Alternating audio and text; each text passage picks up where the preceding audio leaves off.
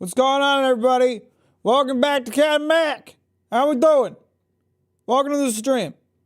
It's a great stream title.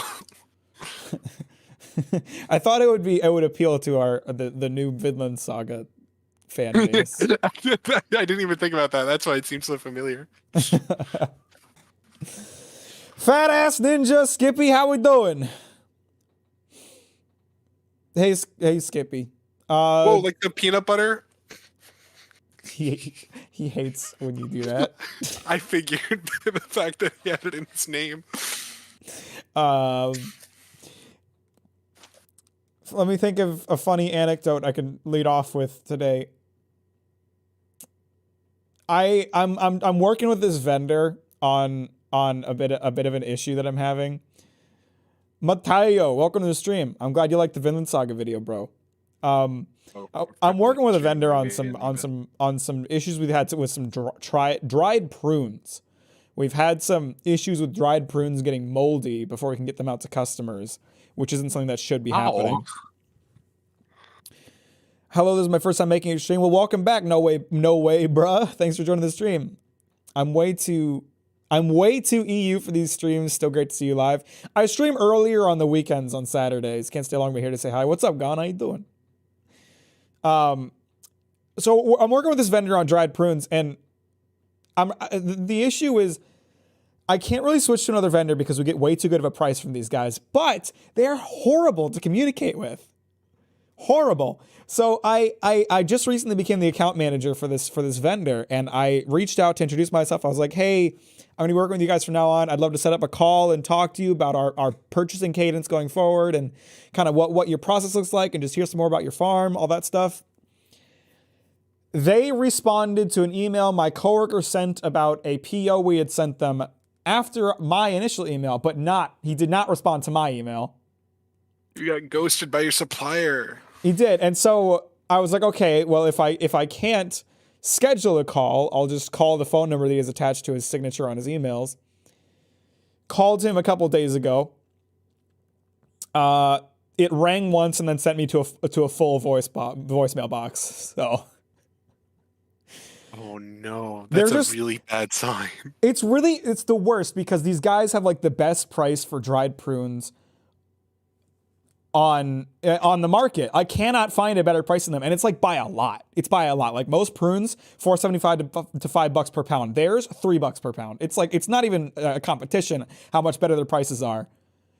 But they're impossible to communicate with. Like that's where the cost savings are coming from. They don't spend any time on customer service apparently. More like Vinland Saga. How dare you? $10, it's like 3 guys and they just can't manage the whole business. It is a small company. All of our vendors are small companies, but from the guy I'm inheriting this account from, he's actually a pretty the contact that I have there is supposed to actually be a pretty pleasant dude. If you can get a hold of it. Exactly. Just really bad at fucking communicating. The way he describes it to me is like when there are no problems, this is a great relationship because they send their shit and there's no problems. The problem is that there are problems right now. We keep having moldy prunes. So I need to be able to talk to them and get a resolution on that. And it's just not happening. Gotta call him at a better time. Don't know what to tell you. $20, it's actually 1 guy pretending to be 3 guys. What better time is there than in the middle of the business day on a Tuesday? He's probably at lunch. I don't know. I called him in the afternoon and everything. I didn't call too early. Whatever. We're playing Gunfire Reborn today. We're gonna shoot some fuckers.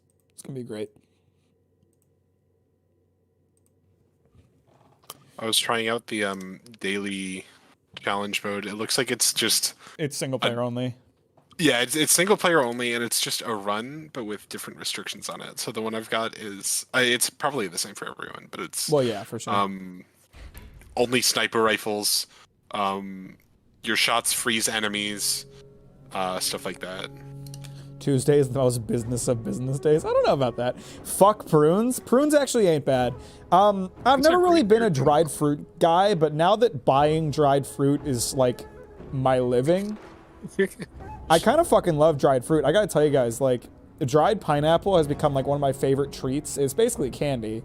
I bet. It's fucking delicious. Pineapple eater. What? What? You know What, are you just jealous because my... Wait, actually, hang on, guys. I was about to make an inappropriate joke, but my streams keep getting demonetized, so we need to spend like the first 5 minutes just being super kosher, okay? Actually, we're 5 minutes in. Never mind. Kosher. My cum will taste good. Oh yeah, that was it. Wednesday is definitely the most business of business days. Dried fruit, isn't it weird texture-wise? It depends on the fruit. Sometimes they're all different. Dried pineapple has a very like soft and flexible texture. Dried prunes, they're not the best texture-wise. They're kind of like a... They're still a little moist, right? They're kind of like chewy. Yeah, well, most prunes are like 25% moisture at most, so they're still decently moisturous, especially compared to... They're like gummies. Yeah. I'm trying to think of a dried fruit that oh, you know what I do not like? Dried banana. I was about to say, but dried bananas are like... They're like a hard candy. They stay very, very hard. But I like the flavor. I could... See, the flavor is okay, but I can't wrap my head around eating it because dried banana looks like little actual shit. They look like little turds. They do look really, really gross. Mondays and Saturdays are my busiest days. Love dried banana. Only thin slice. It's like a chip. So, see, weirdly, Fridays are usually busy, I feel like, but my Fridays are really easy because a lot of my farmers just aren't working, so I don't really have any reason to talk to them. I really like... I'm really busy on Mondays because then they'll contact me after the weekend. Dried apples are super good. Dried pear, dried mango. You know what? I'm not huge on dried peach. Dried peach is okay. Make me want to just go and try a bunch more dried fruit. I can't remember which ones I have and have not tried. I really did not eat a ton of dried fruit before this job, but I really like it now. I've had dried strawberry are really good. They kind of stick to your teeth, which is annoying. Oh, that's one. Goji berries. Dried goji berries stick to your teeth like crazy, and that, like, they're good taste-wise, but that drives me nuts. Is it dried mangoes that basically turn into like astronaut food? That are Pretty like much. that. I think I remember really liking that whenever I had it.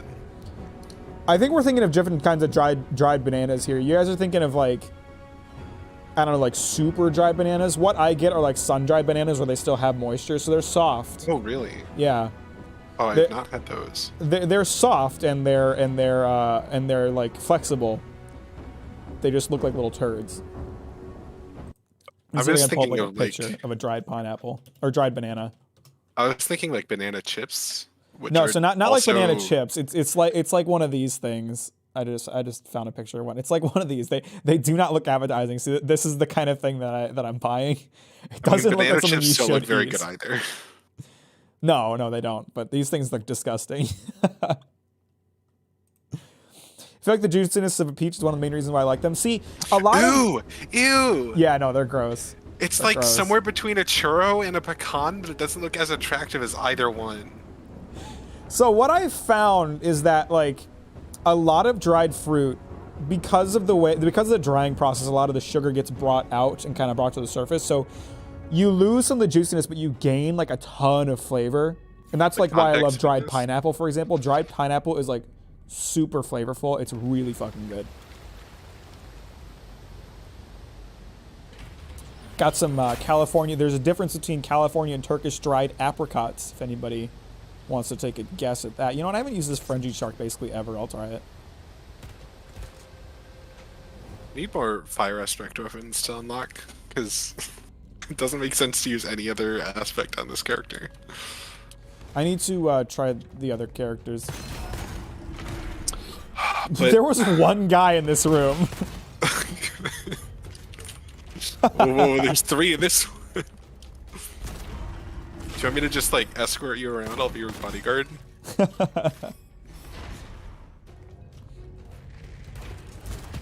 So yeah, I've learned a lot about dried fruit over the course of my position, and I like it a lot now. There are some that I'm still not a huge fan of, but I also buy dates. Dates are not dried, contrary to popular belief. They just look dried. Dates are really, really good. I've only had one variety, but I've had a few. I've had Barhi, Halawi, and then Medjool. I've only had Medjool. And I am a fan. Deglet Nor. You want a hippo? Do you want the Nito? You'll know I'll take the needle if you don't want it. No, you can have it. You can have it. I actually had one of those in my starter chest.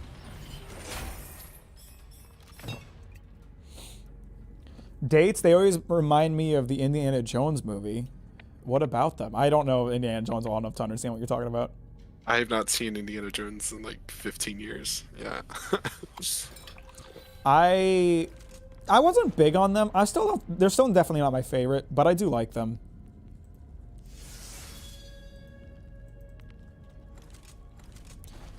But you know what's really interesting is Dates never had any, can relate. What's really interesting about Dates is how they're grown, because it's fascinating. Dates are like really bad at pollinating themselves. So first of all, there are male and female date trees.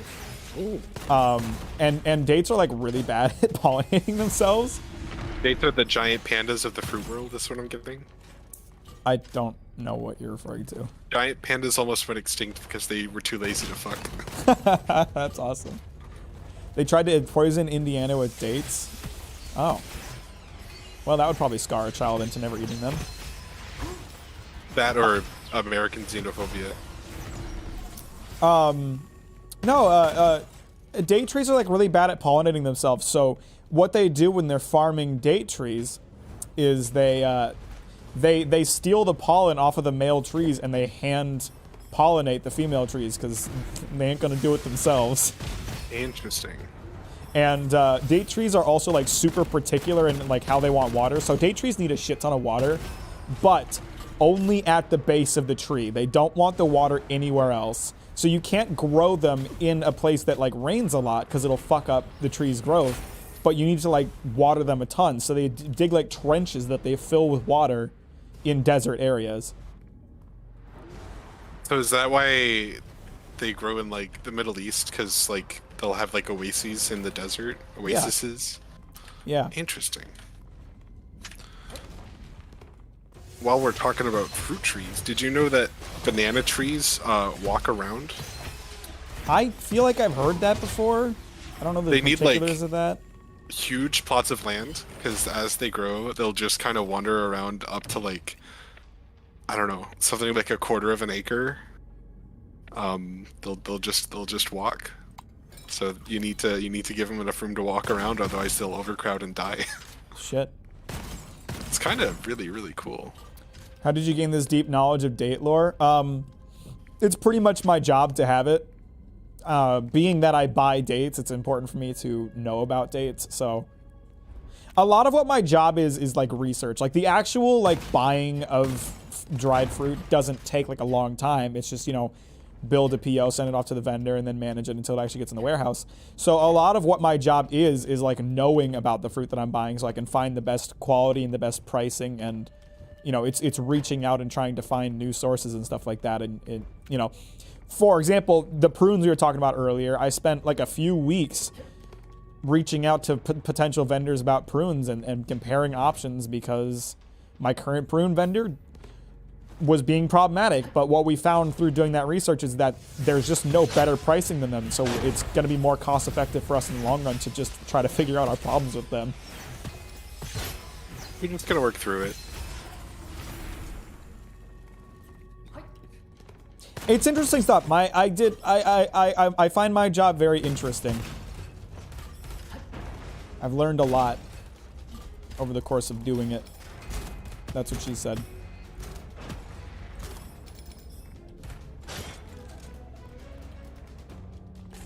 I feel like with how important crit shots are, any weapon that lobs any weapon that lobs projectiles just isn't doing it for me. Maybe you just need like a hero who's more synergetic with something like that. I got the little man again. Little grenade boy. I think Lizard man. I think the way to use the little man is to just like toss out a bunch of grenades and then switch to a different weapon and hope that something dies. That's definitely like the impression I got, but it feels so ineffective. Right. It feels like you're meant to switch with it a lot more than other weapons. I feel like you would be great as a sidearm to a sniper build. You lay out a bunch of traps and then you let them come to you. Yeah. Woo! I wish my account managers knew stuff about things they're selling. That'd be good. It comes down to a lot of like what our company values are. I've got a very forward-thinking company, and it's not enough for us to just buy and sell stuff. We have to be like the masters of this shit. We have to know what we're talking about. Oh, hey. When I pick up buns, you get healed by them too. I like that. I like that scroll. That's a nice scroll. Good one.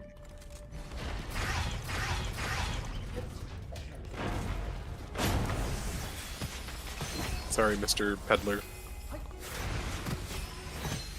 Sorry, Mr. Pedo.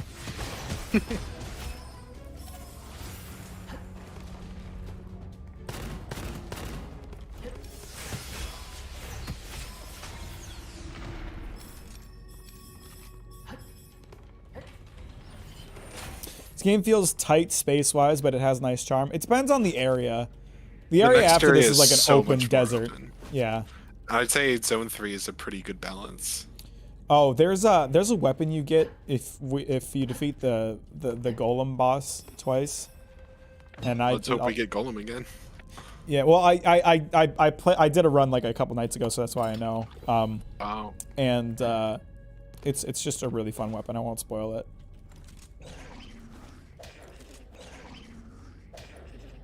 The little lizard guy only has 6 shots.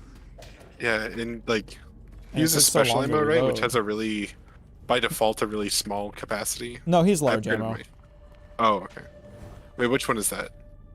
The blue one. The yellow one? Oh, okay. Yellow is special. That's what I thought. What weapon was I thinking of then? I don't know. Something stupid. Whoa, it's like Queen's Bohemian Rhapsody. What is? The gong. The song that I didn't notice had a gong in it until I saw the movie. Suppose I didn't notice either.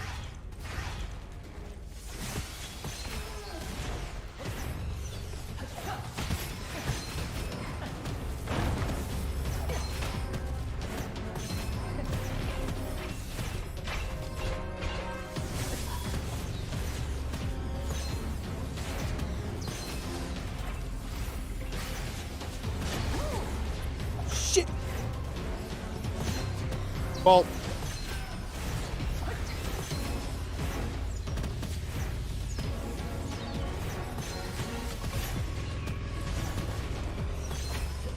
I need a good hentai to read for the plot. well, if you're just interested in the plot, then Mack did a video about one. Yeah, there's this one called Emergence. It's got a very good plot. Oh, hey. Here's the weapon I was talking about. Icy spear. So you throw spears out, and then when you press right click, you pull all of them back at you rapidly. Ooh, that is very, very cool. And they always pull back from the spot you're aiming at. So even if they're all over the map, 5 of them will come back from the same spot and just decimate whatever enemy you're pointing at. Ooh. You're not gonna take it, I am. Nah, I go for fucking it. love this thing. Let me look it up. What's up, Dr. K, Dr. IK? How you doing? Welcome to the stream. Hey, boys, if you haven't liked the stream yet, I'm just gonna say you should really fucking do that. Blue spike daggers feel very OP. The blue spike daggers are kind of low damage, but they make up for it in auto aiming. This area is also definitely like a tutorial area. It is not difficult whatsoever. We're also like leveled up. When HP is reduced to 0, HP is fixed at 1 for 5 seconds. Killing any enemy within this duration... Oh. Oh, but it only works once. Ramstein, Sebas, how you doing? Welcome to the stream. Thanks for liking it on your way, and I appreciate that. That's very sweet of you.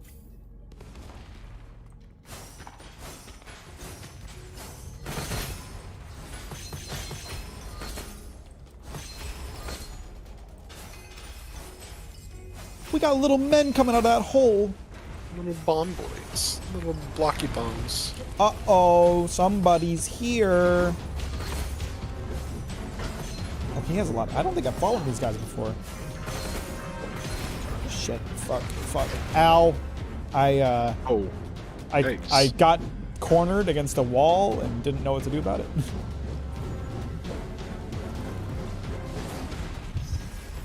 Ooh.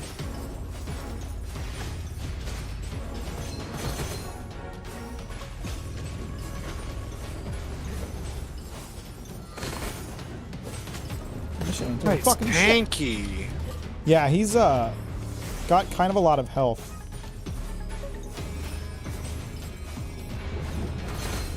Or I guess that's technically shields. I don't know. Game looks really cool. I don't know what the yellow stuff is. This game is called Gunfire Reborn, and it's very fun. I recommend it. This might be my favorite roguelike. My darts are doing good damage. There we go. Goodness. Oh, dropped another boy. Another boy. Was I? Oh, no wonder I wasn't doing any damage. I was on the foundry thinking I was on my fire pistol. Oopsie. Big oops. Anyone else love Jujutsu Kaisen right now? It reminds me of the Toonami days when I would wait for the next Namek episode of DBZ in the early 2000s. I'm pretty happy with where Jujutsu Kaisen's at. My stance on Jujutsu Kaisen has always kind of been like, it's pretty story-wise, but action-wise, it's really fucking good, and it's really good where it's at action-wise right now, so. Sounds like Gunfire Reborn doesn't use a gun, uses javelin, doesn't use fire, uses ice, isn't born, already alive. Any recommendations for a manga for someone who never read one before? Let's see. Good introduction manga. That's a great question. I honestly would almost suggest Chainsaw Man. Chainsaw Man is a really good first manga. I would also say Dawn to Dawn. I'm trying to think of stories that are either finished or aren't super long because it can be kind of intimidating. Dawn to Dawn is currently releasing, but it's got a small number of chapters. Chainsaw Man is split into parts, so you can read the first part and it's not too many chapters. I think Chainsaw Man. Don't read Berserk as the first one. Definitely not. Chainsaw Man was the first manga that I read since JoJo, and I read JoJo 7 years ago. And I thought it was great. Halfway through it, I ended up binging the rest of it in one night because it was that good. I think it's pretty approachable. Pretty good one. And I made a video about it, so you can watch my video about it after you're done reading it. After you finish part 1. Right? Green? What's that? I think the connection broke up a little bit. Yeah, I'm about to break up with you. I'll get to it, I swear. You know I would not watch one of your videos when I'm able to. I'm not sure if I finished Jujutsu Kaisen. I did like it a lot. It's not finished. It's ongoing, so. I mean, Berserk is an amazing one. I will never, ever, say that it isn't. I just personally don't know if I would call it a great first one because of some of the subject matter. Definitely. But it is very good. I highly recommend Berserk. Do not read Demon Slayer. You will think very poorly of manga if you start with Demon Slayer. I'm under 18. Dawn to Dawn's better for you then.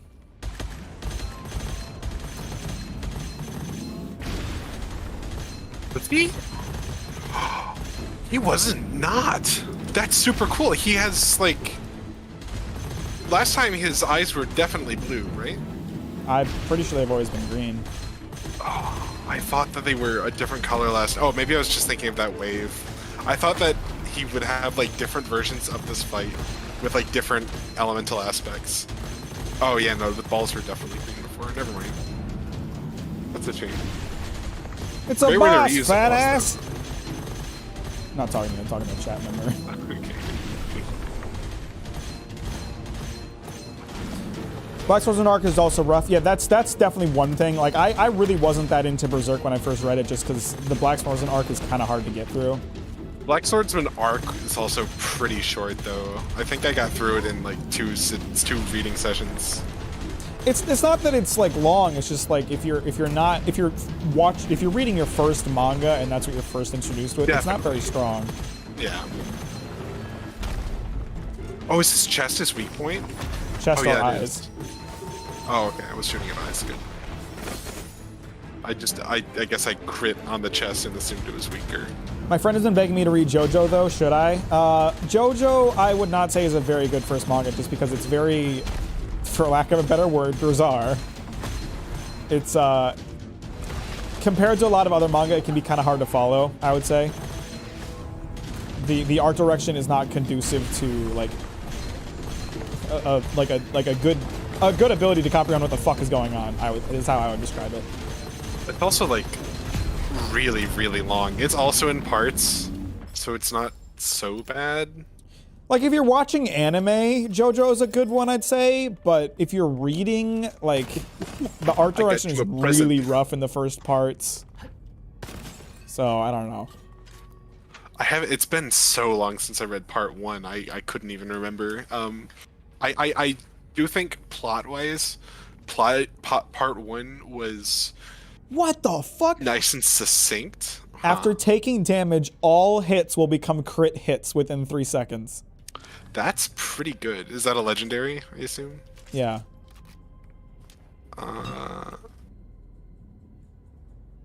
Oh, wait, I got this insane one again. Plus 15% weapon damage for 2 seconds whenever hitting the enemy can be stacked up to 50 times. I should probably take one of these other weapons. I'll take the Star Devourer. I like this gun.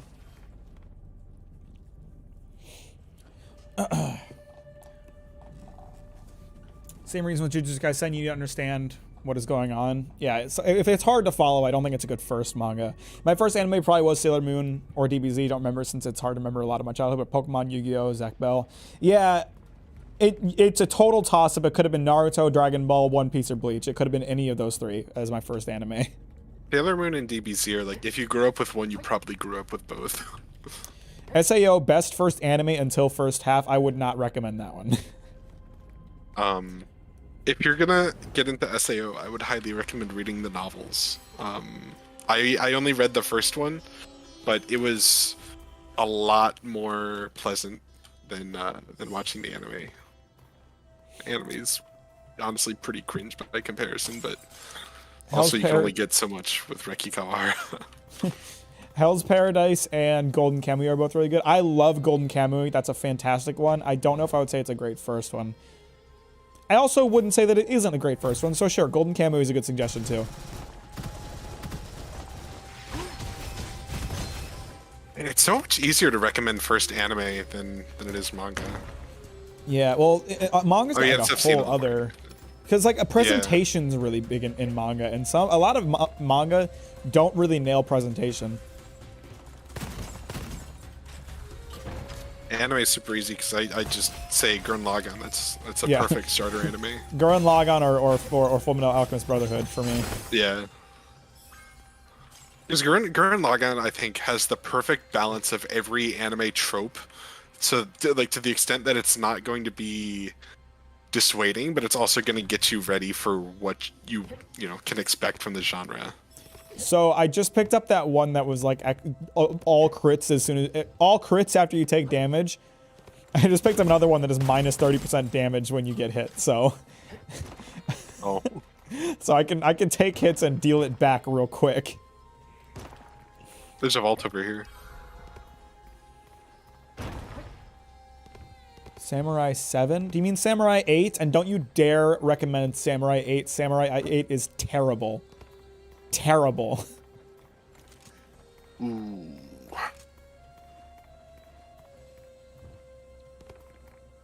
These are kind of tempting, but I don't think I'm going to go with any of them.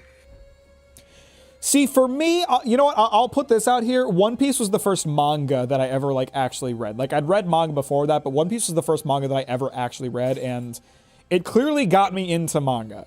So I would recommend One Piece. It's just it's a long one, you know. You really got to dedicate to that.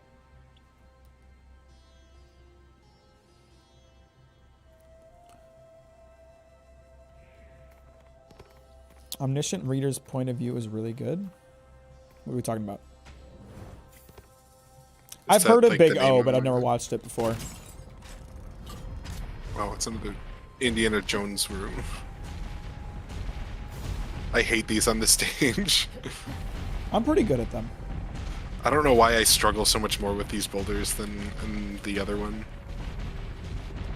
Normally, I guess. I'm doing fine now.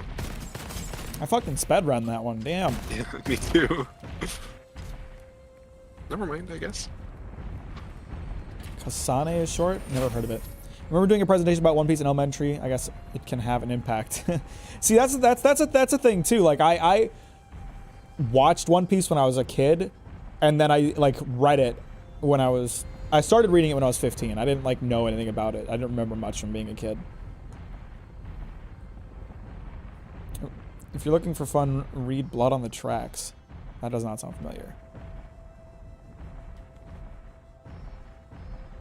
What the heck? None of these are too great. Wait. What is Samurai 7 about? Are we still talking about Samurai? I'm pretty sure we're talking about Samurai 8. Samurai 8 is about the Naruto author trying to prove that he isn't a one-hit wonder and failing miserably because it's fucking horrible. I couldn't actually like tell you what the story of that forgettable garbage was. It was so fucking bad. That was like the first manga I ever read that I remember consciously hating. I hated it so much.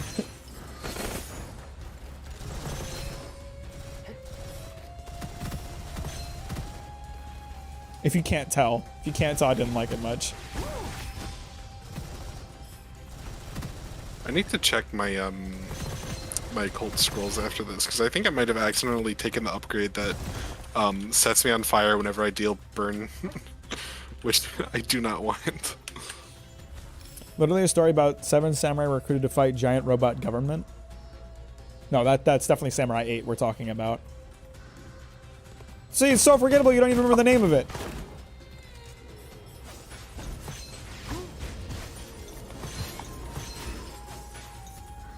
Is this Risk of Rain 2 but for furries?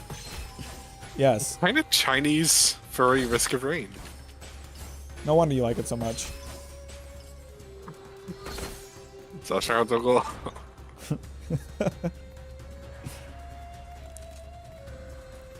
might take this biggie shotty. Oh, huh. Yeah, I think I will.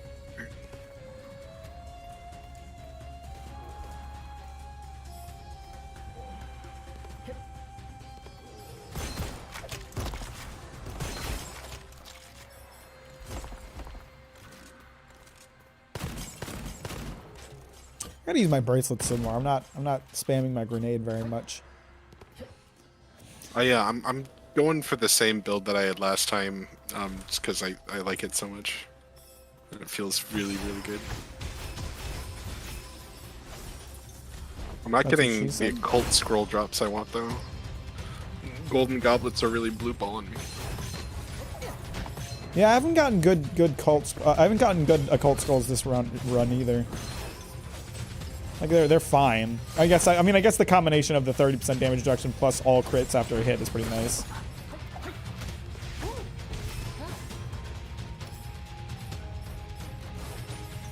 Can't complain about that too much.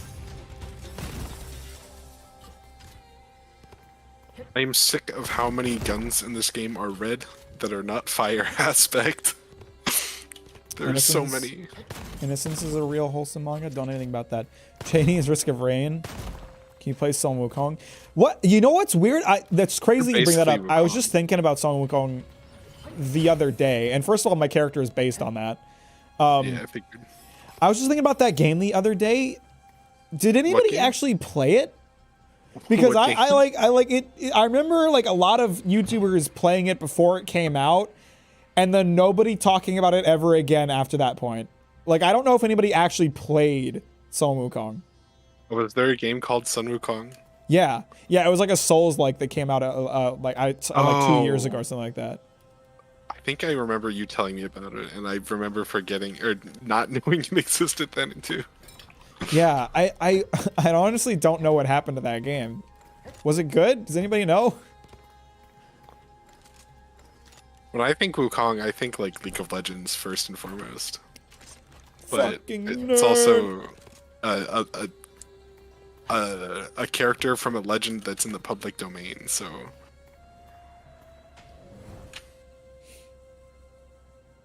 I don't think it came out yet. How? They were doing like early access streamer shit like a year ago. Or 2 years ago. Gundam Wing, anyone? For a guy who builds Gundam kits, I have watched Precious Little Gundam. I watched Iron-Blooded Orphans, and I'm in the middle of watching Witch from Mercury. That's it.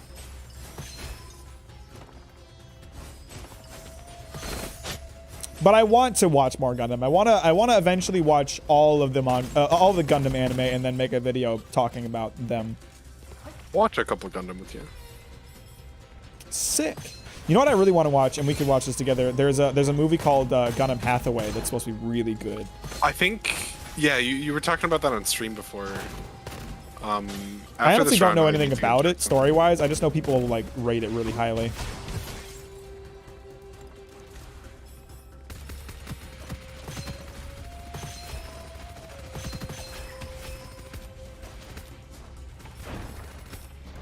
Where'd you go, you piece of shit? Quit fucking teleporting, you dumbass bird! Teleporting so much.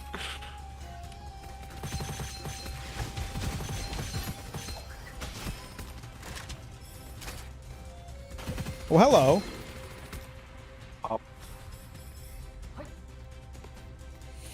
The book Journey to the West, which Sun Wukong was inspiration for Goku, it was the inspiration for a lot of things. And If also, there's like, a monkey character that's remotely Eastern, it was probably inspired by Sun Wukong. I mean, like, hot take that shouldn't really be a hot take. Goku's journey in Dragon Ball is far more interesting than anything in Dragon Ball Z or Super. I've heard that before. From like third-party recommendations, I think if I were to try to get into Dragon Ball, my watch order would probably, or like my watch preference would probably be abridged Dragon Ball and then Dragon Ball Z's and beyond. I mentioned that on stream a while back too. Like one of my like, someone asked if I'd ever make a video about a bridge series, and I was like, I might make a video about why Dragon Ball Z Abridged is better than actual Dragon Ball. Is this game like Mario? Oh, hey. Yeah, 100%. Agreed on Dragon Ball take. Hated Dragon Ball for lower power take, but it was much more story dense. It was just more interesting, and Dragon Ball is very like one note. It does one thing. Mac, I've got good news. What's up? The Gundam movie I wanted to watch because I heard the theme song for it and it's really fucking good. Is Gundam Hathaway. Sick. Yeah, we should watch that.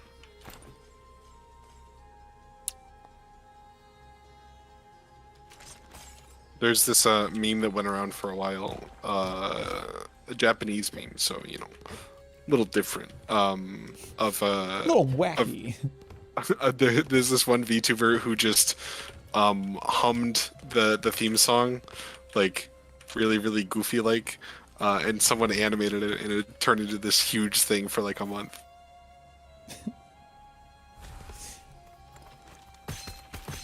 Wait, shit, didn't I just pick up? Fuck, I traded out. No, I did not. No, I did not. I'm not an idiot. I'm not an idiot. I promise. What'd you drop? I thought I dropped the wrong gun, but I in fact did not. We're good. You dropped the spear. I dropped the spear, but I did it intentionally because it wasn't really doing damage output-wise.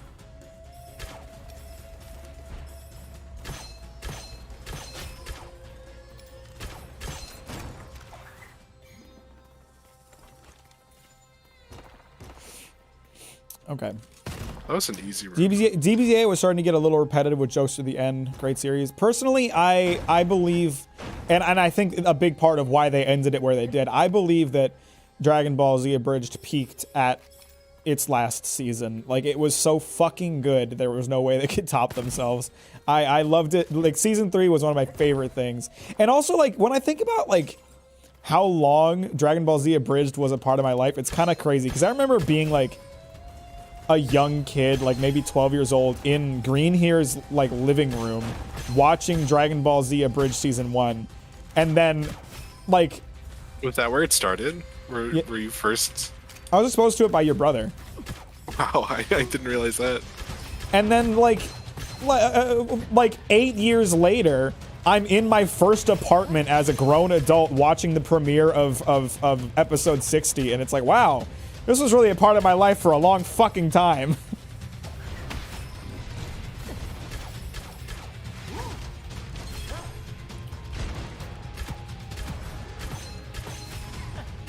Woo! That really fucked me up. Shit. SAO really broke my brain at the early age. That dive massively MMO idea. I think we all loved that idea as kids until we grew up as adults and realized how fucked up that would be. Yeah, there's a lot of stuff about SAO that, looking back on it as an adult, is not kosher. Especially the end of season 1, the Alfheim arc. Dude, read this scroll I just got. I'm not picking that up. That's hang on. Kind of fucked. It's basically the same chest. Okay, I'm just getting crit built. I just got a scroll that's crits deal 50% damage directly to enemy HPs rather than shield or armor. Ooh, which will be really nice against bosses. Yeah, you could basically like execute them. That's actually so good. What the fuck? Yeah. What's the rarity on that? Oh, it was a pretty good one. It was. Where did it go? It's a legendary. Okay. I got it for killing one of those bird snipers with a crit, so that it makes sense that it's like decently hard to get one. Does make sense. I found a vault. That gun is doing. What in the world is Mack using? It's a woodpecker. It's a crossbow. Wink. What I don't understand in Bleach is why they didn't just have Kenpachi loaded up in a cannon, ready to fire at any threat. The freaking guy's broken. Literally cuts space in his fight with Grimmy. There's a lot of flaws with Bleach's writing and how it handles power specifically. One issue that I have with Bleach is like they establish the captains as like these uber powerful creatures that are like, oh my god, how could a human ever match them? And then Ichigo matches them. And the author kind of didn't know what to go from there because like he already established that Ichigo is as strong as like his in-universe strongest beings. So you end up with this issue where he's constantly trying to outpower his own writing, and it just kind of don't work. Bitch, put your shield down. And it makes the captains look really weak, and like they were super weak before Ichigo came into their lives, and then he came into their lives, and they were like, oh shit, maybe we should try. When you put it like that, it makes me think of like, what if in Death Note, the humans and the politics weren't the conflict, and it was humans versus Shinigami, but all the Shinigami were too lazy to fight the humans, so they ended up going extinct. I have 1 HP. Oh wait, this is my scroll thing. I have to kill an enemy right now. Fuck, I hate this stupid shield guy. Ow, that fucking hurt. The Holozark bait and switch on who was the strongest Holo made me quit the whole series in the middle of an episode. Yeah, that was no good. That was no good at all. So what you get when you put a power level system in place or a power ranking system, you have to find stupid ways to trick your readers instead of just writing powerful enemies. I will make that video eventually. I don't know when, but I will make a video talking about why I think power ranks and power levels are fucking stupid. Can you read Vagabond? I will eventually. It's on my list. I know its reputation. I know I'll probably want to make a video about it. Power scaling in Bleach isn't great, but all the outfits are amazing. They all look the same. They do, what are you yeah. talking about? They just have black robes. They all just wear black robes. I'm not being racist here. That's. Sometimes they got like white trim. I think. I don't know. I got 30 episodes into Bleach like 3 times and then lost interest. I was also a child, but...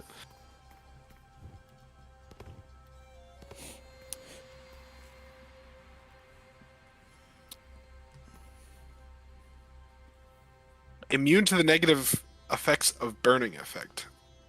That is insanely good for me. Oh, but there's a legendary scroll here too. 80% skill damage every time you purchase from the peddler. Lose 5% skill damage. That's an interesting one. I'm gonna take that because I don't really buy much from the peddlers. I do love I didn't even think about it like correctly. that, yeah. They're very easy to cap out on and render boring. I hate them. I hate them because it's a very lazy way of like the author just tells you a character is strong instead of writing them to be strong. Just wanted to say, Captain Mack, your videos are absolute bangers. Greatly appreciate the effort you put into them because they are legit top tier content, which is hard to find nowadays. I really appreciate that. I'm really glad you like them. That makes me happy. Do I want 50% bonus crit within 2 seconds of dashing, or immunity to fire damage? And bonuses while on fire. I will say the outfits for the Quincy's in the last arc of Bleach are pretty fucking banging, but that's because they're all dressed like Nazis, and let's be real, Nazis were fashionable. They weren't good people, but they had sick outfits. Let's not pretend that wasn't true. That's reminding me of this sketch from a British comedy duo I watch, who they did a sketch with, it was like some lower level Nazi soldiers who like realized that they're the bad guys. They're like, I mean, look, we have a skull on our hat. Good guys don't wear skulls. That's pretty good. I hate how you're right, Mac. You can't really deny it. Like, they weren't good people. I'm not gonna pretend they were. Nazis were fucking awful fascists. But they were stylish. There's a reason that J.K. Rowling used to cosplay as them. And then accused PewDiePie of being a Nazi. There's reasons people cosplay them without knowing their policy. Mac, I don't know if I've told you about this before, but for anyone in chat who's familiar with penis music, yeah, that old meme, didn't they like stop using their name? Oh wait, wasn't it that their profile picture? I'll let you tell the story. Yeah, so the person who made penis music published the original song, which is called Rubber Band, under a furry persona that was dressed as a Nazi. Like they had like the full like black outfit with like, you know, the cool drip. But the person who like used that character and was like publishing under this character stopped using that identity after they found out that neo-Nazis existed. They only used the aesthetic because they thought that surely nobody would actually think that Nazis would come back in the 21st century. But they did. So they had to abandon this character. God, I just killed him. I don't like the name Dark-Faced Bandit. It's very iffy. Yeah. It's you can tell that that's a simply translated name without much thought to local context. Yeah. Look up penis music. You guys will recognize it. It was from a meme a little while back. Yeah. What a story, Mark. What a story, Mark. Oh, we gotta watch Disaster Artist this weekend. I'm very close to the end of the book. Okay. It's What the fuck is with this crit build I'm getting? First shot after each 10 seconds will deal crit damage. Oh my god. I just keep getting crit scrolls. You're gonna get the legendary like dash crit scroll, and you're gonna be critting literally 100% of the time. Oh Jesus. Oh, here's the chest. Maybe there should be an Inglourious Bastards 2. I never watched the first one. That was a pretty good movie. I watched it when I was like in the middle of doing final exam stuff at college, so I was like, I definitely missed a lot of nuance. I just watched it to decompress. But this does feel like a fusion between Borderlands and Risk of Rain. Kind of is. It's got like looter shooter elements. It feels good gunplay wise, which is like the main reason that Borderlands still exists, because the writing is so fucking bad, but the games are fun as fuck.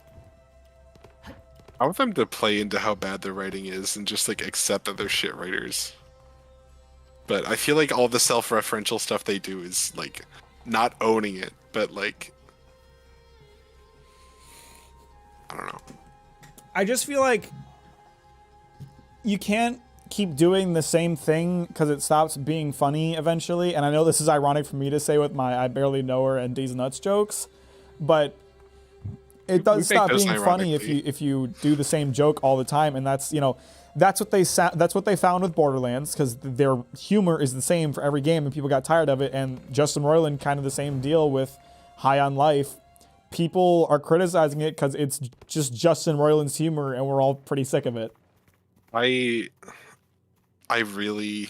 don't think I've ever consumed any Justin Roiland media, but despite that, it's so cringe. It's such a hollow stereotype of funny because quirky on internet person, to the point where like that is his personality and it's not funny anymore. I did think it was funny, but now I'm tired of it.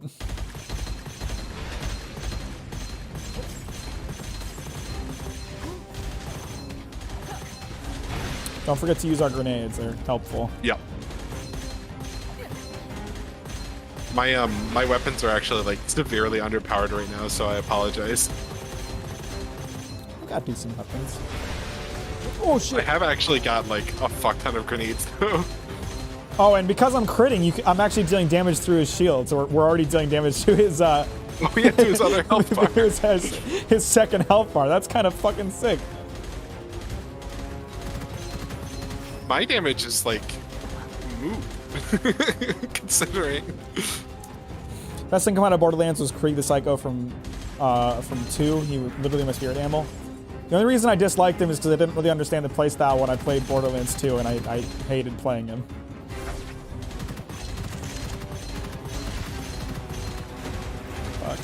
Fuck. I keep getting caught in these poison fields. Ow, that fucking hurt. I'm gonna die. Yep. Help me. He's surfacing over there. Oh, no, he's not. Oh god, there's more poison here. Shit. Fuck. That was really like, I really got focused for a second there. Oh, I'm still getting focused. That's sick. Probably because I'm dealing damage through shields. Somehow I'm back up to like 15 grenades, so I'm just gonna drop all of those on him again. Yeah, I got all my 5 back, so I'm spamming now. Oh, ad phase. Wait till your shields recover to kill these guys, because I don't think he pops up until ad phase ends. I've got my shields up already. And he's got like no health left, so I think it's enough that a single grenade of mine could do it. No, not quite, but almost. Tales from Borderlands is legitimately the best written piece of Borderlands content by a mile, and it wasn't even written by the Borderlands folks. It's not a surprise. I like Handsome Jack. He only fits inside of Borderlands writings. I did like his dialogue. It was decent. Gain 1% damage dealt and 0.3% damage taken for each enemy you kill. Ooh. Fuck it, roll the dice.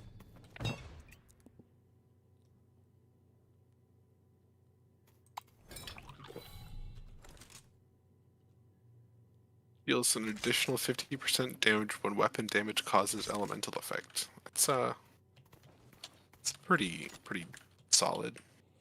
Pretty Not ballin'. Great. Pretty gaming. I'd say it's probably one of the worst legendary scrolls, but beggars can't be choosers, I suppose. What's up, Bedstain? How you doing? Welcome to the stream. By the way, Green is Einar tier character. Good guy. I look forward to him in Max Stream's saga. Thank you. How kind. Lovely effort putting your analysis videos. Thank you when the bread is just a little soggy. I appreciate that. Why does everybody in my chat have amazing names? That's a really good name. I'm really glad you like them. That makes me happy. I've been meaning to ask, is the bread in 2 weeks channel just because somebody said I'm making bread in 2 weeks and somebody else said show and you made a channel for it? No, and so now it's a cooking channel? First of all, it's bread in 2 months. 2 months. And it's because they kept talking about bread in general chat and they kept begging me to make a bread channel. And I said I didn't want to do that because if I did, it would be dead in 2 months. So when I finally gave in, I called it bread in 2 months. That's clever. I think it's been more than 2 months. It has not. It's only been like 2 weeks. Really? Oh, really? Yeah. I just happened to notice it right after, or I happened to get more active in your server again right after you made it. Yeah. No, it has not been around long at all. It does seem like it's just going to be a general purpose cooking channel now, which I think is fun. Yeah, the fact that they started to use it for cooking maybe, you know, defies my theory that it'll be dead in 2 months, but it also kind of, you know, breaks the contract anyway. What the fuck? This octopus is fucking me up. These guys are kind of annoying. I've never been hit by that many projectiles from octopus before. But he just melted my shield. So I want to buy an upgrade right now. Oh, we passed a vault. Oopsie. Oh, no, we didn't pass. You're back there. I was really hoping it's up ahead. Oh. The games I've gotten completely engrossed by throughout my life: Zelda, Majora's Mask, StarCraft, Brood War? Brood War is the expansion for StarCraft 1. Diablo 2, Phantasy Star Online 2, Left 4 Dead, Gears of War. You haven't played a lot of modern stuff, or maybe you're just not into a lot of modern stuff. What the fuck is this thing? Oh. Use we have a timer to find out the real Dragon Chun and defeat it? It's Chin, thank you. I'm just hitting him in the head. I don't know what freezing timer is.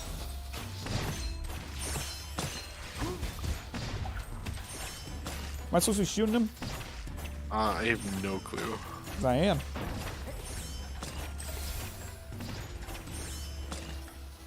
How do I use these? Okay. Oh, that's okay. So you walk into those to find the. Oh. Whoa. Okay. Oh my god. Now I see what the thing is. A lot of these. You know which one's the real one? Not at all.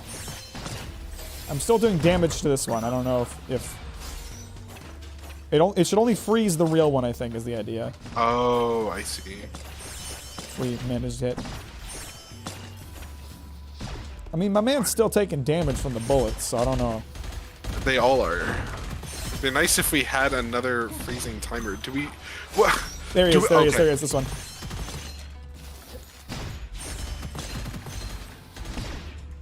This is a fun one. This is a fun vault. We got 4.2 seconds left. We're not going to beat him. Oh. That's not a very fair one. Oh, I think... Oh, he still dropped treasures, though. Oh, this is my pistol, but 3 better. Illusion. Thank you. I was waiting for a better one of those to drop. Now my +2 is a +5, and I can spend this 3,595 copper I have. YouTube emotes are the worst when you get your own ones. I do have my own ones, but you have to join in order to use them, which is kind of cringe. Oh, I didn't even notice that you had membership set up. I did get membership set up. I figured I might as well have it set up, but you know, just gonna put this out there. If you want to give me $5, I get more of that if you subscribe to the Patreon than if you join the YouTube. And joining the YouTube doesn't really do much for you. So.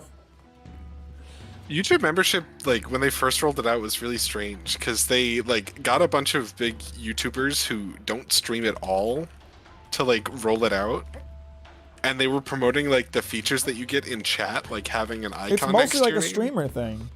Yeah, it does not make a lot of sense. Oh, do you remember? I think they got rid of it. Do you remember Applaud? The Applaud feature? No. I think it might have just been on Shorts, because I only noticed it on Shorts that a VTuber I watch uploaded. It was basically like, I don't know, you could give a video a better thumbs up by paying money. I don't get it though. It was like a super chat for YouTube Shorts. But what's the point of that? Yeah, it seems a bit stinky. I feel so ineffective shooting at anything that you're shooting at because you're just going through its shield.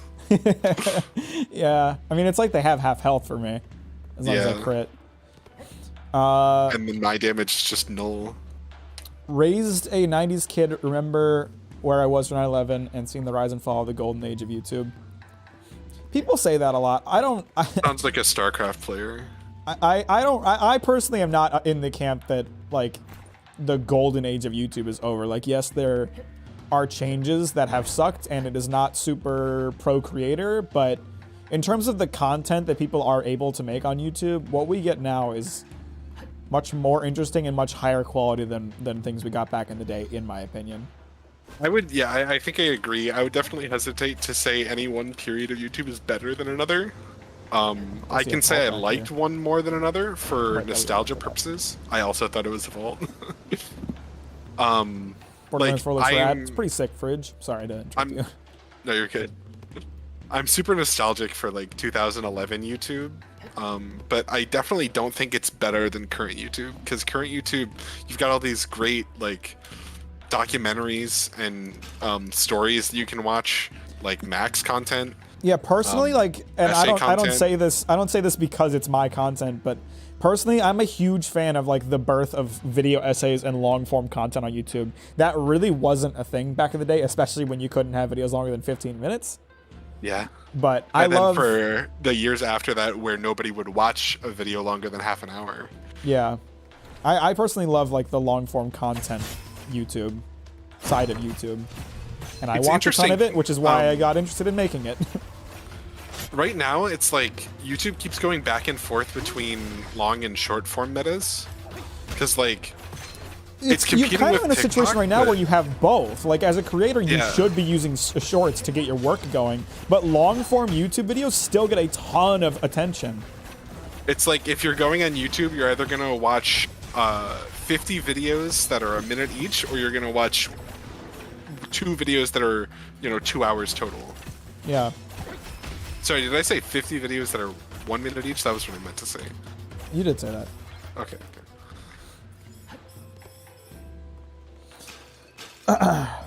Patreon is something I really want to do, but I kind of always have to push myself. Had a bad experience with Creator once. You'll see me there. Well, I appreciate that. My Patreon is something that exists purely for, like, if you want to support the channel, it's there. It helps a ton.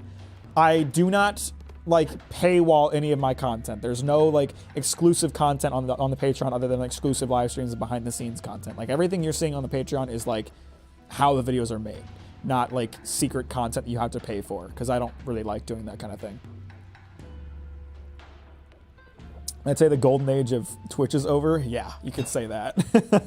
That one I will go for. That one I'll agree with. I think the golden age of Twitch was probably even like 2014.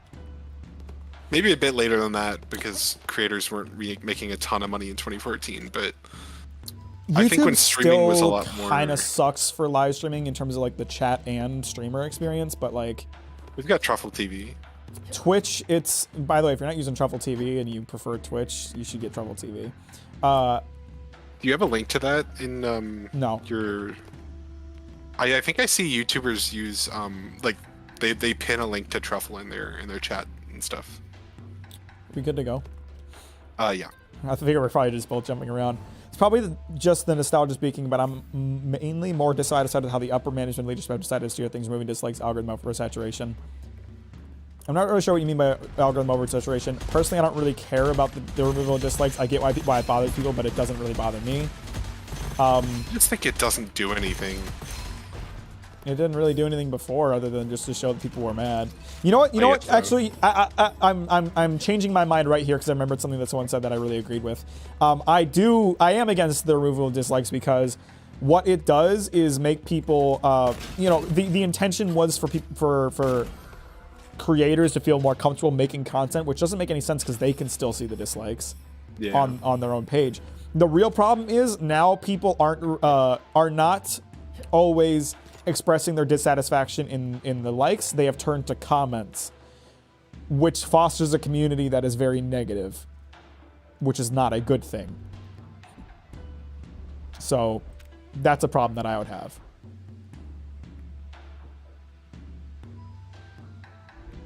-1 second for all cooldowns on hit every 2 seconds. Plus 75% total weapon damage while your shield is recharging. That one's fucking pog. I think Kick has a very solid chance to become the next big thing. I think it'll get shut down. I really disagree. Yeah. I don't think it's going to survive. I think regulatory boards will get their hands on that first. Yeah. Even like, there are pornographic streaming sites that are more restrictive than Kick, and I think that is a bad sign. That's for a Kick. very bad thing. Oh goodness. Aiden Ross straight up streamed porn to his 2 children. To his audience that is children. I'm gonna die. Yeah. Elite Lobster. What the fuck? Okay. Oh fuck. I don't know if I can get in there. Yeah, I'm down. I'm down. Yeah. We'll just have to both revive. This is a rough one. Can we leave this vault? Can we leave before it's over? No. Hang on. No. I'm doing damage. I was in a really bad position, and I was at basically no health right when he spawned, so I couldn't do anything. Holy fuck, what is his damage field? Wide. Okay, never mind. That was alarming, but it was nothing.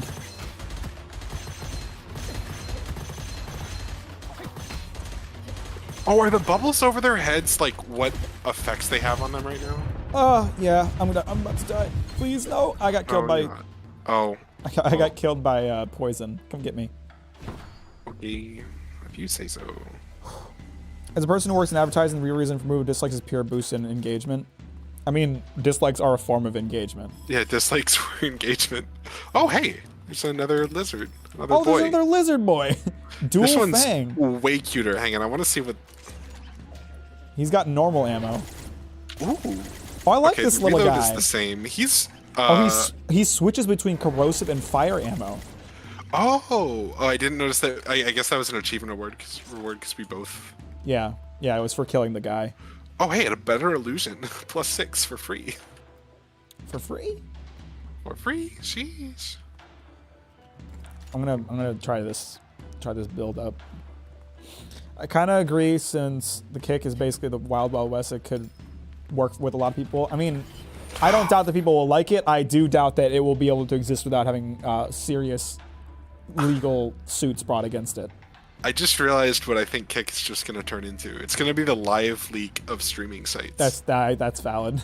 And we know what happened to Live Leak.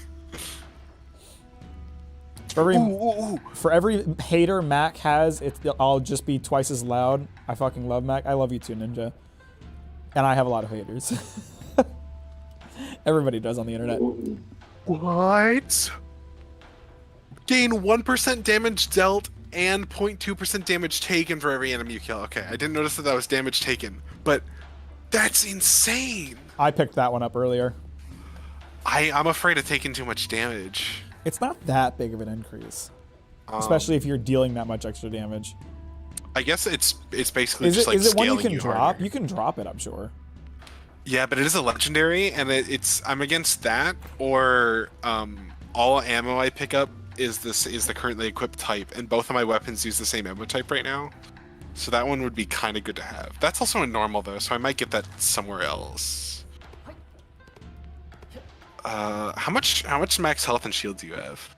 105 and 70. Oh, okay. I'm at 75 and 91. I guess I'll go with dual edge. The way YouTube is going with the new YouTube CEO who removes dislike, I think Kicks or something like that is slowly taking over. I think people put way too much weight in the new CEO thing. CEOs don't have as much control as you think they do. YouTube picked a CEO that will steer them in the direction they already wanted to go. Him being the CEO isn't going to change that. Also, like, people talk about all the changes that Susan made. I never attributed, I think, a single one of those No, Susan did not controversial things to Susan Wojcicki. Susan has always been like a decently pro-creator CEO. I've always been of the opinion that she, behind the scenes at least, is a big creator advocator. But that wasn't the direction YouTube wanted to go, so she didn't have a lot of control over it ultimately, just like this new CEO won't have a lot of control over it ultimately. Ultimately, he'll just steer them in the direction YouTube already wanted to go. Oh, how many charges is your dual edge at, actually? I just noticed that it's tracked. At the bottom, it should be the red dagger. Okay. So you're doing almost 50% extra damage from that. Yeah.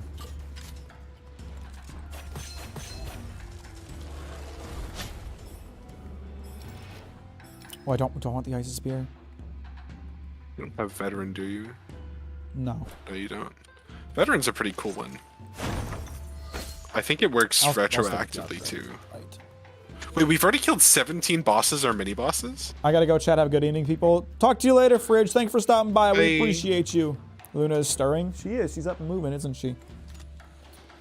Kind of weird you read out some of the chats and I can't see them. Also, there might be a weird desync issue. So YouTube has two options for chat. There's live chat and top chat. If you're on top chat, you don't see every chat, so switch to live chat. It's super dumb.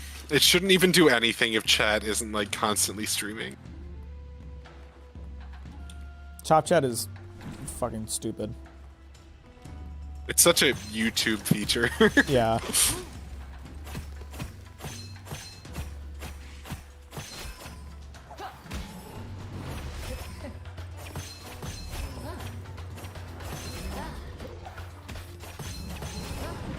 I do kind of be damaging people, huh? I forgot that the Craftsman has a limit on how many forges you have per encounter. That's gonna set me really far behind in my power illusion build. Oh, I just got. Okay, I need to revive. I need to revive. I need to revive. I need to revive. Hurry, hurry, hurry! Shoot, I can't get back up. I can't get back up. I can't get back up. No! You were too far away, and then suddenly I had half my health and no shield. I got insta-killed by one of the lanterns, so clearly the extra damage came back to get me. Yeah, I see that. Oh.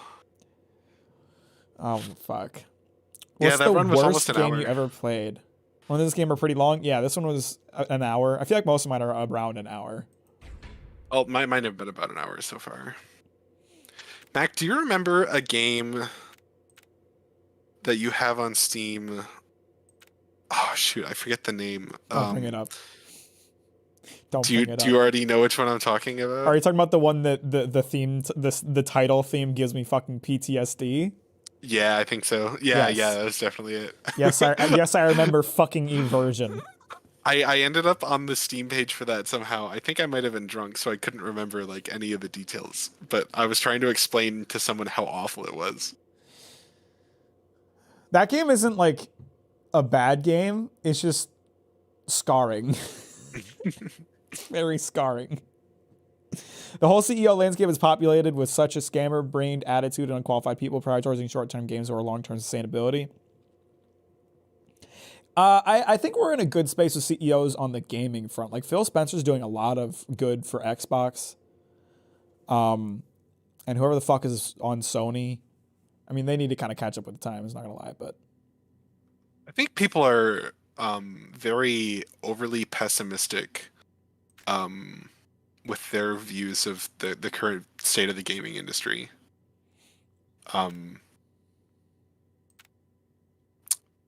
Like, it's not great for developers, crunch time and all that, and like all of Blizzard is still a thing. But I cannot get over how fucking obnoxious people are about crunch culture. It's unbelievable. It's like they've never worked a job before in their lives. I mean, crunch cultures. They're getting paid overtime. Who cares? They're losing their lives. Oh, yeah. Sorry, I was really confused. I thought you were going about that from the opposite stance. No, I am firmly against crunch culture. I will wait as long as it takes to have games come out. I don't care if they take longer. As long as people who are making them are living healthy, comfortable lives. I was actually thinking I feel the same about this. anime. I was thinking about this the other day. about how you don't really hear anybody complaining about crunch culture in Japan, but that's because crunch culture in Japan is everybody's job.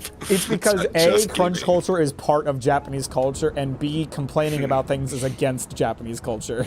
Yeah, that's true.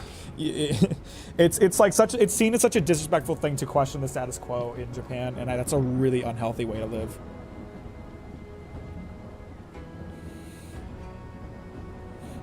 Fallout 76 was the worst game I've ever played. That one's pretty rough.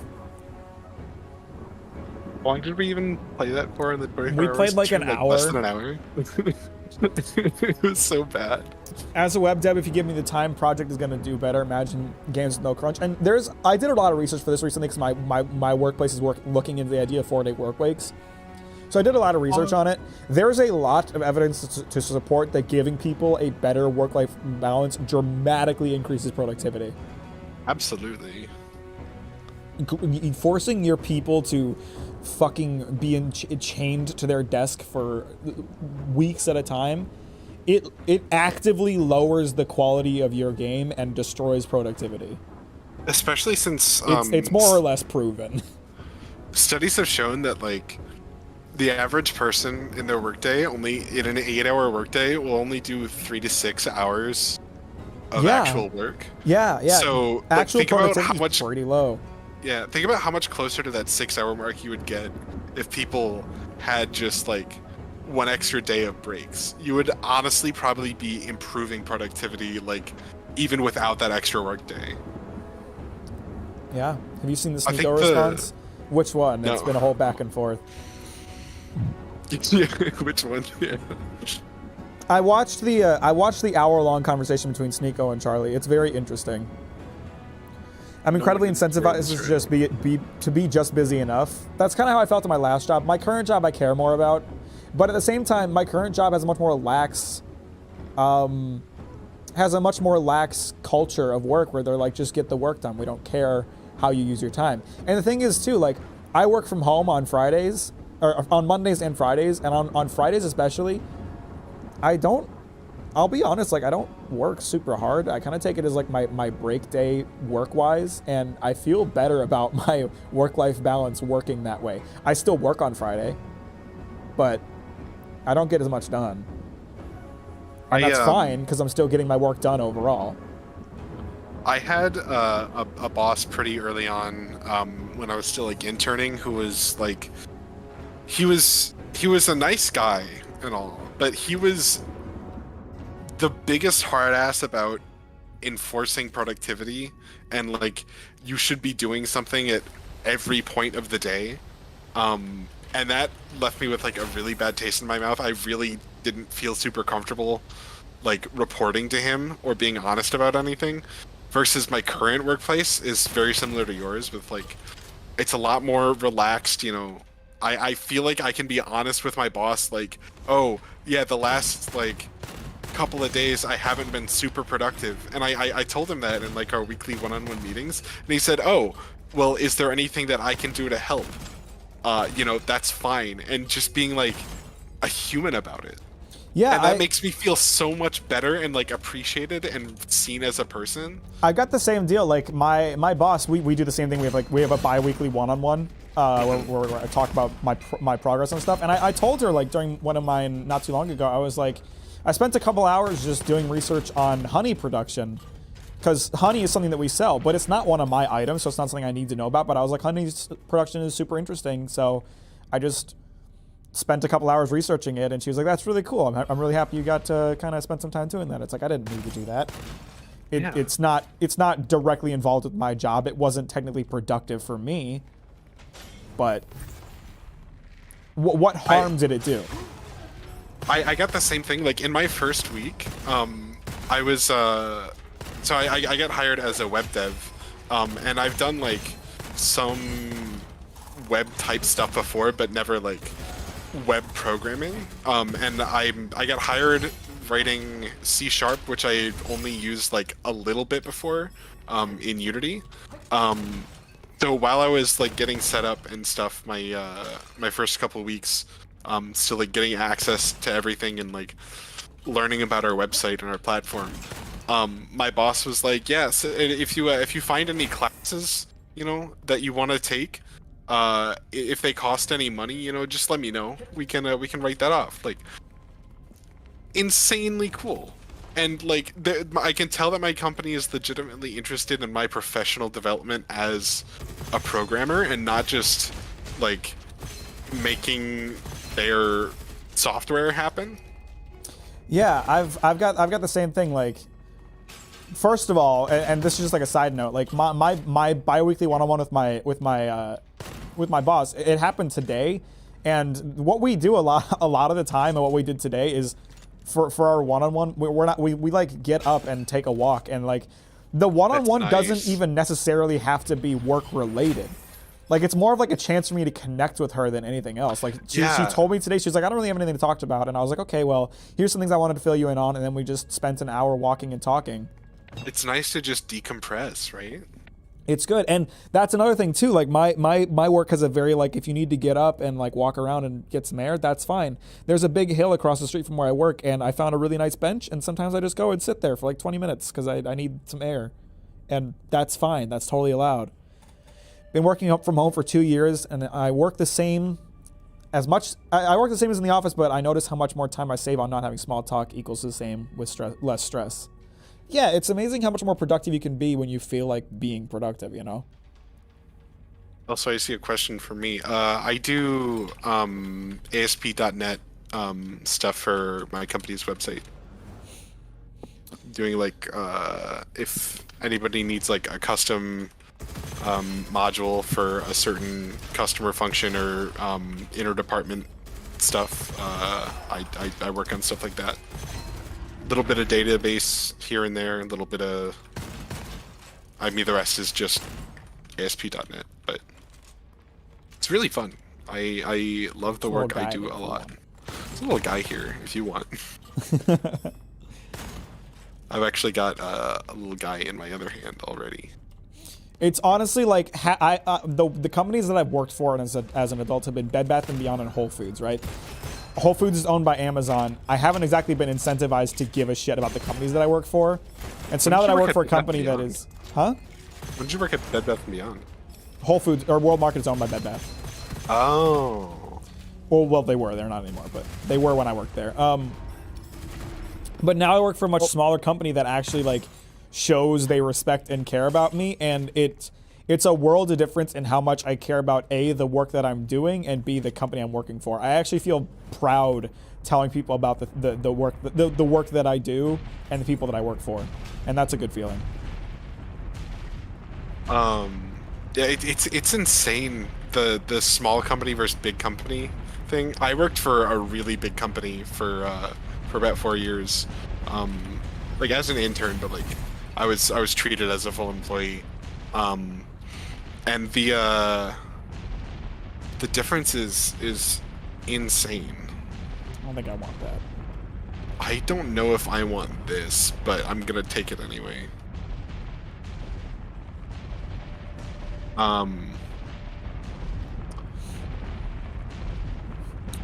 What kind of work makes you do research? You work on news channel? Are you talking to me right now? My job is in purchasing. It's my job to buy the things that we distribute to other companies. And so a lot of what I do is researching alternate vendors, researching options, comparing prices. And in order to effectively do that, it helps me to have a really good knowledge base to pull from. So since I'm still relatively new at the job, a lot of what I've been doing is just researching the items that I am going to be buying, learning more about them, learning how dates are grown so that I understand where the costs come from and I understand what a good cost for dates is.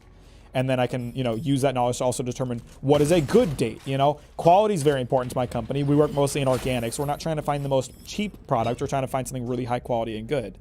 So having a good knowledge base to pull from helps me to make those decisions. And also market research, like Bill just said. I have to be aware of like agricultural news and the world of agriculture. So like, for example, one thing I buy is Turkish dried apricots. Turkey had a pretty big earthquake not too long ago. Turkish apricots are probably going to go up in price pretty soon because it's harder to get Turkish apricots out of the country right now. Aha, insider info. Not really.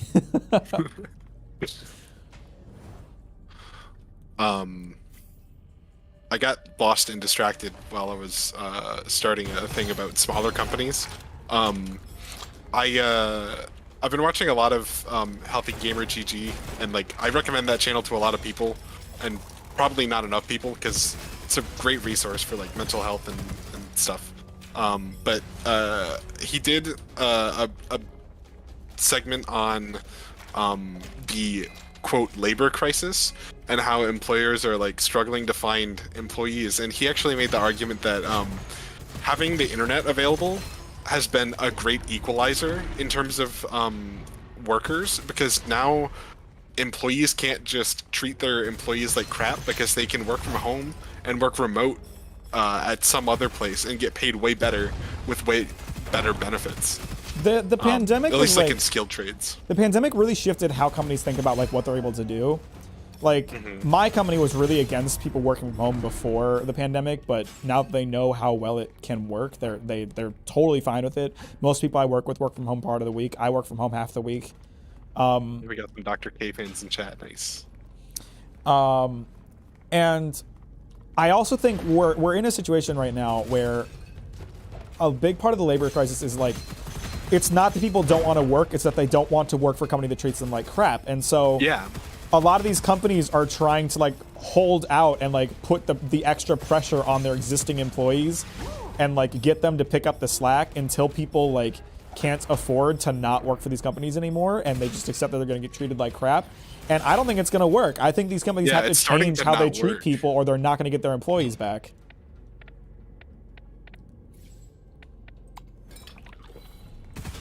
And that's a great thing. And also unionize. Unions are literally always a good thing for the workers, and anybody trying to convince you otherwise does not have your best interest at heart. Have you seen the Boy video that is like covering the Walmart anti-union video? No. We should watch that. It is eerie. Like, have you seen the Amazon anti-union video? No. So the Amazon anti-union one is, I mean, I'm sure it's like very similar to the scary. Whole Foods one, which I've seen.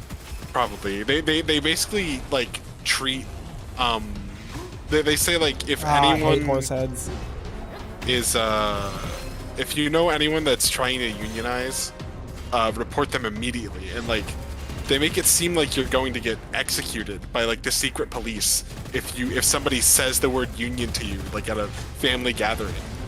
Well, it's crazy too, because like it's just so insane. Like they always have this. The big excuse that I see the most for like why you shouldn't unionize is like, if you unionize, then you lose your ability to talk directly to the company. It's like, that's a good thing. You ignore us. With a union, you're not allowed to ignore us.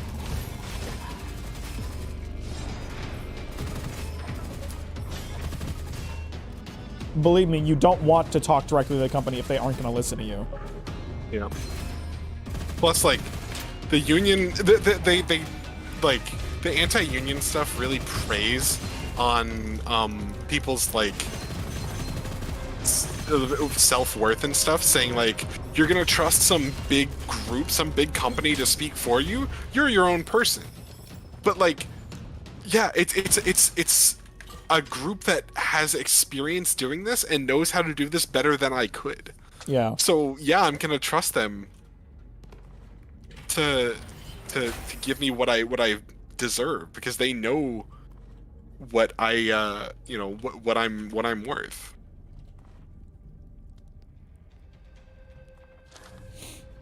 If you treat employees good, they will want to meet up at the office or anywhere. That's true. I get lunch with my coworkers a lot, and I like them. They're good people.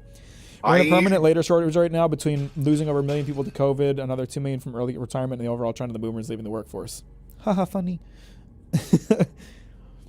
You were talking about the boomer part, right? Not yeah. Not the rest of it. It was like that moment where I clicked and I realized I actually enjoyed fixing that sensor, which has led me into fixing my Xbox controller. What's going on? Can wait for more unions. Even if I never get a chance to be a union, it represents over 30% higher wage in the whole industry. People should be in unions. Do not listen to people who tell you that unions are bad. Unions are only a good thing. They are only a positive. Yes, they take a cut of your paycheck. They also make sure your paycheck is larger. It is only a good thing. Oh no, do I get buns give me all my HP back, or I get 3 dashes? I'd take 3 dashes. I'm definitely taking 3 dashes. Oh, they each recharge independently. That's actually insanely good. My card crapped out due to a sensor, and after thinking, hey, I can just tear it open and see what's going on inside, since it's already busted, tore it open and fielded it back to work. That's nice. As a member of the European Union, yes. I just switched to live chat, and I don't even see that message. YouTube jank.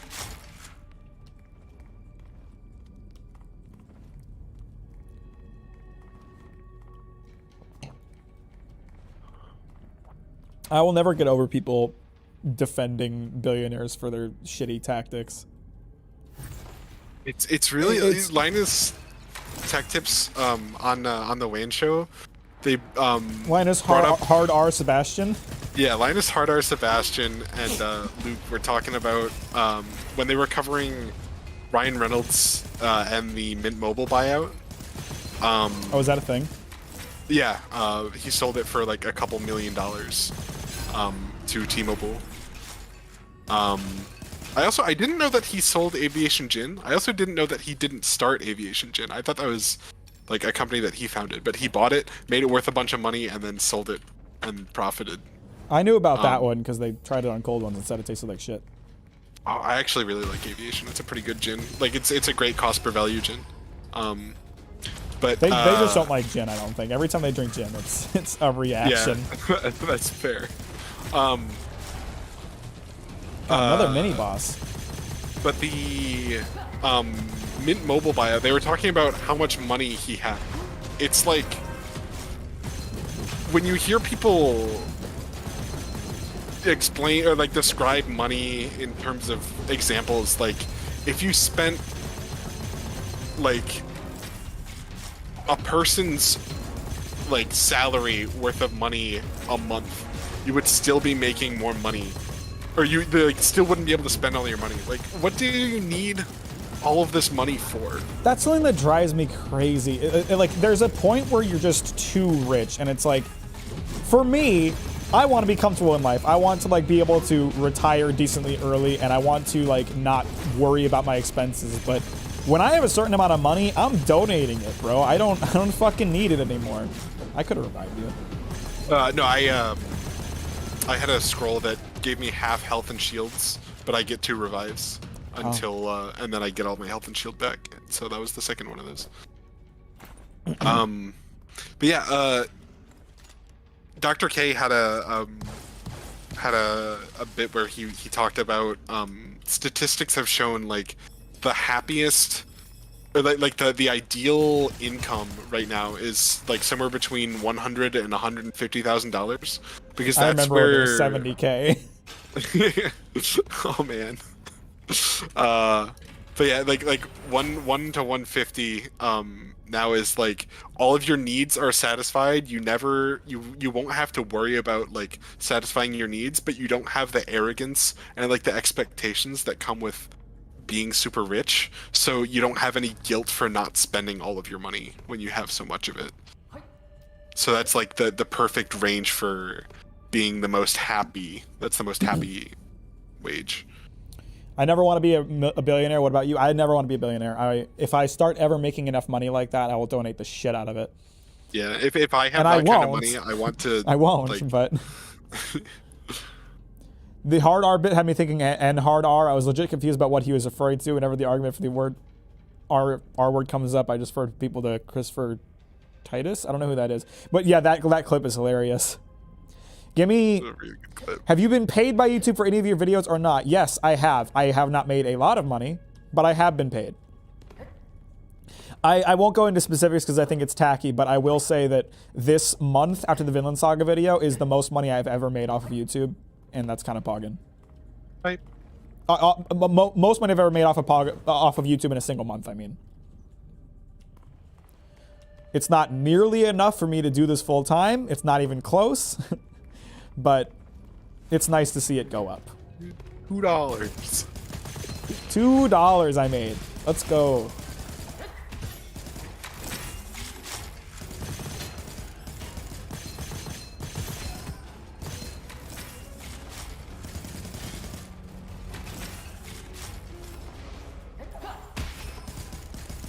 I just insta-killed a horse head on a pog. I was shooting at him too. I got him when he was still in the sky. If I'm a billionaire, I'll soon not be a billionaire. Is my mentality that much money is stressful? Yeah, for sure. Exactly. That's why like there's an upper limit to that figure I gave. Because at a certain point, it's like, oh, I have so much money. What the fuck? YouTube isn't favorable to that word now. Will saying it get the video striked? YouTube hasn't been favorable to that word for a long, long time. It's not one of those words that will instantly get you demonetized or like taken down, but it's not one that YouTube likes. I also don't personally like it, so. It's interesting with that word how it's like has ebbed and flowed in terms of controversial status. Yeah. Like I think it was pretty controversial like mid 2000s, early 10s, and then people kind of I don't know, it felt okay again in like the late 10s, and now it's back in the taboo. I feel like I don't personally like using it, but I feel like we're at a point where people don't use the R word to describe people who have mental illness anymore. Mm-hmm. They just use it as like a derogatory term for like their friends. And so in that sense, it's okay because you're not saying it to call them somebody with a mental illness, because that's not really how people think of it anymore, if that makes sense.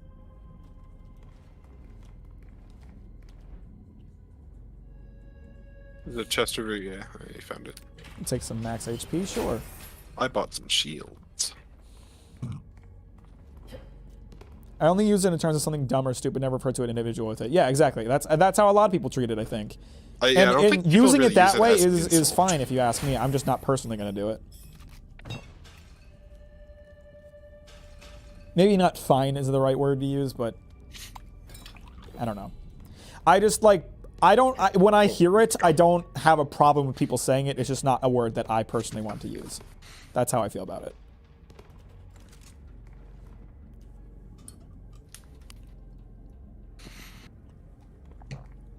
Ooh, We've had some real, like, thought-provoking conversation today. This is basically a podcast episode. With guns! With guns. But not homophobia, which is usually what podcasts with guns have. It's true. Lots of phobias.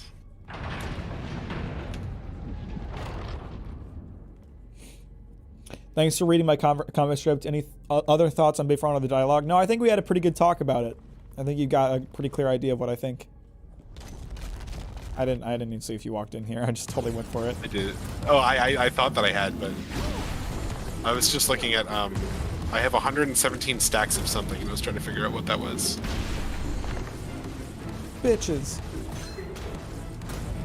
I think the chest is definitely more of a weak spot than the eyes. It's bigger. Well, I'm getting yellow numbers on the chest and not on the Maybe you're shooting in the face and not on the eyes. Yeah, I get yellow shots on the eyes.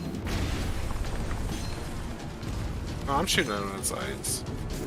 I'm doing more damage on the chest. I don't know. Maybe there's a difference with like ammo types.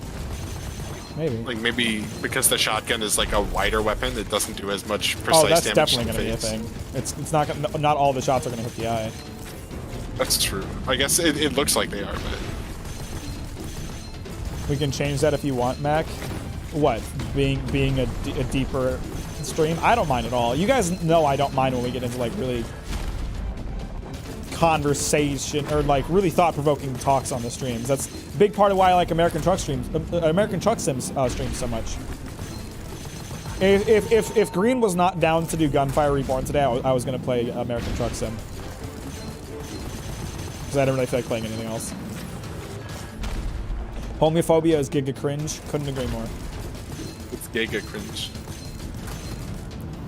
I saw a TikTok the other day of, and like I really have to question whether or not it's fake because it was so absurd. It was like students in a school talking about one of their classmates, and this girl, and she was like a Mexican classmate, and this girl like proudly stated that she was a racist, and someone else was like, "No, you're a bigot," and she's like, "I like racist more. I like the way it sounds," and I'm like, "Are you fucking kidding me?" Ooh. Why would you be proud of that? Are you familiar with the term pose law? No. So I think it originated like in like the early forum internet days, like the early 2000s.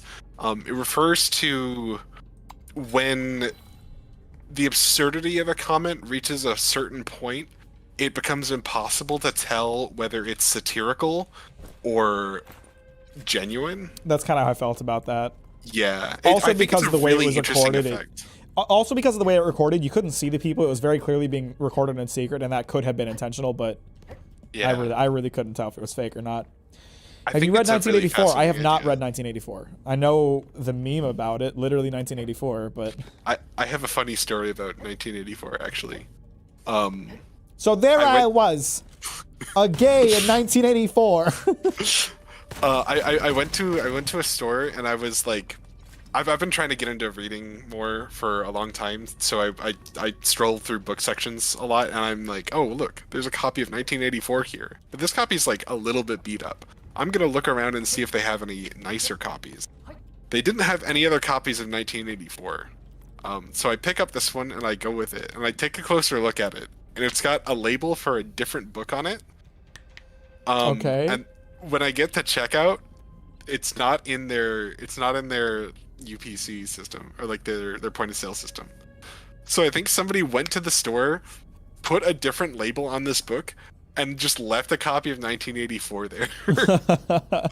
Which, you know, specifically knowing that it's 1984, I think makes it even funnier. That was the start to an 80s movie. Like you find the one book in like the spooky bookshop that doesn't have a that can't be scanned or bought, and when you bring it to the register, the cashier gives you a look, but doesn't say anything. Yeah. Wait, no, that was literally that was a creepypasta. That was Drowned Link or whatever it was called. No idea what you're talking about. It was like a copy of like Majora's Mask. That like someone bought from like a dude in the alleyway next to a GameStop, and then inside, or like when he went home and played it, it was like a really corrupt copy. That was literally a creepypasta. Wow. Sorry, I was too busy regaling my tales in 1984 and didn't look at my or haven't been reading my goblet. It's fine. The Sam Hyde meta irony argument, but it's real though. It's real. Sam Hyde says intentionally, extraordinarily like divisive and enraging comments, knowing that people will share them around and be like, "Wow, look at this guy." It's real. Law. Yeah. It's a thing, and you see like so much stuff is faked on YouTube and TikTok now that it's so hard sometimes to discern. Like something can feel really real, but it just like won't be. Like I'm in a subreddit for like for public freakouts. I'm in public freakouts, the subreddit, which is mostly like it's a subreddit of people freaking out or saying absurd things. And there's a tell a lot of the time. Like if somebody is filming before a conflict starts, it's probably a fake video, because why would they be filming before something got dicey, you know? Yeah. But you see so much of it. I've got a really awkward situation at work right now where one of my coworkers, I can't tell if he's a very sarcastic liberal or a very vocal conservative. There are like so many tells that pull it both ways, and I have no idea what to think. So I'm like really like, I don't know, nervous bringing up anything remotely controversial around him. Have you noticed that the bird snipers spaz the fuck out when you kill them? No, I'll have to look at that more. Oh my god, I saw it on your stream. What the heck? It happens like every time I kill them. I don't know if it's just my game or that's just the thing they do. Is it because what does your bracelet do? Does that like bind them in any way? No, I mean it stops them briefly, but it does it when I shoot them normally too. Weird. I'll have to look for that. This doesn't affect me, but it might affect you. I have an automatic weapon. I don't want to pick that up for fear of killing myself by accident. I didn't actually read the second half of the effect. What does it do? It deals damage if the magazine is empty and you're still firing. Oh. I mean, if you have a really shield-heavy build, that might not be that bad. I haven't really focused on anything. I just take what I can get.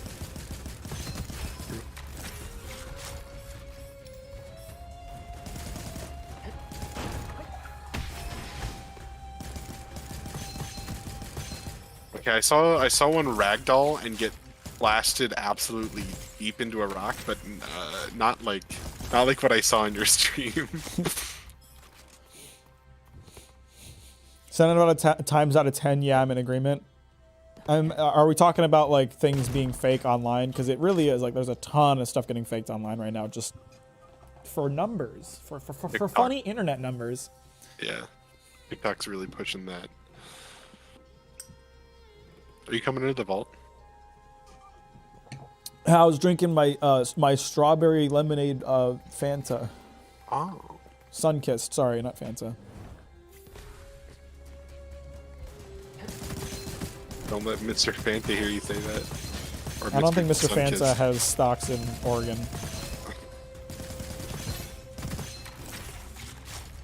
Okay, I just saw a different enemy freak out ragdoll like that. Yeah, I'm having it happen with some other guys too, so maybe it's probably just more noticeable because the bird guys have such lanky ass limbs. Yeah. Okay, we got another mini boss. We're getting a lot of mini bosses this run. Fuck, this guy's gonna be a pain in the ass. Arenas usually have mini bosses. Not always. Sometimes they just have like, oh, all the enemies turn into boars when they die. Oh yeah, actually I don't think we've had any of those today. The closest thing we had to that was the Tien the Dragon.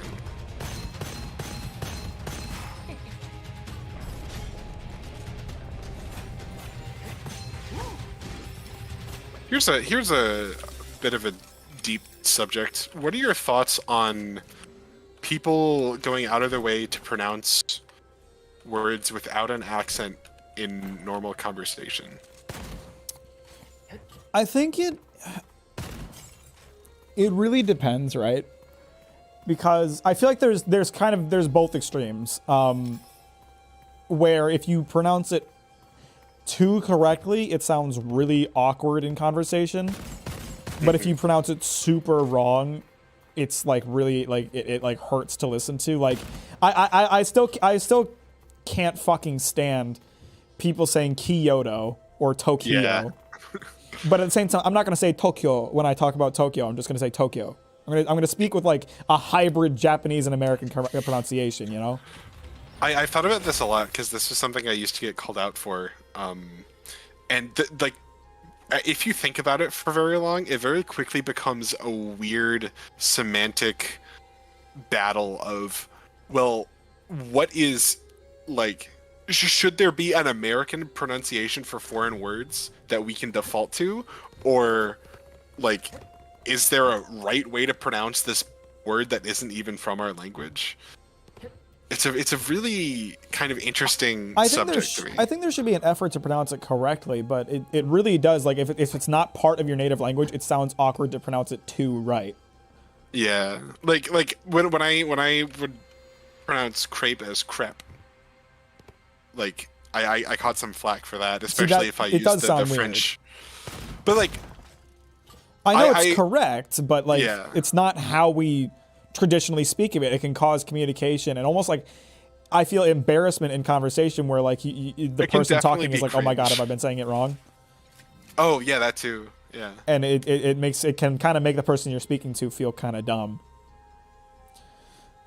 And so I personally, I think you kind of, and it's something I do with my videos too. I've talked about this on my Patreon. Like, I try to strike a balance between, because I do know how to pronounce Japanese words right, I try to strike a balance between pronouncing things right and wrong. Like, when it comes to Japanese character names that start with the letter R, I usually pronounce it with a more American R, like I don't know.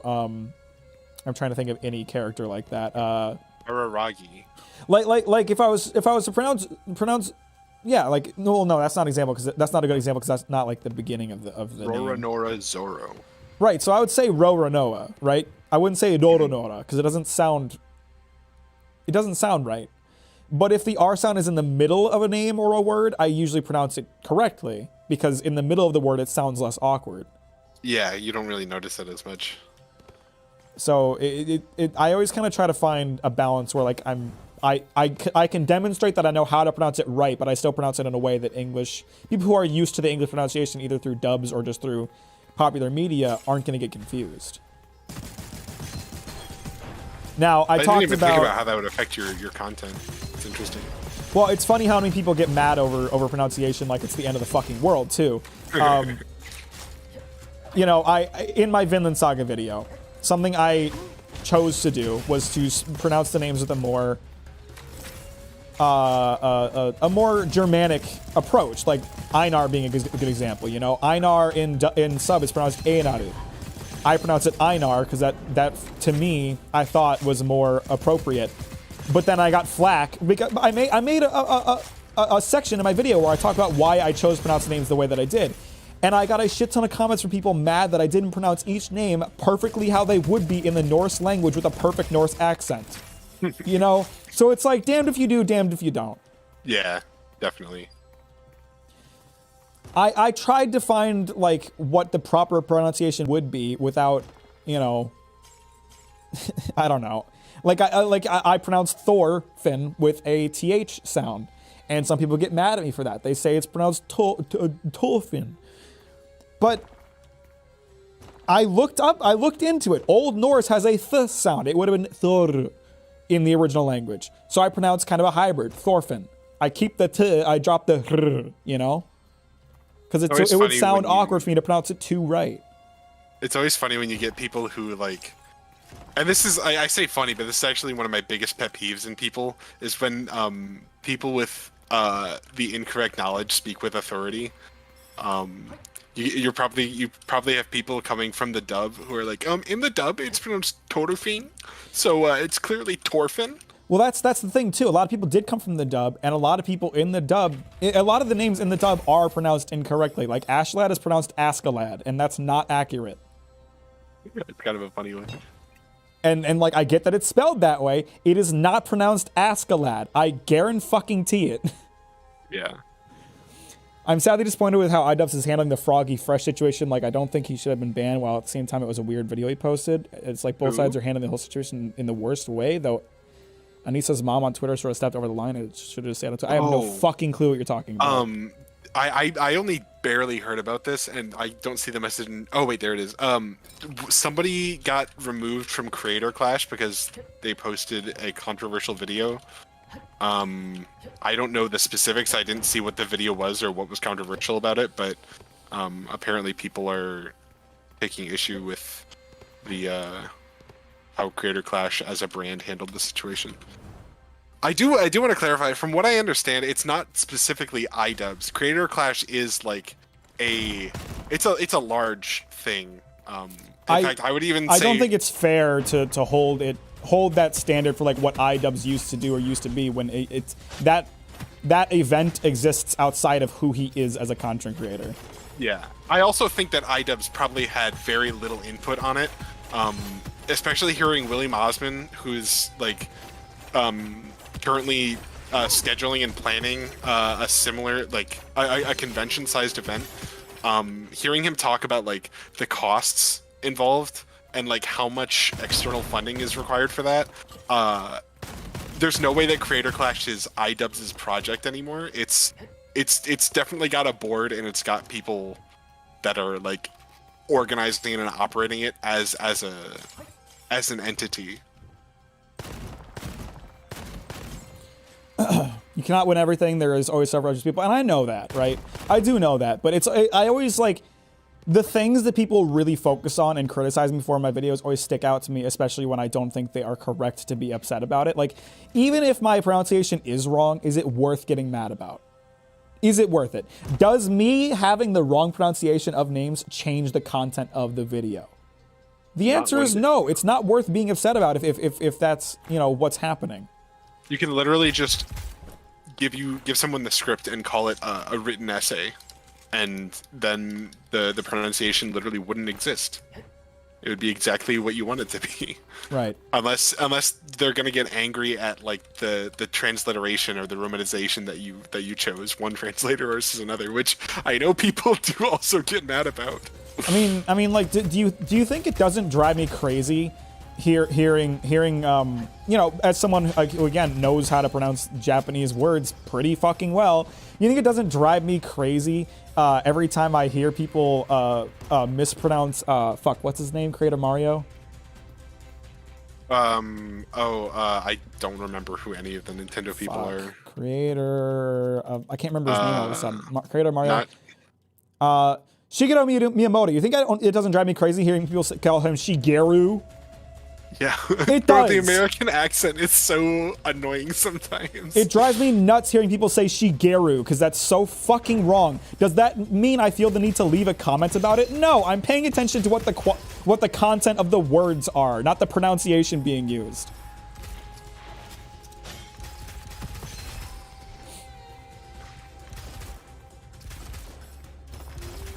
It does kind of bother me when someone like Ludwig, who should really know better, just gives no effort. Like when they get the vowel sounds wrong.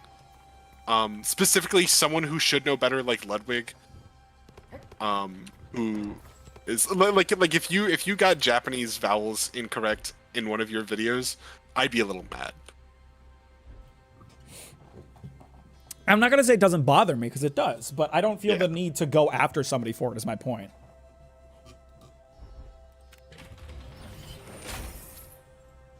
I will say, Oh, I got the damage past armor thing again.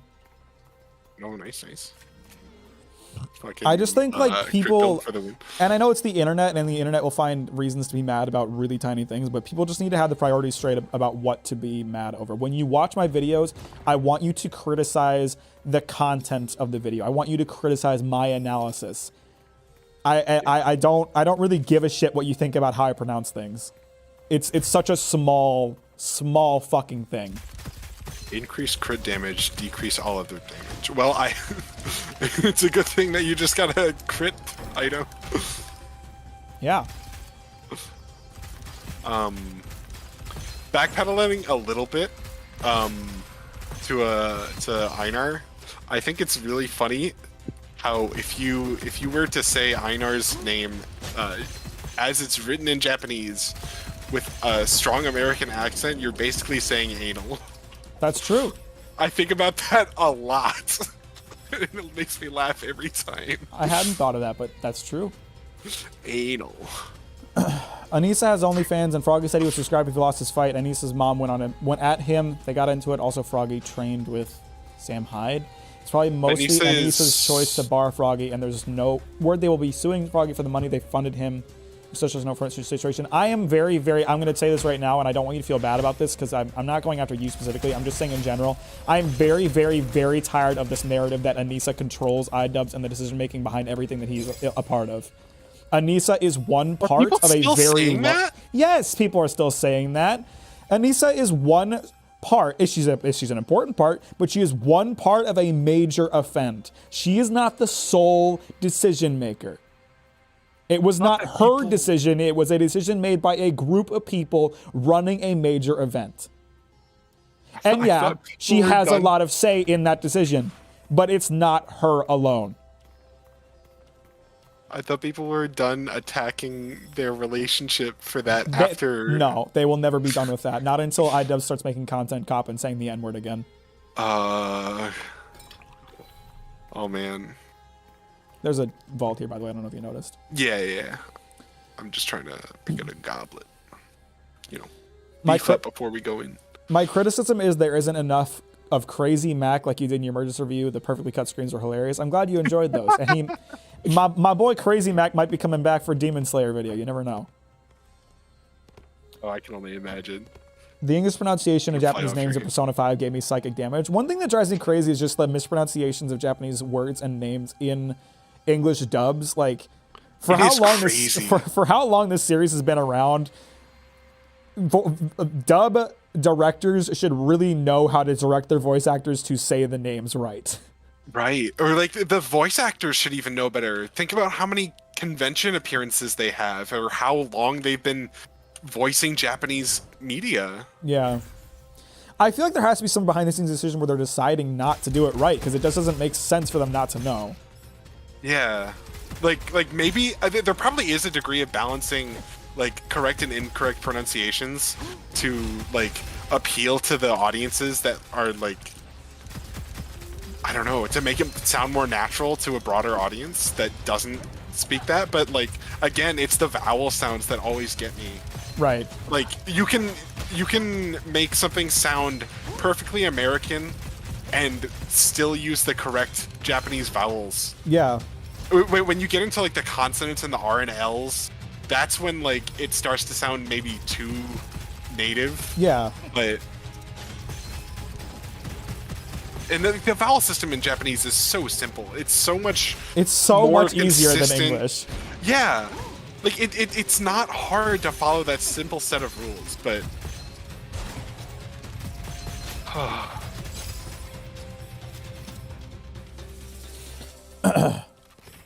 oh Lord, a Demon Slayer video, I have a feeling it won't be very positive. It won't. It will not. I am very outspoken about my distaste for Demon Slayer.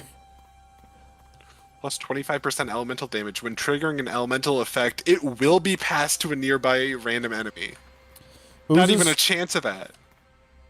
All picked up ammo will automatically convert to the... Oh, I love that one. That's such a good one. I will always attack relationships, first of all, my own. It's just so much incel energy. Yeah, the people blaming Anissa for all of iDubbbz's actions and all of Creator Clash problems, that's mad incel energy. In fact, the whole like attacking her for being an OnlyFans girl was mad incel energy. Like for me personally, that's not something I care about when it comes to relationships. Like if I dated a girl who did OnlyFans, I would think that's awesome because like you're making bank doing something fucking hot. Yeah. Let's fucking go. I'm happy to date someone like that. Because at the end of the day, none of the people buying her OnlyFans get to have sex with her. That's something I get to do. Did you hear any of the critical Fansly controversy? I saw a little bit of it, yeah. Did you see his video on it? I did, yes. That's the only coverage I saw of it. I was a little surprised by his take, but I also totally understand it. I understand his take. I disagree with it, but I understand it. I don't fully agree with it. I think he makes a great point in terms of children do watch this content, but also it's not the creator or the children's responsibility to stop them from accessing pornographic content. It's the parents. And I know that there's like something to be said for creators need to know their audiences. Like they can't control them, but they should know them. I also think that can be, if the content that they're making isn't directed towards children, I don't think they should necessarily be held to that standard. Like Jake Paul makes content for children. Yeah. And Cutie Cinderella, Ludwig make content that can be appropriate for children, but it's not for children. Right. Yeah, I don't. Charlie has pretty solid takes most of the time. I actually end up disagreeing with Charlie on a lot of things. He is a very smart guy, and I do agree with a lot of his points. But you know, I disagree with him from time to time, and again, that's fine. You do not need to agree with everything that people on the internet say. If you guys watch one of my videos and you disagree with something I say, I hope it won't be an impetus for you to unsubscribe, because that's not a healthy way to live. you should be open to hearing other perspectives on things. You know, I disagree with that take, so I'm gonna leave. Okay. Charlie loves Demon Slayer. You know, he thinks it's great. He thinks it's like better than most shonen out there. I couldn't fucking disagree less. Does that mean I'm going to unsubscribe from him and hate him? No. I think if you're gonna criticize Charlie, there are also a lot more valid reasons to do so. Well, I'm just giving one example of things that I disagree with him on. Like, I know that he is a big fan of Demon Slayer, and I know that I am very much not. Well, like 4 a.m. in my time, but it was fun to hang out. Looking forward to the future soon. Thanks, Mack and Green. Enjoyed you too. Appreciate you, Infuron. I don't know if you're still here, but have a great night. Thanks for stopping by. bye.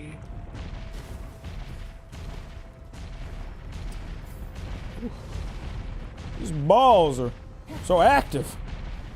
Mack, I'm sorry you don't like Dark Souls 2. I have to leave this community. You know what? Fair enough, and I don't care. Miss you.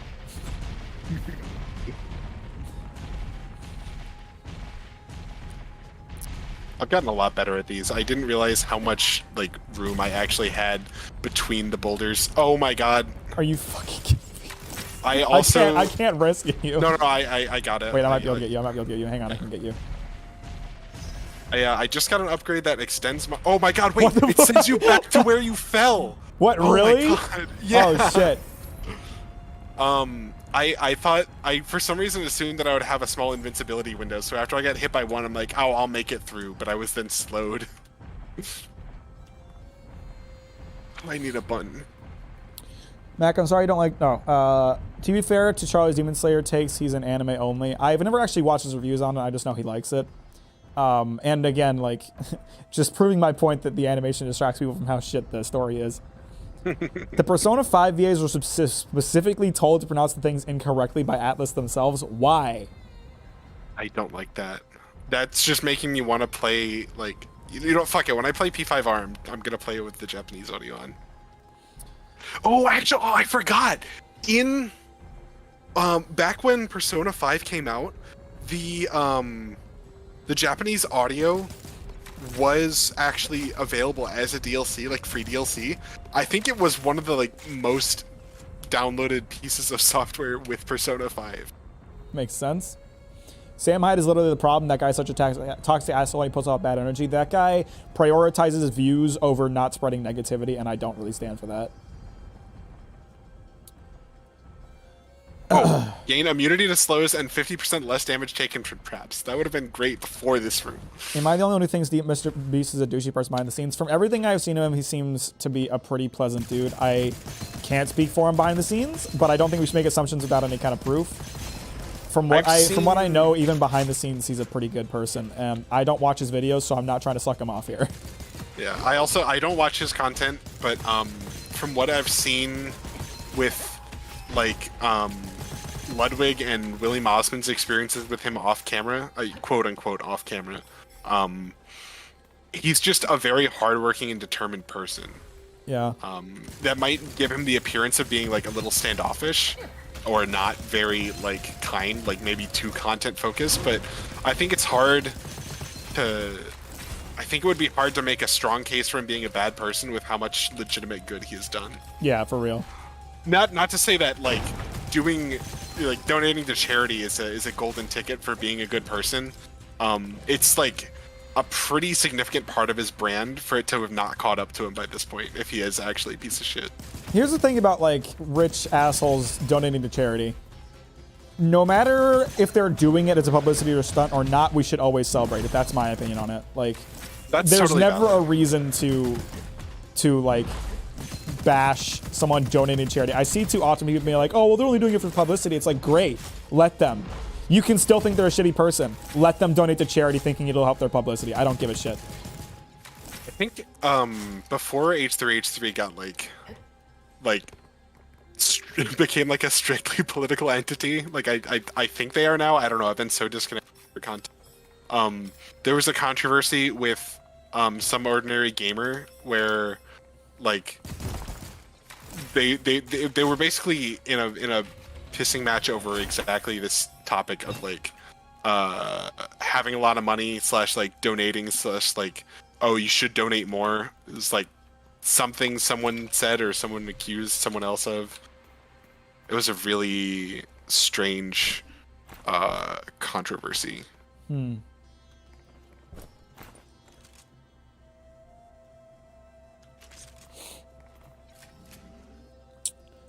What's an anime that you like that other people don't? I mean, it's kind of goes both ways. Is One Piece. One Piece is beloved and hated.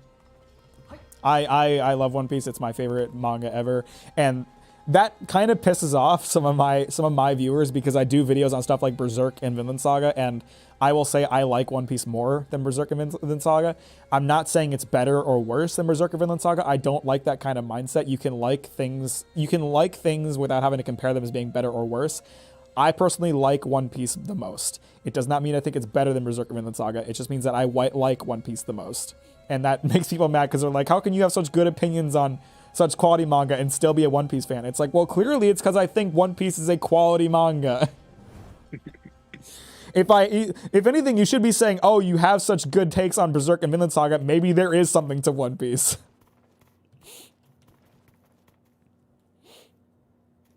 Have you ever watched the anime Monster or Shinsekai Yori? I've never heard of Shinsekai Yori. I do know Monster. It's on my list of things to watch or read, more like. Sailor Moon has been so high in my to engage with list for so long. I've actually been collecting the manga, and I think the biggest thing holding you off from like getting into it at this point is I'm not sure if Your I health should. is really low. You should have gotten a bun. Oh, yeah, it's not too late, I think. I forgot that you can even buy this.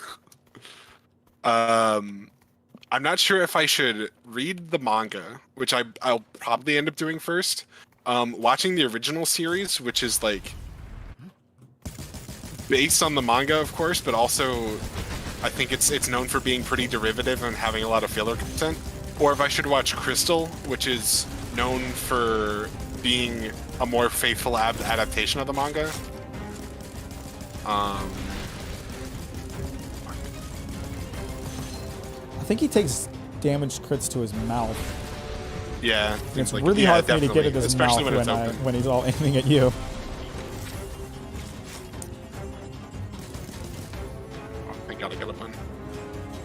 I don't understand why people want to say that what he's doing is bad because it's for his ego, but they don't want to acknowledge that people who were once blind, people just want to be mad. People on the internet want to be upset about something. That's all it is. That controversy was so weird to me. I was that so one was confused. Crazy. That one was absolutely crazy. Like, especially with how big it got. Like, I really wanted to, when I first heard about it, I really wanted to see more people talking about the drama being confusing than people talking about the drama.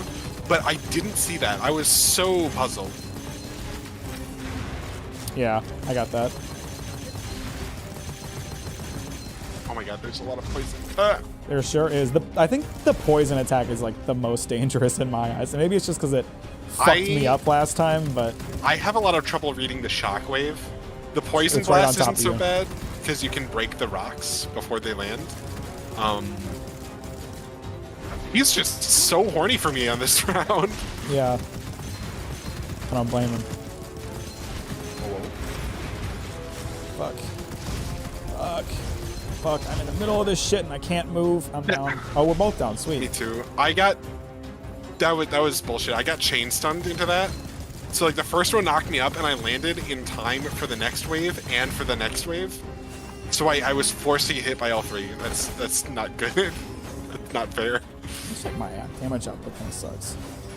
I'm not gonna lie. My damage output also pitiful. I need to do more elemental.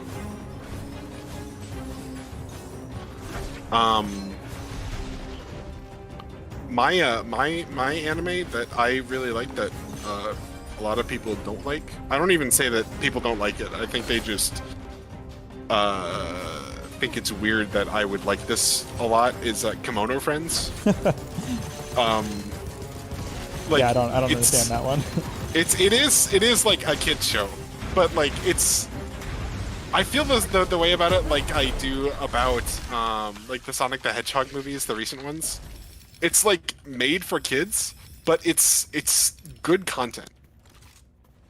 Like it's a good show. There are interesting characters. There's actually a lot of like educational value to it because like every episode has just a ton of facts about at least one animal. And you know, and also it's animated horribly. Okay, I mean, it's still better than Berserk 2017. Low bar, but like, I guess that's you're that's spitting, but low bars. Like yeah. I wish people gave Beastars a chance. Beastars a try and look past the animal part. It's a very compelling story and it isn't that long. See, I couldn't get past the animal part. It just really felt like furry bait. I didn't think most people were really that bothered by the animal part. Mac, will you ever do another 18+ story like Metamorphosis? I don't think I don't know why I said it. There's a good chance if I find something that I want to talk about. I always just make videos about stuff I want to talk about. I know that most of my videos are like manga or anime, but that's not the only thing I want to make videos about. It's just the thing I'm most interested in most of the time. So if I see something else I want to talk about, I might. Hot take, you can simultaneously be a fan of Berserk or Goblin Slayer and a fan of Fruits Basket, One Piece, and any other lighthearted anime. Not everything needs to be black-pilled. I 100% agree. Like I said, I don't think everything needs to be a matter of better or worse. You can be a Berserk fan and still like something kind of trashy just because it's fun, you know? Not everything needs to be a narrative masterpiece. Some things can just be enjoyable to watch. I know I didn't give Fruits Basket a very good chance. I think I read like the first volume and I don't know if I it, but I was so bored. I watched the old anime and I really wasn't into it. Yeah. We should probably like share our guns with each other. Oh yeah. So there might be something your boy wants. I have an insanely good dash build right now. Dashing gives me like extra crit. I've got 3 dashes. I have reduced dash cooldowns. Do I have the... What was that one called? I don't think I have that on that. I think this was the last one. Anime that I really like that people seem to not like is Blood Sea. I've never heard of it. I'm very good at doing the crazy Kenpachi laugh and pretty much any Krieg quote from Borderlands 2. That's cool. I absolutely love this game. Getting broken builds feels so rewarding. Agreed. What's up, Rosanati? How you doing? Welcome to the stream. Hey, guys, if you haven't liked the stream, you should do that, please. Your boy needs it. People should watch Hajime no Ippo. Doesn't matter if it's old. It's top 10 for me, and I highly recommend it. Is it that old? I don't feel like it's that old. I don't know. Ramstein, I could not get into Scryed. It was... To me, it felt like just JoJo, but cringe. I could not get into Scryed. It's like when I tell people that I like One Piece more than Berserk or Vinland Saga, it's like sometimes people don't understand that. And it's like, I recognize that One Piece has its faults. I don't think it's perfect. I think the character writing in both Vinland Saga and Berserk is better than One Piece. But I enjoy reading One Piece more. I have more fun with it. You know? That's how I feel, you know? And that's fine. You're allowed to just enjoy something.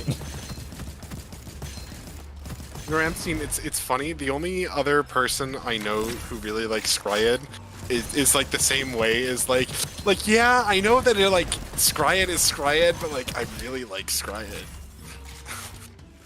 And I guess to be fair, I'm not much of a shonen fan, but I got through half of the series and I had zero interest to watch the rest of it.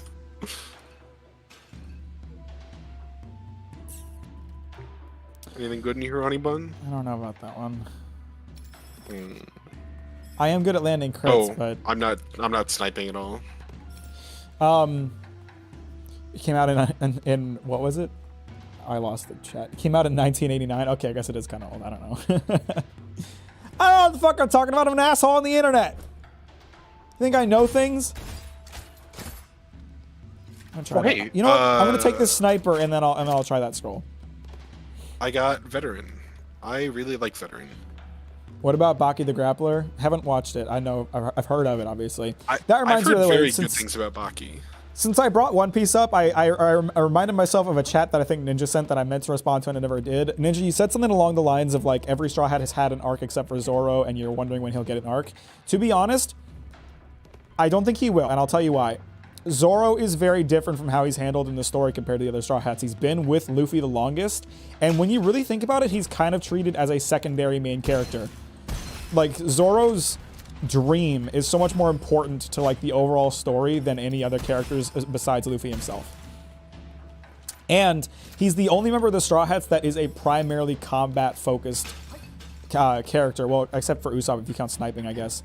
Like every other character, like their cook, their shipwright, their That's not like Usopp's sole personality, though, right? No, like, no, he's more strategist than anything else. Zoro what does is Zoro the only do one other who than provide is comic relief and be a fighter? Well, true.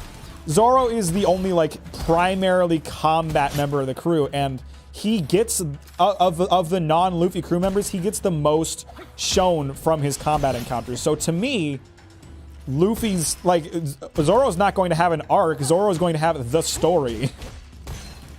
His dream is just to beat every swordsman that's better than him, right? Well, to be the world's greatest swordsman. So essentially, yes. So Mack, that's my power levels. That's my take on it. I don't think that Zoro's going to have an arc because Zoro has the story. That's how I feel about it. And to answer your question, no, that's just setting power standards. I would have a whole section to talk about something like that. Something that One Piece does really well that a lot of other series don't is like setting, like, this is the greatest power in the world and sticking to that. Too often we see series be like, this guy's the strongest. No, this guy's the strongest. This guy's the strongest. One Piece establishes in chapter 50 that Mihawk is the strongest swordsman, and it has stuck to that. I think my favorite my favorite thing in One Piece regarding like power levels and power standards is something you told me back when we were in high school, where there's like this like lightning guy who's super powerful and nobody can do anything to him. And yeah, he's got like an overpowered devil fruit where he can turn into lightning and just fry people instantly. But Luffy beats him because he's made of rubber, and so Luffy doesn't conduct electricity. It's like it's basically a deconstruction of the power level cliche, but just in one arc, and I think that's really clever and really funny. This is an actually hidden vault. Oh, hang on, I don't know where you're at. My favorite One Piece is Walter Whitebeard. Hands down. I don't know why I read that as Walter White. Walter Partwell Whitebeard. Whitebeard's a great character. I love Whitebeard. One Piece! That's the same one, right? It's the guy? Yeah. One Piece is the Zoro arc, exactly. So do you have any opinions on Hell's Paradise? I'm planning on being an anime only. I don't know anything about it, haven't watched it, haven't read it. Walter Whitebeard. I was in amazement how Whitebeard rolled up and took on the admirals, got a hole punch in his chest, and keeps on chugging. You know what they censored in the manga too? In the anime. They censored it in the anime. In the manga, Whitebeard loses like a part of his brain. Like half his face gets knocked off and he keeps fighting. So like Whitebeard's just insane. And again, that's something I like about One Piece. They make strong characters strong and they keep it to like that character being strong. If Whitebeard was still a part of the story today, he would still be considered a strong character. He hasn't been like taken out by the strength of other characters. Like even with Kaido and how insane Kaido was, a battle between Kaido and Whitebeard would still be like, I don't really know which one of these guys would win, to be honest. What's your favorite lumber? I'm a big mahogany guy, but I also like a nice maple. What's your favorite lumber? Answer in terms of Pokemon professors.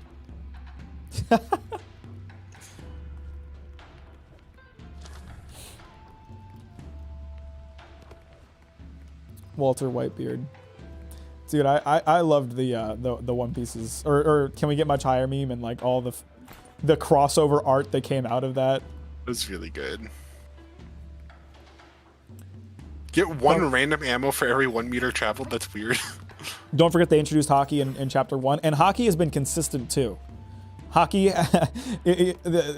one thing that bugs me about a lot of these shonen series is that when they don't know what to do to like make a character seem stronger anymore, they'll introduce a new power. Black Clover did it recently with Z10. Like, as if Black Clover didn't already have an unnecessary number of random extra powers, they invented Z10 because they needed a reason for Asta to get stronger again.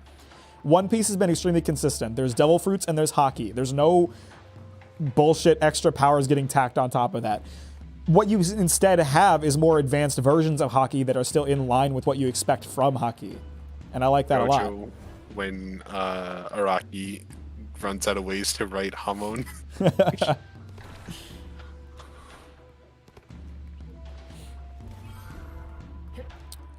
Fault already? Vault already? For free? Call me a grade A vault hunter.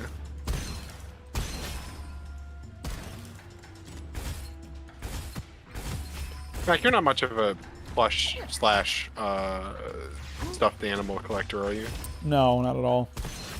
Sometimes I think about getting them, but then I'm like, what the fuck would I do with this? It's like a Gundam, except it's bigger and harder to model. But the thing I like about Gundam is building them, not having them. That's fair. The Animal Crossing Build-A-Bear Workshop bears are half off until next month. For anyone in chat who's interested in those. I just realized doing a sniper build with like a special ammo sniper is actually really smart because I have that. Pick up. Pick up all ammo turns into the ammo you're using.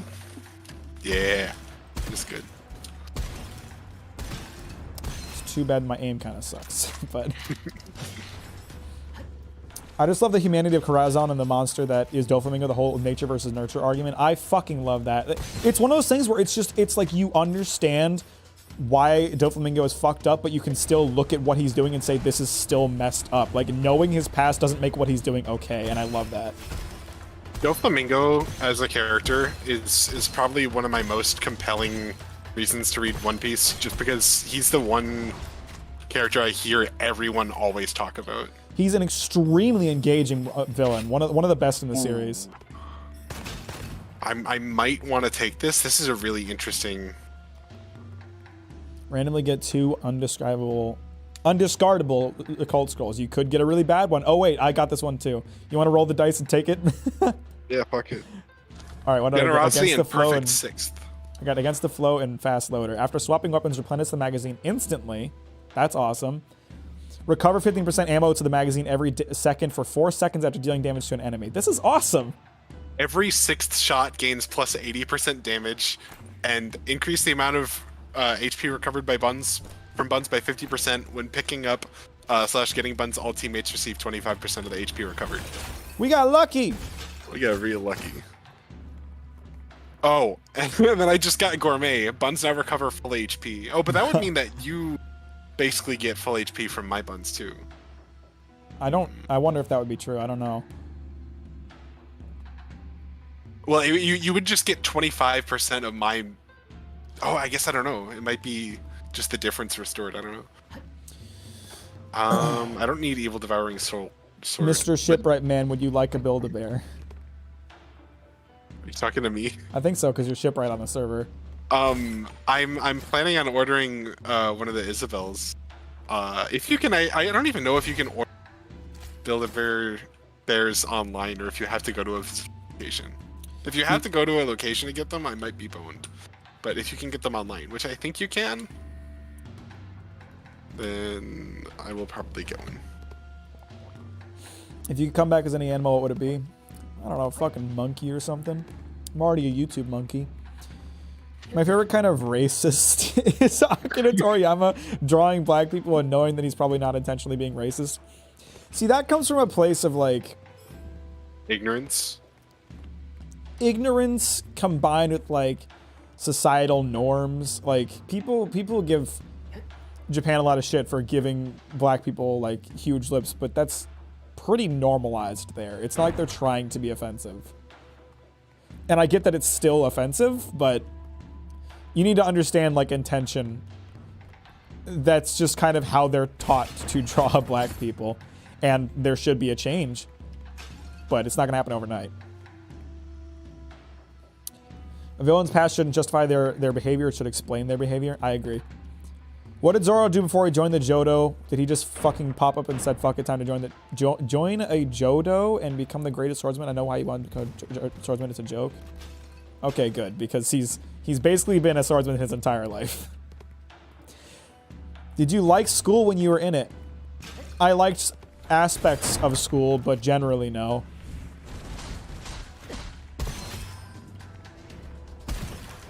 I did. I have always enjoyed learning things. I enjoy learning. I just hate being tested on learning. Like I just want to learn things. I hated the fear associated with the potential of failing a test. I enjoy testing from I'll call it a gameplay perspective. I like the challenge of like a knowledge check. I think that's, especially in subjects that I enjoy, particularly like math. I've always really enjoyed math, and like math tests were always, I don't know, kind of fun to me. But it's also something that I never struggled with, and I know that some people do. So I'm not trying to like brag or anything like that. It's just one of those things. In high school, it was one thing, but one of the things that really pushed me out of college when I was questioning whether or not I wanted to continue with college was just the stupid little shit they would do to make sure you're paying attention or make sure you're learning instead of just letting you learn. Like I had a college professor that wanted to grade me on note taking, and it's like, I am paying you to teach me. I am not paying you to grade me on my ability to learn. I had a professor who for one class we had to keep notebooks. It was like a kind of like a statistics class. It was like using computers in science, so a lot of it was like approximation methods and like different methods of numerical approximation and simulation, and we had to like record these methods in our notes, and we would be graded like every 2 weeks on our notebooks, and part of this grading was like keeping an actively running table of contents. Oh, that Jesus. shit drove me up the wall. And like lectures were done through whiteboards in class. This was the same semester that COVID happened in, so there was no like remote, but there was like there were no slides or anything, so like I really didn't agree with that method. And that's the thing too, what someone just said, Skippy, I never studied and would always do great on them. See, note-taking is not a learning method that worked for me. It's treated as this end-all be-all of like every student benefits from note-taking, therefore every student should do it. I did not benefit from note-taking. It didn't work for me. I wouldn't focus when I was note-taking, and therefore I wouldn't learn. Like I'd have to look at my notes to try to discern what the fuck the teacher was talking about, and in doing so, I'd be like, I don't have the complete picture here. And so I had teachers who would like call me out and be like, why aren't you taking notes? And I'd tell them like, I don't take notes. And they would, I had one teacher in specific who held me after class and told me I needed to start taking notes. And I told him like, it doesn't work for me. And he didn't care. And I didn't learn shit from his class because I spent the whole time taking notes. So cringe. I'm on like the opposite end of that spectrum. If I'm not taking notes, I can't focus on anything. Like putting a pen to a page and like converting words to ink is like how I focus my brain and keep myself paying attention. But like it really is like a spectrum. Everyone handles that differently, and like, right. And that's the thing. Like there is no one right way to do it, and we're in a system right now where schools want to believe there's one right way to do it, and people who don't do that one right way are ostracized, and it sucks. Like I did well in school, and I never studied or took notes. I retain information very well. I don't have a need to do those things. So if you ask me to do those things and expect me to grade them for it, then yeah, I'm gonna be pissed off. Dr. K's actually been for a little while. He did a lot of content on like he used the term gifted kids, which I didn't really like. But he used the term to describe people who like didn't need to study and who just were naturally very good at test taking in school and stuff. And he actually, it's kind of interesting. People who were like that, like it sounds like you and I and some people in chat, actually struggle a lot later in life, especially if they have like ADD and ADHD, because because they're okay just doing what like coasting along. They don't learn the proper way to like learn new things, or like they don't learn the way to study.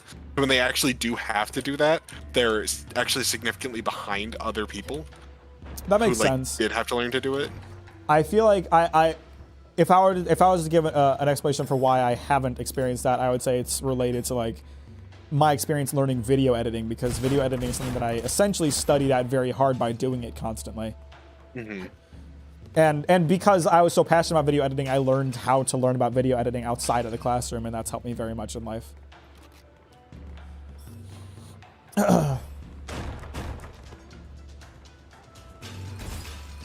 Like, I didn't have perfect grades in school. I think I had like a B average, and that's a lot of it was just because I was lazy and didn't want to do the homework, but I never struggled with like the content of the lessons.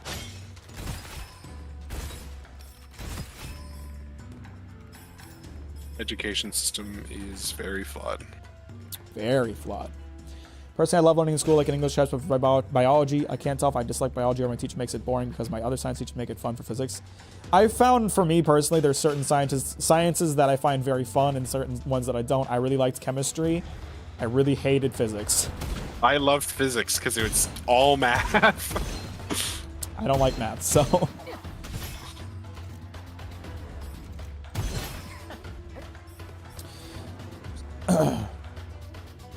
Would it be beneficial if we as humans could understand each other's feelings with some form of empathetic connectivity process, or something akin to feeling any pain you deal to another and vice versa, or maybe some form of indirect form of societal inequality is felt as some form of deep gut sickness instead of physical? I don't think that would be a good thing. Get a cursed scroll would upgrade the selected weapons level by 3. Oh, that's very tempting. That's extremely tempting. Chat, do I take it or not?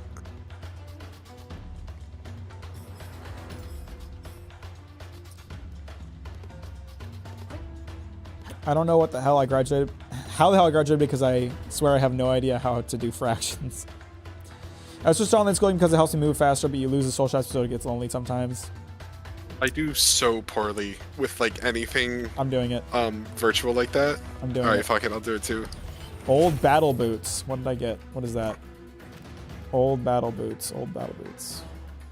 What, plus 100% damage taken from traps and minus 10% movement speed. Okay, that's not that bad. I just need to not get in traps. Magazine capacity reduced by 20%. That's gonna bother me, but that's gonna be fine. If we find one of those trap vaults, I'm just gonna leave it. Yeah? Yeah, just to be safe. Try? Oh wait, sorry. I was half paying attention to your... I take 100% damage from traps now. Oh, yeah. I would avoid a trap vault then. But I deal 100% more damage. That's good. That's good. Wait, no, that's not true actually. It's just more damage. I just get the weapon upgrade. I don't know where I came up with that extra bit there. Or get really good at dodging traps. There's that option too. I could get good. You have you taken any of the upgrades that like extend your downtime or your revive time? Not yet. Okay. I think I have 1 point in each of those. Oh, hey, craftsman. I appreciate how at a certain point, all weapon upgrades cost the same. This game is fire. It's a pretty good game, David. No, this game is Gunfire. Welcome to the stream, baby. Thanks for liking it on your way, and I appreciate it. And if you haven't liked the stream yet, you should really fucking do that. My thought process is that if we felt each other's pain, we wouldn't hurt each other. Instead, we would work towards a world where reducing each other's suffering would be prioritized. You'd think, but I don't know about that. I think you'd end up in a situation where some people are like, oh, I can bear it, and then they would just inflict a bit more suffering for their own. They would have the ability to do that more, yeah. Yeah. I think generally we need to work on this, like work on a mindset that you can't understand everybody's pain. Like there's so many people out there who seem to think that their experience is the same as everybody else's. Like I think nowhere is that more clear than in trans issues. Well, I was about to bring up trans issues. Like for me, I am not trans. I do not understand what it's like to be trans. Like for me, the idea of not feeling comfortable like with your biological or assigned gender, whatever you want to call it, it doesn't make sense because it's not something that I experience. But specifically because of that, I 100% trust what trans people say when they talk about it, and I don't try to make decisions for them on it. Because I don't understand it. It's not something I can sympathize with. So I have no right to make decisions about it. John Oliver did a segment that like I recommend to people all the time because I think it's a really great coverage of trans issues and like the state of trans recognition in this country right now. There was a story that they featured with someone who was a transgender male that wanted to be on a wrestling team and like wasn't allowed to be or something. And they had an interview. They were like, he straight up said, "Do you seriously think that I would change my gender just to be better at a sport? That's not how it works." Yeah. It's like, maybe there's a small subset of people who would be like raised to think, oh, you've got to be the best at a sport. But like, the problem isn't that they're doing that. The problem is that they're in a society that makes them think they need to do that. And B, anyone who thinks that is probably also like the.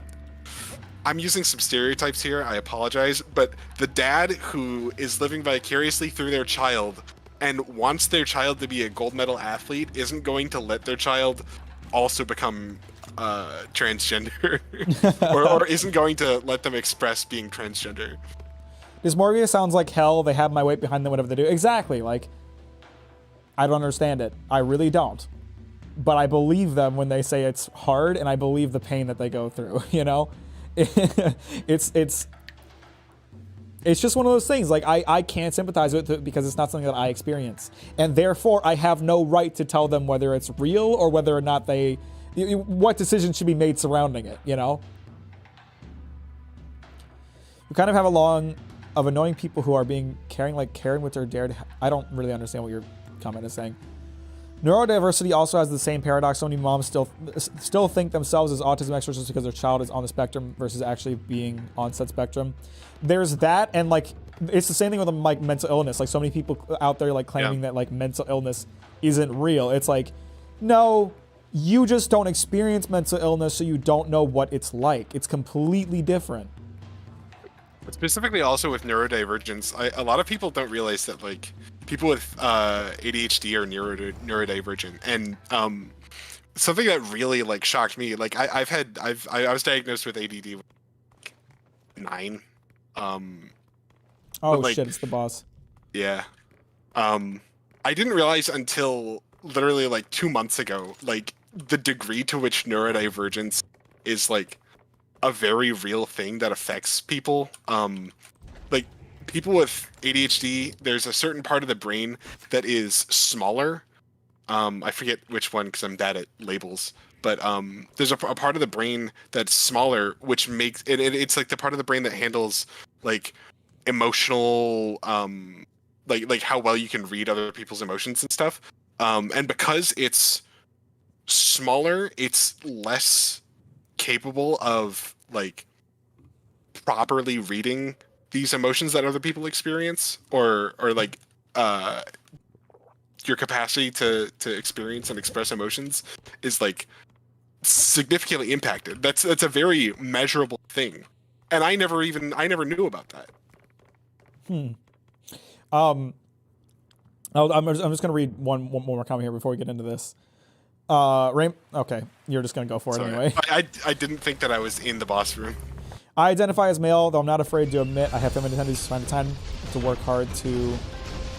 I can't read it right now. I'm too focused. This boss fight's hard. All I was gonna say in response to that is like I'm a very feminine male. I think I tend to act very feminine, and that's something I'm comfortable with. And you know. Oh fuck, he's already invincible. No, even with my extra dashes, I forgot I had 3 of them. I need oh shit. Oh my god. Okay. I can go back. Yeah. You're gonna have to fuck. Wait, you can't revive. You can't revive. No. Fuck. I forgot. Ah, shit. At least I got the shell this time. Where is the boss? What is the boss? Is it the ship? It's just the cannons. It's the cannons. Oh. That's a slow-moving missile. Got it. Fuck. Right, like, sorry, fuck, what the hell is this thing? What the hell is that? It's a jellyfish trap. Fuck I don't know you, where man, the this fuck boss it is came rough. from. Yeah. What I was gonna say is like, I'm a very feminine man. It doesn't mean that I can identify with being trans, because I still feel like I'm a man. Yes, I have feminine tendencies. Yes, I don't get along with like the average male, but there's a very big difference I'm comfortable between, being a man, you know? Yeah. There's a very big difference between being a feminine man or experiencing gender dysphoria as a man or an undiscovered trans woman. I really gotta pee. I'll be right back. Go for it.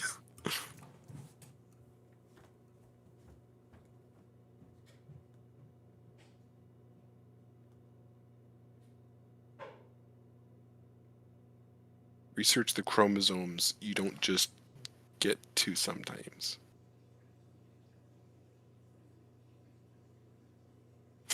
Bill, did you just call Mack a fat ass?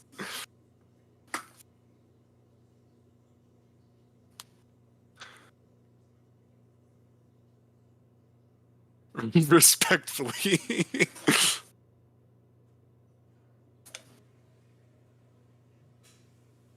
Yeah, I had extra dashes. I just totally forgot to use them. Oh, there's a person named Fat Ass.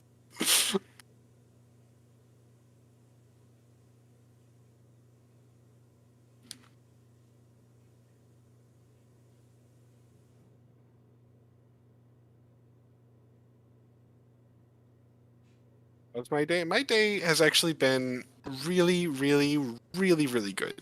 I had a super unproductive day at work, but it was unproductive because I was excited about an apartment that I'm going to be applying to probably tomorrow. If I get it, it'll kind of be super perfect, and I'm really looking forward. Kind of want to try a different character. Are we doing another run? I can do another run. Okay, sweet. I am officially caught up on dailies in Final Fantasy, or at least like the main form of dailies that I was doing. So I'm not desperate to log in today. Okay, good. Mack, have you played RoboQuest? It's similar to this one with robots and more fast-paced. I've never heard of it. I'll check it out. We have a person called Fat Ass. I'm not calling anybody Fat Ass. I'm just... No, there was somebody's name. Somebody was named Fat Ass, and Bill said "lol fat ass," and someone said "bye fat ass" because they said they were leaving. I thought they were talking about the bathroom. I will try not to backseat, but with the boss having extra dashes or waiter replenish dashes, highly recommended with the amount of stuff that happens. Yeah, we'll beat it eventually.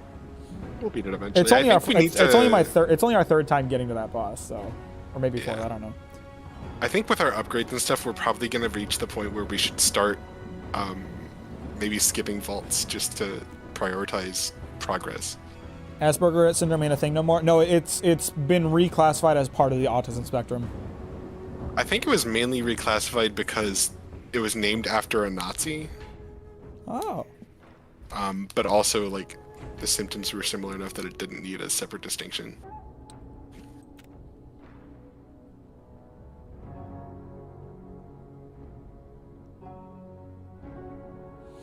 So the bird is a very like close range skilled enemy, I think.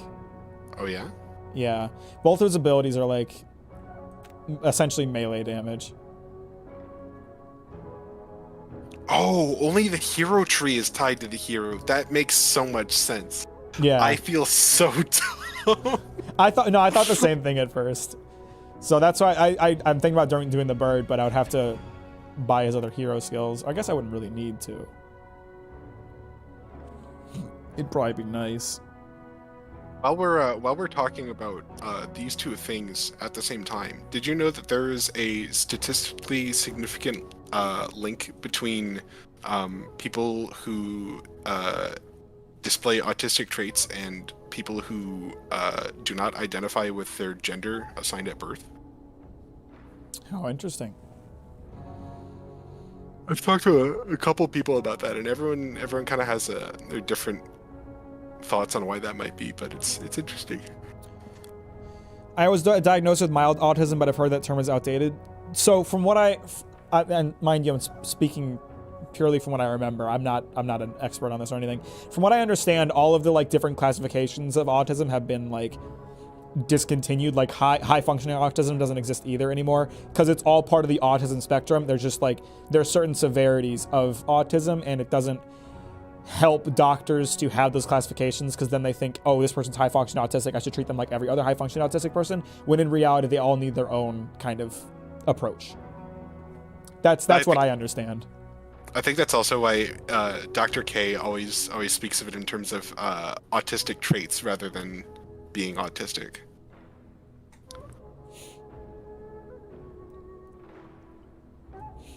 I thought it'd be easier if I had boobs. It's hard being a guy for as far as dating goes. If you think that way, you're not going to get anywhere. You need to be... Here's the thing about dating, and I don't know if this is something that you need to hear, but it's something that I think everybody who struggles with dating needs to hear. You need to be comfortable being by yourself before you can be happy and comfortable in a relationship. That's my philosophy on it. If you are of the mindset that being in a relationship is something you need or something that will like fix your life, you need to work on you first. You need to be comfortable with being by yourself. You can want love, you can want to be with somebody, but you need to be in a place where you are comfortable not being with somebody first. I can absolutely attest to that. People talk about how like there's like the cliche of like you can't love someone unless you love yourself first. I didn't understand what that meant until like very recently. It's like, true. Truly, what that meant. It's very true. Like, I recently Thanks became for the a lot $2 more to send to comfortable. Artorias. I appreciate that. Very sweet of you. With like myself and my identity and stuff that like I had never even realized I like was a problem before, but like just looking at myself introspectively, I'm a much more complete person now compared to like a year ago. Yeah, but what if I had a massive rack? I mean, it would be lit, wouldn't it? It's 100% true. It's 100% a thing. And I would say generally too, when you are that confident version of yourself, when you are comfortable with who you are as a person, it is easier to, you're more find attractive. somebody. Yeah, you're more attractive when you're confident in who you are as a person. And mind you, when I say confidence, it's easy to think of like the extrovert going out and like being extroverted. Confidence means like different things to different people. Confidence is just being comfortable with who you are and being sure of who you are. You don't have to be like a certain way to be confident. Also, elephant in the room, women also struggle with dating. It is not strictly it's not 100% easier for them. Yeah. It's not, every man on a dating app is super horny. Women have their pick of the litter. Men are struggling and like off in the cold. It's a two-sided thing. 33, no kids, live with my cat and I'm completely content. It took a very abusive relationship to make myself realize I needed to fully accept myself and myself shadow and all. Yeah, and like I get what you're saying. I want love too. But it's not something that I need. I can be confident being me. It can be a really tempting prospect too. Like I thought during some of my really low points, I would have moments, man, all this sucks, but like if I were in a relationship right now, everything would be better. But really, like that definitely would not have been the case. I would have instead been too worried. Right. That the Generally, things I was already worried about were going to affect my partner. Right. It tends to just make things more difficult. Yeah. All right, let's try out this skill. Whoa! That's pretty sick. You look kind of silly from behind when you do that. You just go full T-pose, spread eagle, and like slide forward. That's gonna be my OnlyFans content. You're going spread eagle. Spread eagle, sliding forward. So much lube that you're just gliding across the floor.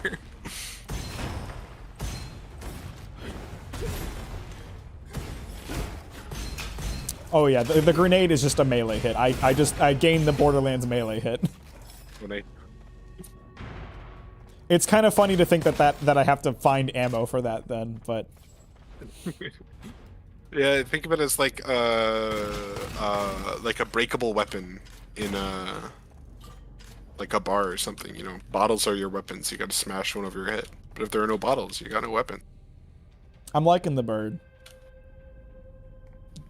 Bird is super my speed. Okay, I somehow I put the word stuff into that comment, so I thought you were like really into bird stuff, and I wasn't sure what that meant for a minute.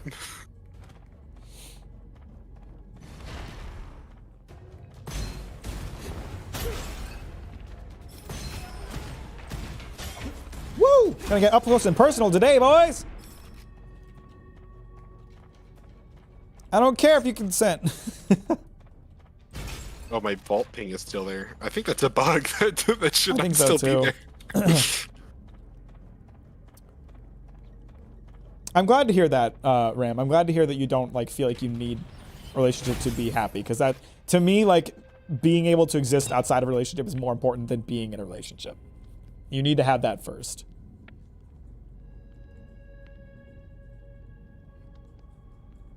I'm glad you brought up Bo Burnham's Inside. I think people can say what they want about Bo Burnham's like brand of humor and his content, but I genuinely think that Inside as an art piece was pretty significant and a pretty beautifully executed project.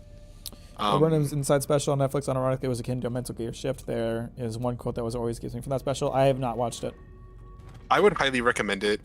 Kind of, you can toss aside some of your preconceived notions of like Bo Burnham. He's still Bo Burnham, but like the whole project is just so real and raw and relatable that I think it really stands on its own.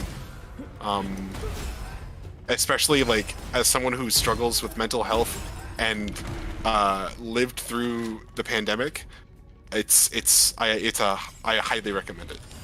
Okay.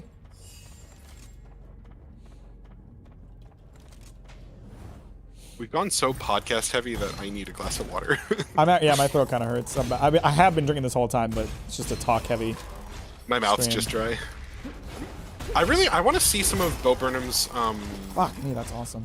other projects, like his movie 8th Grade that he did with A24. I heard is really, really, really good. I'd like to watch that at some point.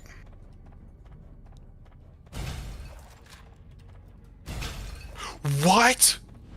Oh, for 10 seconds.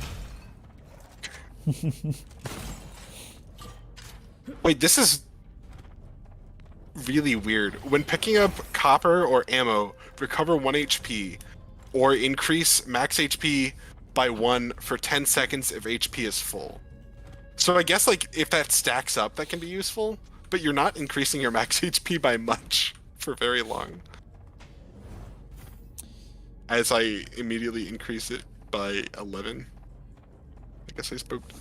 Oh, hang on. I forgot to pick up my goblet. Goblin goblet. If you want to go get some water while we are between rooms, that's fine. Okay. I miss having 3 dashes. It's so bad. Yeah, this has been an interesting stream. We talked about a lot of interesting things. Yeah. I like it when we can get a bit deeper. I always can't help but cry a little while watching the "Can't Handle This Right Now" bit before he went on his 5-year hiatus. No idea what you're talking about. I'm not a big Bo Burnham guy. I never liked his humor style. It's not for me. I haven't experienced his other work that isn't comedy, but I'm just not a fan of his comedy personally. I was very I liked his first 2 shows, Words, and What. And then I can't even remember the name of the show that was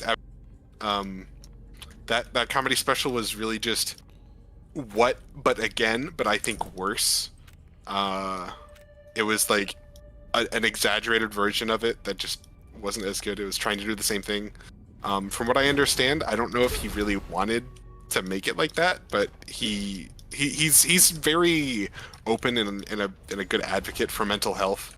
I think he's talked about how like he felt extremely pressured to make that kind of content, even though he didn't necessarily.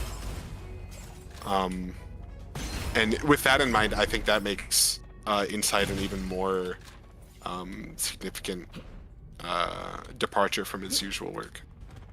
Interesting. Did you want to get water or? Oh, did I? Oh, I thought you said you were gonna. No, I was saying you can if you want to. After this room.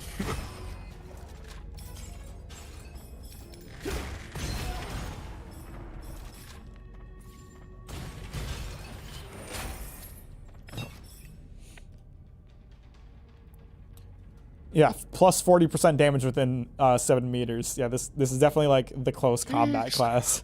All right, I'll be right back.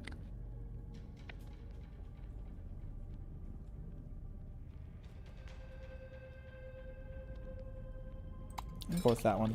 I'm noticing that the bird's armor is different from other characters. It doesn't recover normally. It uses its skills to recover. Where did this game in the Souls tier list? It's better than Dark Souls 2, I'll tell you that much. Did you ever watch Cartoon Network show? Yeah, Cartoon Network was my shit when I was a kid. Cartoon Network and Nickelodeon. All over that shit. Loved Cartoon Network shows.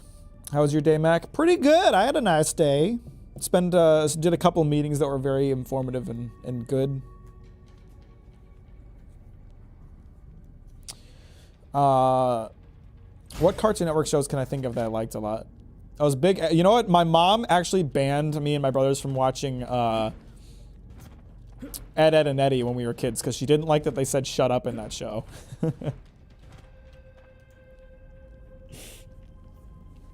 What else was there? What are the other like? I'm blanking honestly. Was Teen Titans Cartoon Network? Teen Titans was Cartoon Network. Teen Titans was lit, and I'm not talking about Teen Titans Go. Teen Titans was fucking lit. Teen Titans was the shit.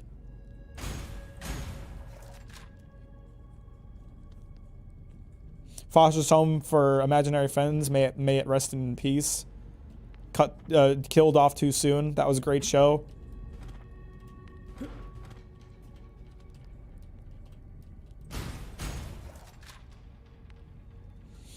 I like to think that our generation being so addicted to goth girls started with Raven in Teen Titans, because all of us had a crush on Raven in Teen Titans when we were kids.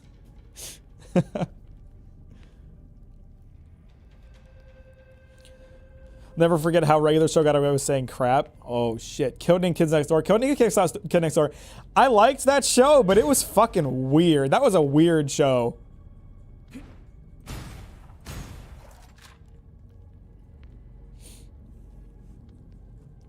About the OG Teen Titans, it absolutely started some things in people. Okay, Mac. No, listen, Ninja. Listen. You can say it's weird because I'm talking about a teenage character, but I was a kid, so it's not weird. An unhealthy amount of goth girls were released that time. Yeah. Megas XLR?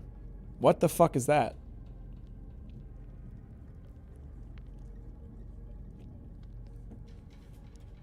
What else was on Cartoon Network? Cartoon Network shows 2000s. Okay, it literally only showed me Ben 10 and Baby Looney Tunes. That's all that came up. That's all they aired on Cartoon Network in the 2000s. Ben 10 was awesome. Can we talk about that? Ben 10 was fucking cool. And then the reboot they did when he was a teenager, it was fucking awesome too. That was great, awesome. That was great too. Can you believe it? This skater just turned pro, and now look where we're at. This is a true Cinderella story. Just a few days ago, they were called up by P-Rod for a special mission in Southern California. I am stuck walking forward. Oh, my controller turned on. Oh. I didn't know this game had controller support. Total Drama Island didn't help with the goth addiction. No, it really didn't. Hot take. I am extremely not into goth girl. See, that's gonna get a no from me. I'm extremely into goth girls. it's just not my appeal. I totally understand why people like it, but I just don't. I really feel like I should, but I don't. Maybe it's just society telling me that I ought to. You know what Ben 10 had? Ben 10 had one of the greatest lines, or one of the greatest jokes in cartoon history, in my opinion. It's that one from the reboot when he's a teenager, and it's when Kevin Levin is dating his cousin Gwen. And what the fuck does he say? He says something like, "Listen, women are like cars." And then Gwen goes, "Go on." And he says something like, "No, I'm going to retract that. I feel like I did something wrong." Yeah. I'm gonna pull that up after this room. It's so fucking funny. Everyone's asking about Samurai Jack. Samurai Jack was on when I was a kid, but I really didn't watch it. Same. Don't ask me why. I don't think I had anything against it. I just don't think it was on much when I was watching. It was like in that weird sort of rerun era where like everyone knew that it was cool because they had grown up with it, but we hadn't grown up with it, so we were just stuck with the reruns and the reputation. Right. And it was hard to like. And it was like a plot-based show, so it was hard to follow. Yeah.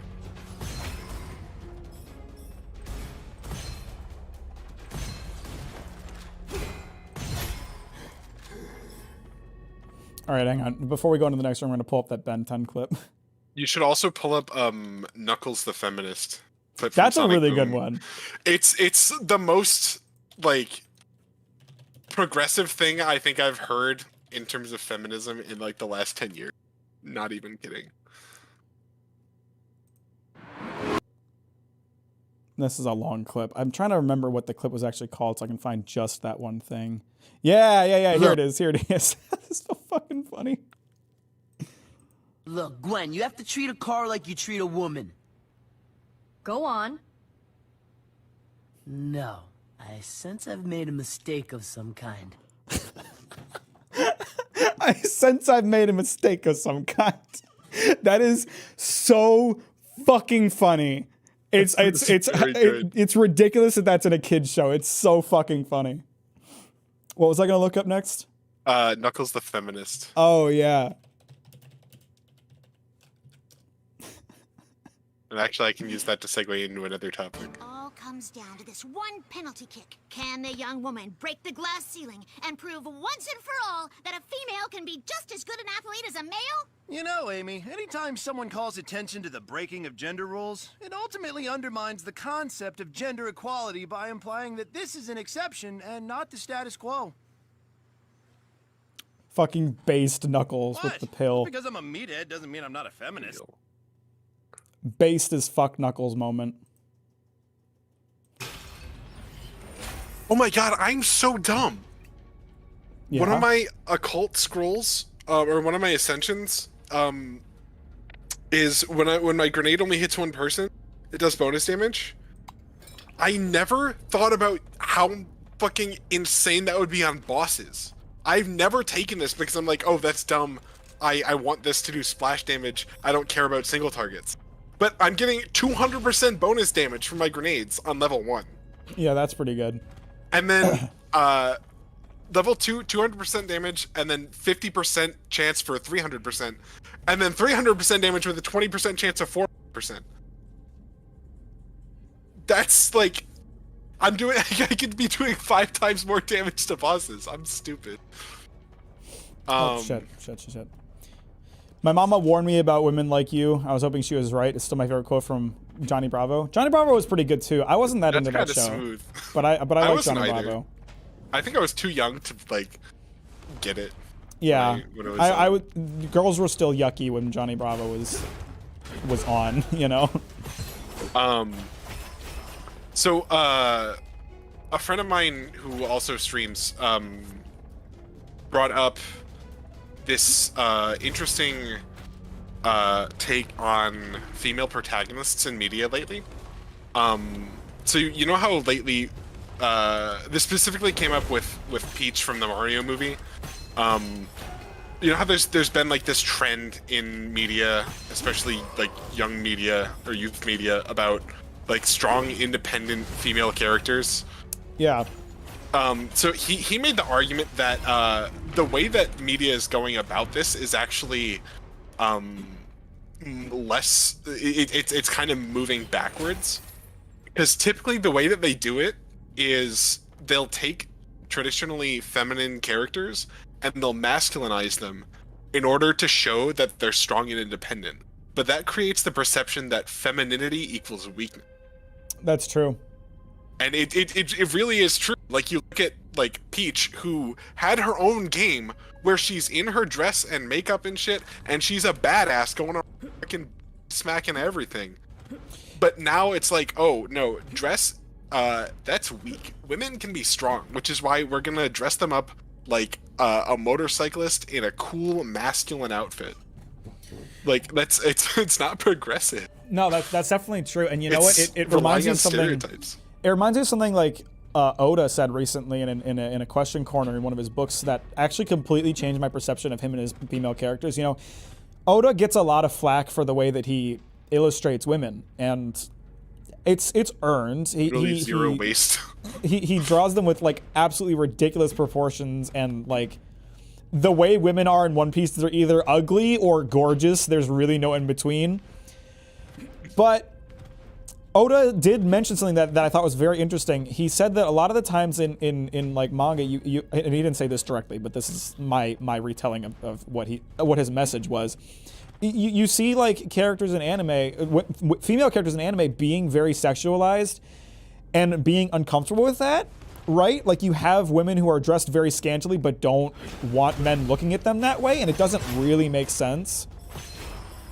So something that Oda does is, like, he draws these women who dress very scantily, but he also allows them to, like, use their sex appeal as a weapon, so to speak. Like, Nami uses her appeal to men as, like, an advantage and manipulates them with it, right? Like, yeah. And I think that's interesting. Like, you can write a woman who, you know, it allows herself to be sexualized and takes advantage of that.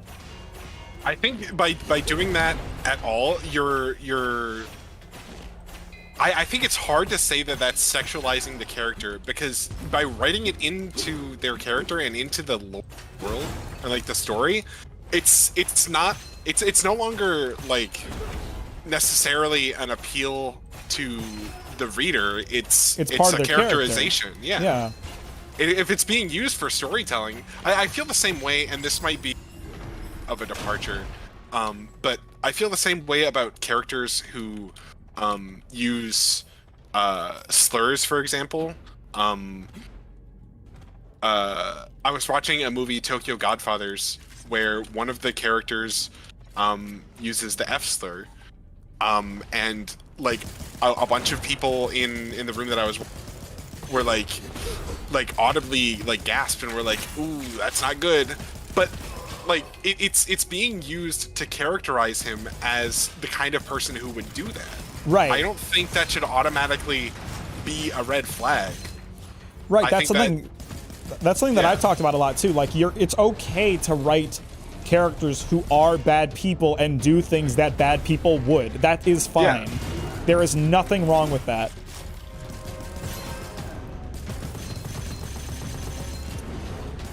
Especially since one of the things, and I'm sorry to interrupt you here.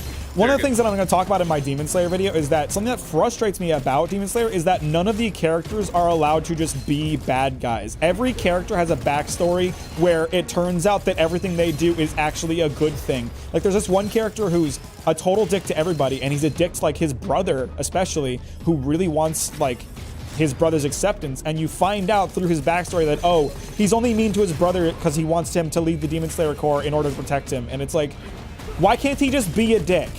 What's wrong with that? Yeah. Why can't he just be a dick and, like, grow or something like that? Why does he have to secretly be a good guy? Every character is like that. There's no character in Demon Slayer that's allowed to just be a bad dude. Even the demons, they all get humanized at the end, and it shows like, oh, they had noble intentions. It's like, they're demons, they're killing people, let them be bad. Especially coming from Berserk, that has to be extremely frustrating. It really, really is. Personally, I like my women with actual waists. I think we all do, but that's a preference thing. Oda likes to draw women that way, and it's fine. Oh, Oda women don't have waists; they have pivot points. They have hinges. And then it comes off like a strong character. She absolutely does, because she's fine with that. And like, it's not just her either. It's like Hancock is a super sexualized character. She takes advantage of that. Her whole power is around making men horny so she can turn them into stone. That's really good. Oh, and I get it, because Boa, like Snake, like Medusa. Exactly. Her family's called the Gorgon sisters. I'm not into women, but I think it's more attractive when a female anime character is also into it and not embarrassed. Like, stop, don't look. I 100% agree. I think that both, and this is nothing to do with progressiveness. This is just horny meter talking. I think that both archetypes have their assets. Assets. Assets.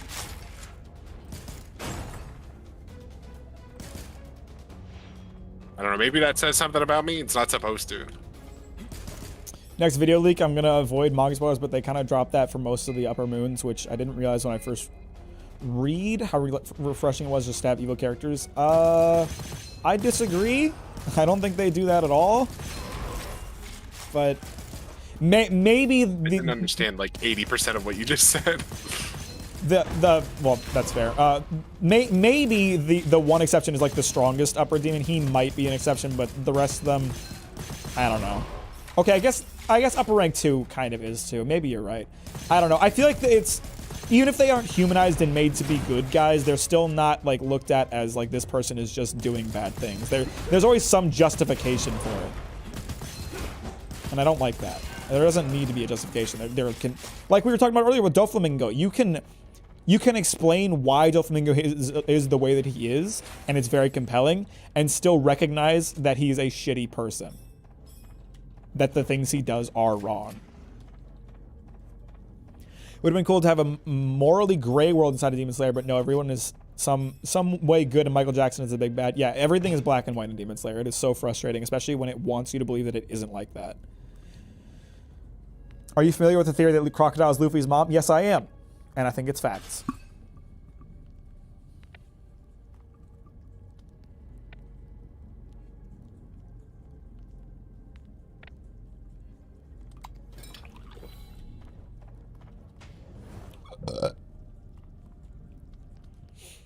I can't wait to show you guys my Demon Slayer video when it eventually comes out. And to be honest, it's not 100% confirmed yet. I'm still working on the script, and if I decide that it's not a good video, I'm gonna, cancel it. But I feel pretty strongly that it's gonna be a good script and a good video.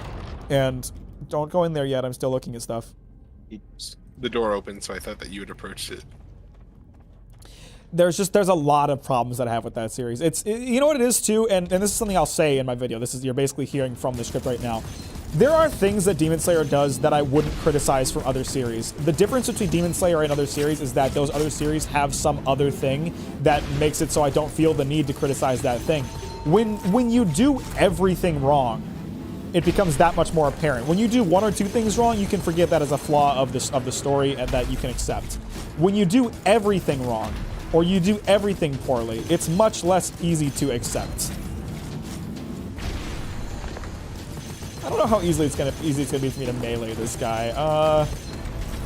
Because I need to melee. Get pretty close to him. I need to melee in order to get my shields back. Ow. Oh really? Is that an ascension that you picked up? No, it's just part of the character. My shields don't come back without me doing my skills. Let's see. I got revive speed. I think I have the max revive speed now, so. What? What did I get killed by? Falling. Oh. Oh, oops. shit. Well. Here, do you want to revive me? I'll try. So that we don't have to spend all of our... That was really stupid of me. I just was like, oh, nope, I've got someone to revive. I don't need to worry about the laser. I thought I could. A really bad boss for me. Yeah. He's not one you want to get close to, but I kind of have to if I want shields. I guess I could just not let my shields get broken. I'm fucked. I'm so fucked. I am so fucked. I think that's kind of your only strategy, because even if you do get close, then you don't have cover for laser. I'm starting to miss the old boss. Yeah, I wish it would like sometimes be one and sometimes the other. So far, it's been this guy ever since it became him. I've been waiting for it to either go back to the older one or be another new boss. What the fuck? Okay, the pillars exploding does damage. I did not know that. Oh, yeah. So you need to use them for protection, but you can't be too close to them or else you'll die. That's great. The animation on that really isn't very clear. It kind of just looks like they're breaking, not like they're exploding. Yeah. And holy shit, we're doing 0 damage. Well, I can't use my skills, which hurts. Or my grenade, Yeah. quote unquote. I'm not benefiting from like any of my ascensions because I'm not doing any fire damage. Fucking... Please help me. Please help me, sir. Don't get killed immediately. AIDS interrupted. I'm gonna die immediately, fuck! Oh right, because you don't have any shields still, huh? Nope, no shields. No shields for this boy. I'm so glad he is not aiming at me with that attack. What the fuck? That was behind me! I don't think that he's aimed at you with the gauntlet attack a single time. I think he is always aimed at me. Please help me, please help me, please help me! Woo! Oh fuck. Just help me. That was like so clutch. Because there were boulders in the air and he had lasers Come on, coming. you big fuck, you're almost dead. Got him, fuck. Man. That is a rough boss for a melee primary class. That's kind of poorly thought out. That was really tough. I'd love to play this game with a full party. I remember the portion of the video where you talked about how you taught the Boy Scouts and how the helicopter parents were an absolute pain in your ass. I relate because I was in the Boy Scouts I know exactly myself. what parent you're talking about. Well, not a specific parent, parents in general, but yes. I think you still know the one I was. Oh yeah, I thought you I were talking do. about. I didn't even meet him. You could try mailing the falling rocks, but that's also risky. Yeah, I don't That's fucking know about that. extremely risky. Are you going to explain your thoughts on the character designs, Demon Slayer? Yes, I will. I think Mack didn't like them. The character designs? Yes, I hate them. I think the Naruto series should have been more morally gray. I would agree, but I don't think it was as much of an issue as it is with Demon Slayer.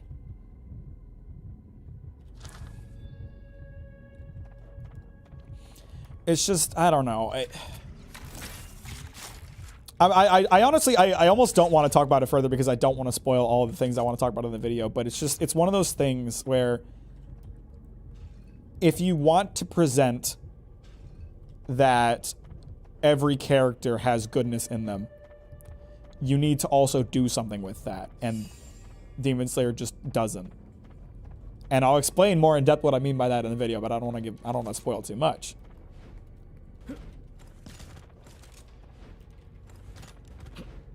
I know the pillars are exploding, causing damage. I know that. Doesn't help me much when I can't see them because they're behind me. Hi Jenkins, how you doing? Welcome back to the stream. Thanks for liking it on your way in. It was a full party. Huh? We should definitely play this during 24 live stream, especially since I know Morgan already has. I think so too. I think we have some good options for newer games in the next 24-hour stream, as well as revisiting ones we haven't done in a bit. Yeah, it'll be a fun. It'll be a fun one. Oh shit! What the hell's going on? Oh, there's a vault back there. Vault Hunter.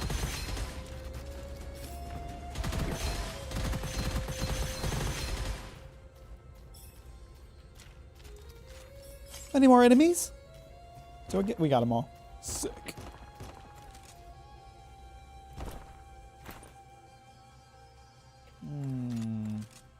I don't want the lightning gauntlet.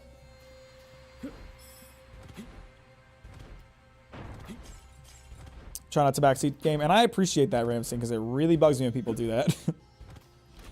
Any examples of annoying helicopter parents? My favorite thing about like Boy Scout type helicopter parent is how if they happen to be like Scoutmasters, they become the Scoutmaster parent who makes it their personality that they're, teaching these boys to be men, but also they coddle the shit out of their kids. Yeah. Time. The irony is so funny, but so painful when you have to put up with it. No wonder they're going out of business, or no wonder they went bankrupt. They went bankrupt because of a lack of ability to return to cater to the modern age, if anything. True. Yeah. But there's a lot of reasons they could have gone bankrupt, honestly. It's kind of. I'm gonna say it. I don't think it's a bad thing. I don't think so either. I was in the Scouts for a long time. I learned a lot about foreign Scouts too. The Scouts in other countries are not the Boy Scouts. There have been mixed gender scouting in many countries for a long time. It is a proven thing that it can work and be fine. But the Boy Scouts of America is just a bunch of sexists that want to refuse that it won't. Want to refuse to believe that it can work. Yeah, sexist and transphobes. Sorry, Mac, if I ever backseat for something like akin to a helicopter parent. It's fine if you backseat as long as when I make it clear that it's not okay, you stop. That's all that matters to me, is that there's an understanding that I don't want that to happen, and then people stop doing it. What the fuck just happened to my health? I hate these elite bandits can be really hard sometimes, and I don't feel like I have a good kit for fighting these things right now. Yeah, me neither. My kit's kind of trashy right now. This guy's insanely tough. Yeah, I can't get through his fucking armor. I know he has like pretty shit health once you get through the armor, but Jesus, getting there. Most enemies in the game do, which I think is kind of funny.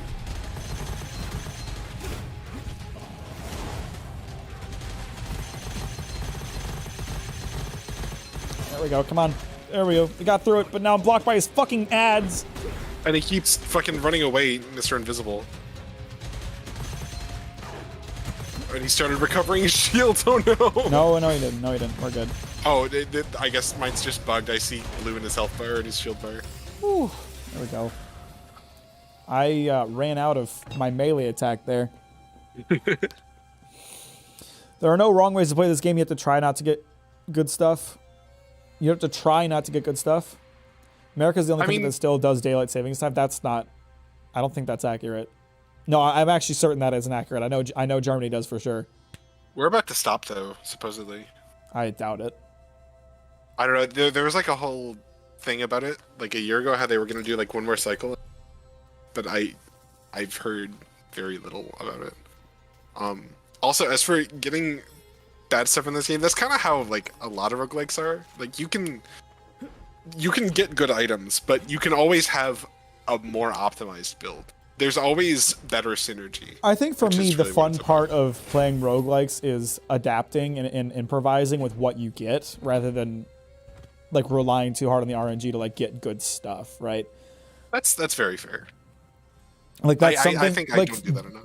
That's one of the things that I enjoy a lot about Dead Cells. Like there are definitely weapons that I prefer in Dead Cells, but I have to be good at all of them because there's so many weapons in Dead Cells that I can't know which one I'm gonna get. There's no way to control that. I don't commit enough to roguelikes, and frankly I don't have enough committing to roguelikes to necessarily do that. But I think that's fine because that's just how I want to play the game. I find a build that I like, and I'm fine with sticking with it. I love that kind of thing. I like games that force you to kind of do things on the fly. That's why I enjoy roguelikes so much, because a lot of it is, rather than using the same weapon for 40 hours of the game, you're forced to switch between. I think the only reason I don't enjoy that as much as you do is I don't to study and learn a whole game and memorize items and effects. You've played how many hours of Final Fantasy XIV? As only healers. All of the healers. All there's only 4 of them. Only 4. and one of them is the same as another for half of its leveling. But I'm not good at like memorizing systems like this, like full libraries of items and abilities, and I always end up having to slow down to read them anyway, which just makes the game less enjoyable for me long term. No wrong ways of playing a game. Tell that to all the people who get mad at my Red Dead Redemption 2 shorts clips. People get so mad because I play Red Dead wrong, and my response to that is, if I'm playing Red Dead wrong, then maybe they should have spent less time on horse testicles and more time on making multiple ways to play the game.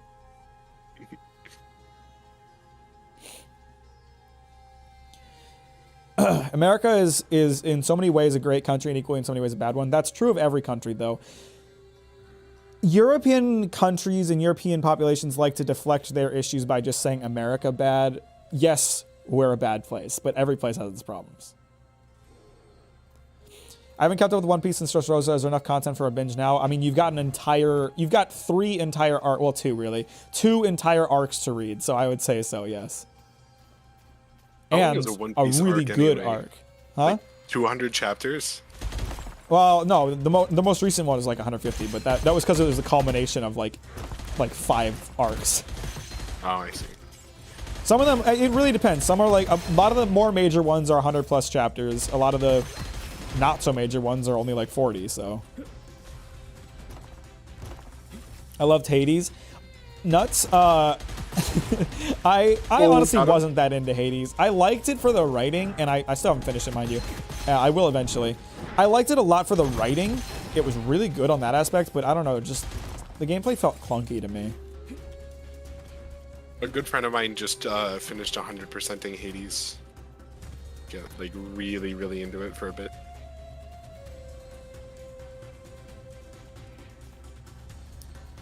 Handicapping yourself in Red Dead is fun, but so punishing. Like, I'm not using guns, it's fun, but you're also going to be Swiss cheese. You didn't pung the server? I don't know what that means, Scorpion. Oh, didn't do it like an at everyone that you started streaming. Oops, I didn't. You're right. We got a pretty good turnout despite that. I didn't even know that was a thing you... Oh, wait, no, that is... You do have a channel for that. I do. Never look at it. Which is why I almost have 150 notifications on your server. Why don't I mute it? None yet. Funny. Yeah, funny. The number go up, that's why.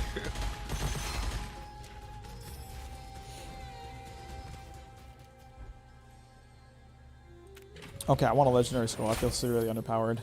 Riches privileges. Every time you use skill deals damage, it will inflict additional skill damage based on how much copper you currently own. Well, I guess I shouldn't spend much more money. There's that one can synergize pretty well with another one. There's another one that's like something scales with how much copper you have, but it caps at like 300 copper. I know that one. It's just weapon damage. Yeah. I've talked about this before, Scorpion. I'm gonna bring it up again. YouTube really needs to have a better system for like tailoring notifications. I think there should be the option to set it up so you get notified about videos but not live streams but not videos, none or all. Right now your only option is none or all. They need to get rid of the bell system and just make a fucking table, like a list of checkboxes for types of content that you want to be notified about. Yeah. Like, uploads, sure. New shorts, sure. Community posts. Live streams. That you should just have an option to be notified for what you... Also, technically, it's not none or all. It's, none, all, or personalized. Which, what the fuck does that mean? What the fuck does that mean? My experience with personalized has been none. My experience with personalized is if you're watching them a lot already, so the algorithm would already suggest, then it'll suggest it to you. Otherwise, none. I feel bad because like I upload so infrequently that I know a lot of people must have the bell turned on for me so they can get notified about my infrequent videos, but I don't want them to get notified about live streams if they are not into that kind of thing, or if they just don't want, 2 to 3 notifications a week. Yeah, at that point you just kind of have to rely on the algorithm and hope that it's pushing your content into their feed when it does come out. Like somehow, no matter how frequently or infrequently I'm watching, there's a new Gooden and or Danny Gonzalez upload. I lump them together because they usually like the same day every month. It's always in my feed, and then I will not watch them for another month, and then their next video will come out, and it'll be right in my feed. So hopefully that's happening to your content too. I honestly don't know. What I do know, or at least what I do think, is that my content doesn't really get recommended next to my own content much, which is kind of frustrating. To be fair, I get your vids recommended a lot, so I see them even if I don't get notified. Well, okay, maybe it's just me. My experience with like, and obviously it makes sense that my own channel doesn't get recommended my own channel, but my auxiliary channels, my secondary channels, I feel like I'll like click on one of my own videos for some random thing I needed to look at, and then I won't see one of my own videos for a while. I don't know. It is like kind of let me know, guys. Like, do you get my videos recommended a lot after watching one of them? I'm curious because I don't know. I'd like it if like my content gets recommended a lot after you watch one of my videos, because that's where you want to be. But in my experience, it's really weird. YouTube will just kind of decide this channel. You watch one of their videos, they're going to be in your feed for a month. This channel, you have to watch 10 of their videos back to back to back to back to back 3 times before they show up in your feed again once. Yeah, I have definitely noticed that. I find it very frustrating that like some channels. It's really frustrating because it like de-incentivizes me watching new channels, because like I'm always like, if I watch this video from this guy I never heard of, am I gonna see his videos for the next 3 months? Yeah. And it's like, I guess the only upside to that is once you do get recommended them again, like, oh, now I've got a big backlog, I guess. I just realized I forgot to take my lunch leftovers out of my car. Oops. Now my car, it's one dragon. of the, my car's gonna smell like curry, and I probably can't eat that again or anymore. Oopsie. Yeah, that was really good too.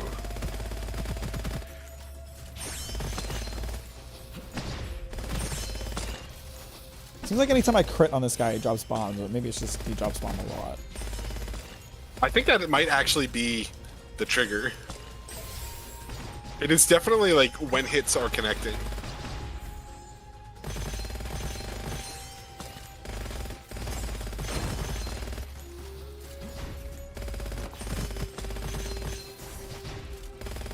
Okay, we gotta pay attention for what the real one is. This one.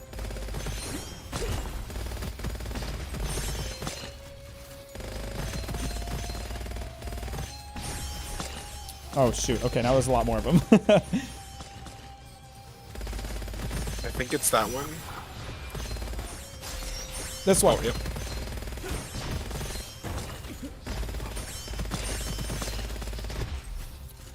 I lost sight of him.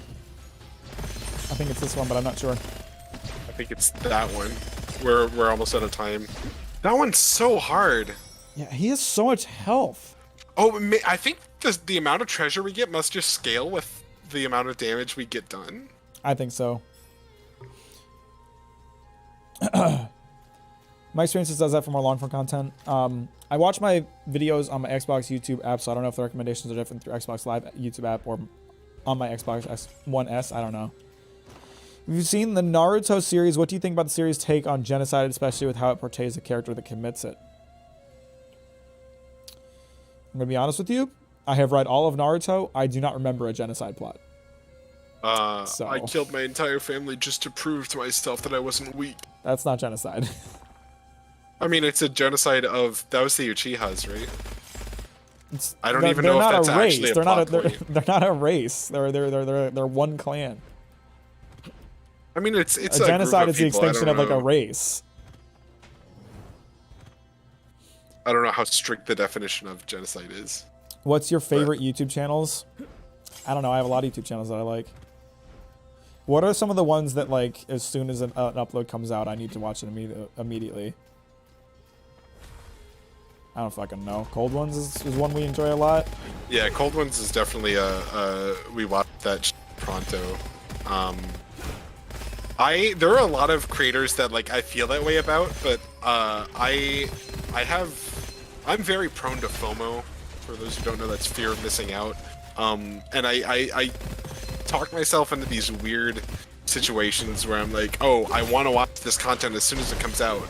Oh, but I don't want to watch it when I'm like not ready to consume it, you know? Like I gotta be not doing anything else. And then I just put it off, and then I kind of do that too. I bind myself down with this fucking guilt that doesn't make any sense, and just don't watch any of the content. I'd have to look through my like YouTube subscriptions to tell you some more, because I every time people ask me that question, it's like I should have an answer for this, because I watch YouTube a ton, but it always just, my mind draws a fucking blank on what the fuck I watch.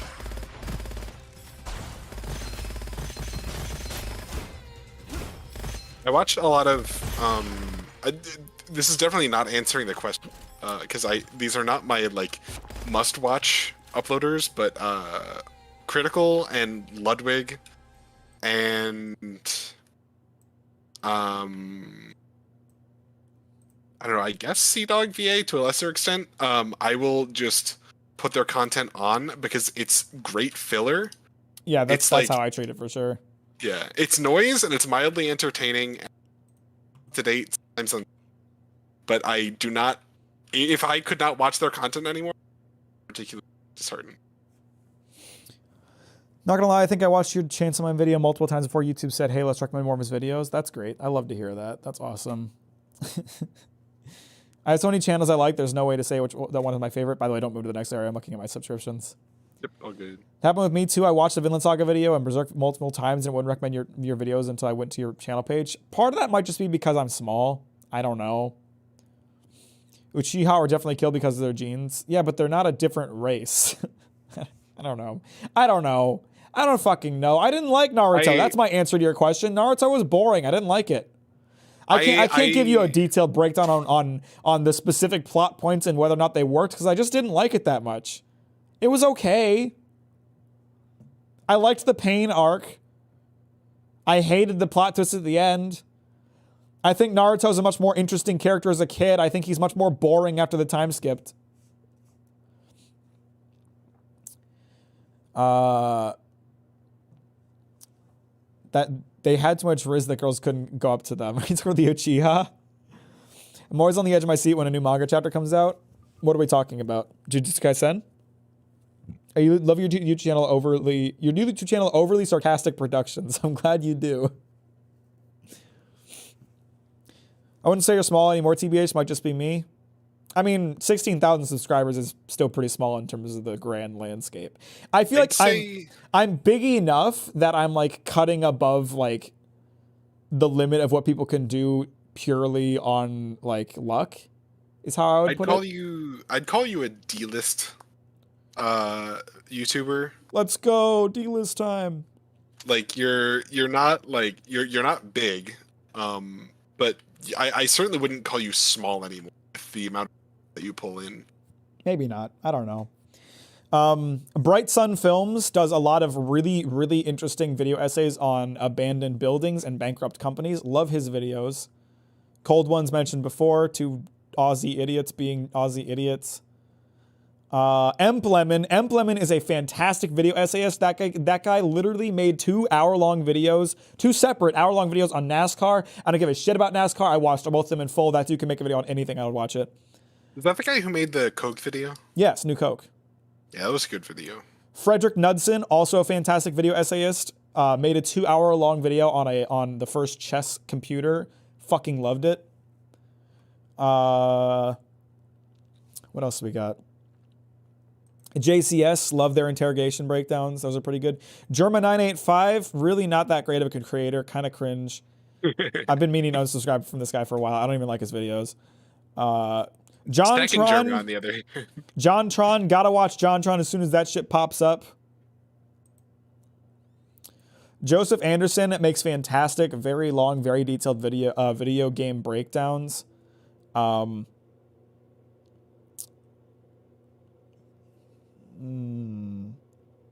else we got? Maki-chan. This guy makes pretty good videos. He's kind of unknown. Bit of a D-list YouTuber. Matt Orchard, Crime and Society. Matt Orchard makes some of the best true crime content on YouTube because it's more than just like an interrogation breakdown or a recounting of events. It is like a very detailed breakdown of like what happened, the events that led up to it, as well as like a breakdown of like the thoughts behind them and things. He makes fantastic true crime content if you're in that kind of thing. Nakey Jakey, funny guy, needs to upload more often. Nexpo, he makes really good video essays on kind of creepy shit, like his stuff a lot. I'm noticing now that most of my favorite YouTubers are video essayists. There's no coincidence there. Noodle, funny video essay man. Sometimes just funny video man, not always video essay.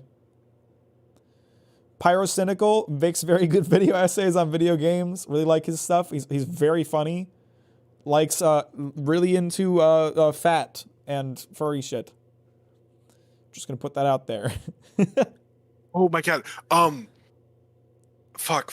I hope I still have these tweets open. Oh yes, I do. Opera GX did a tweet where they're like, post your favorite game, we'll roast it. Pyro yeah, responded to that. Okay, you did. Okay, I don't have to go find it. So I have like 50 of their replies open in my browser because they're so fucking fun. Yeah, so for anyone who doesn't know, Pyro posted a response to that tweet saying TF2, and their roast was just posting a screenshot of a clip of his where he opened TF2 and accidentally had a fat Pyro mod installed and didn't realize it. I keep my commentary content varied. I follow Vaush, Critical, Internet Today, some ordinary VMers, Ecofish, Hassan. I usually determine my own opinion on things and check to see which one feels the same. I like hearing their commentary on stuff, but I mostly use them to keep up with internet drama that I wouldn't normally be a part of. Still waiting till it breaks the Berserk video? What are we talking about? Your new video about to break the Chainsaw Man video, view-wise, I'm not surprised at all. I'm honestly sad that my Chainsaw Man video isn't getting more views because it's age-restricted and YouTube is not pushing it. But, yeah, the Vinland Saga video, it hit 100,000 views in 2 weeks. I've never had a video do it that fast. It's insane, and I'm super happy about it. Internet Historian makes fantastic videos. Actually, I just realized I'm not subscribed to him, and I don't know why, but I love Internet Historian's videos.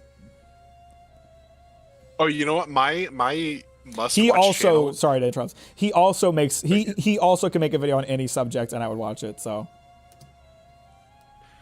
my #1 must-watch channel has to be Judge Jack's film.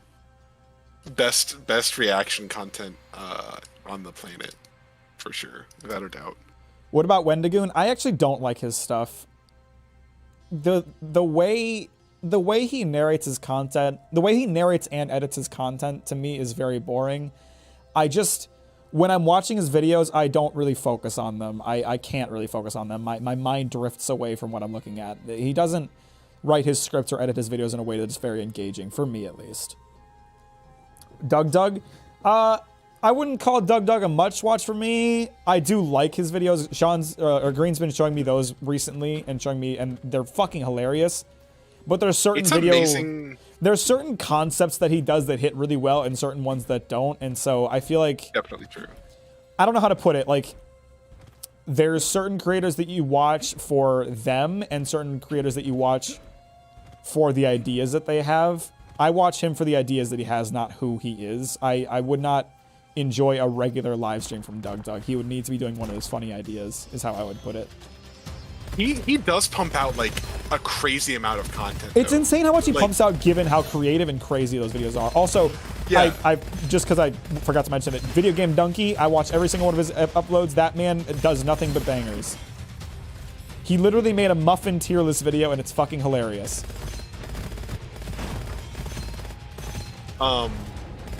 There was one week in particular where Doug put out like 2 videos within the span of like 4 days, both of which I wanted to like put in our queue Sundays because they were like both like solid bangers, and I'm just like, I don't want to make Mack watch that much Doug. I'm just gonna put one in there and watch the other one on my own. It's kind of crazy, like, and like he's got 3 channels. He's got Doug, and then he has Doug, and then he has Doug. Each one is just like slightly lower effort content as you go down. But some of his like Doug videos are like, I don't know why they're on the Doug channel because they're really fucking good. Gotcha. This wasn't like necessarily one of them, but one of his Doug videos was I don't think I watched this one with you. Me versus Skyrim cheese edition. No, I don't think I saw that one. He ate a quarter cup of cheese every 2 minutes, and also summoned 200 wheels of cheese in Skyrim to see if he would throw up or the game would crash first. Jesus. And he had like a giant wheel. It's it's such a confusing yet oddly compelling video. You put in so much effort and you get sad, and I get sad for you when it doesn't succeed as much as you wanted it, man. I mean, honestly, like, I can't complain. You guys, a lot of you guys don't know the history of my channel. Like, I've been making videos since 2017, and for those first 4 years of my channel's existence, I got less than 200 subscribers. Can you even process that? 4 years of like constant effort on my videos, I didn't even get 200 subscribers. So for me to get 100,000 views in 2 weeks and be at 16,000 subscribers, I'm elated by it. Do I want more success? Yes. Can I be that upset when my videos don't do as well as I want? Not really, because I'm still happy with where I'm at. I think that's something that a lot of people don't really understand. That's like an in the You got cut off by Discord. Oh, sorry. I think people who don't create content themselves or aren't like close with a content creator, that's an extremely common experience. Yeah. Like being that small for that long, despite great effort. There's just so many channels and so many people. There's so many channels, so many ideas, and you have to learn how to work with YouTube systems. We can just do the vault now, just for long. And you have to get lucky. Like there is a little bit of luck to it. True. I prefer to believe that it's more skill than it is luck, because knowing how YouTube works is a part of it. But, and like a part of it too is like you need that. You need to like find the content you really want to make. You know, when I was not succeeding, it was when I was doing stream highlights and let's play videos and content that I honestly just wasn't that great at making. Yes, I had some videos that I still look at and say, this is fucking hilarious. Shout out Resident Evil 5 co-op with Sean. What businessman with standards? What businessman with standards? But my content didn't really blow up until I started doing video essays, because when I started doing video essays, I finally started offering people something they weren't getting somewhere else. My content was unique in its own way, in ways that my other forms of content just weren't. So I'm glad that it took me a while to figure out how to do it and what I really wanted to do. I think that's also one of the most important things in like avoiding creator burnout, is creating content for yourself, not creating content for your fans. Right. Because everything has an audience. It's just a matter of waiting for them to find it, right? Right. So like, if you're creating content for people that isn't content you want to be making, you're just making it for the wrong audience. right, and even like with my video essays content, like my first video essay on Death Stranding, let's see, how many did I do? I did Death Stranding, then Godzilla, then Video Game Mastery, then Video Game Music, and finally Berserk. None of those videos did particularly well when they came out. The Godzilla video randomly blew up like 6 months after the fact, and that was what got kind of jump-started my channel, right? That was because the Godzilla movie was coming out, right? I think so, yeah. I remember that was what you told Gain me immunity at the to time, all cursed scrolls? What the fuck? Wait, what the fuck? That's awesome. Oh, hey, I found an emote wheel. So, like, when I was making my other video essays, it's not like I knew that they were going to blow up. I just kept making them because I liked doing it. How is that a normal scroll? Yeah, no fucking clue. That's overpowered. I'm just going to use every chest that says I'm going to get a cursed scroll from now on. Wait, I wonder if all current also means... cursed scrolls. But that means, like, if you have it. Like, wait, does that mean it won't work when I get new ones? I'm confused. no, I think it will. But I think the trade-off is cursed scrolls usually have a plus and a minus to them, but you're not going to get the plus either. That's the only way that item can exist, right? I honestly don't know. Holy fuck! Why is everybody around this corner? I need a rev. Got you. Do you? All right, maybe it wasn't the best time. Fuck. Oh wait, shit! Did you? Yeah, Oh, I'm I didn't. down. Did we ever Okay, figure out let me go through chat real quick. Wendigoon is definitely a background listen, and Doug live streams are either boring coding or the most nonsense content you've ever seen. boring coding? I get exactly what you're saying. There are some shooting. videos I can't stop laughing at, and others it's just like, man, that's how I feel like he has to have a good idea to sell me. There are creators like Germa, who I was joking about, who I was being sarcastic about earlier. There are people like Germa who can make basically any kind of content interesting, in my opinion. And then there's people like Doug who need to have a good idea. And that's, you know, there's that difference. And I'm not saying Doug is a bad creator. I love a lot of his videos, but he's just not one of those guys that I feel the need to watch every upload. Sometimes I'll see an idea and I'll be like, that doesn't sound very funny, and I won't watch it, you know? And I watch a lot more Doug than you, but I definitely feel the same way. I'm glad to be a part of the Mack crew now, but I'll step by step I'll be here to see your channel grow. It'll be awesome. Chris the boulder punching so asshole. Awesome. It's finding your niche and sort of just luck that the right people will find it. It's Miura dying did a lot for my channel. You know, like, honestly, like, it's horrible, and I would easily, like, give up the success I've found for Kentaro Miura not dying. But I was working on a Berserk video when he died, and me getting my video out right after that, like, there was a lot of traffic surrounding Berserk at the time. I kind of rode that wave. And maybe I would have found success without that happening. I probably would have. But we can't pretend that my channel didn't benefit from Miura dying. So, you know, there is a little bit of luck. There is. But there is also a little bit of skill. Like I talked about before, like I timed my Chainsaw Man video. Well, I didn't really. But my Chainsaw Man video came out when people were talking about Chainsaw Man. I timed my Vinland Saga video for when people would be talking about Vinland Saga. I'm making a Demon Slayer video when a Demon Slayer season is coming out. That's not luck. That's me playing to what's going to be talked about at the time.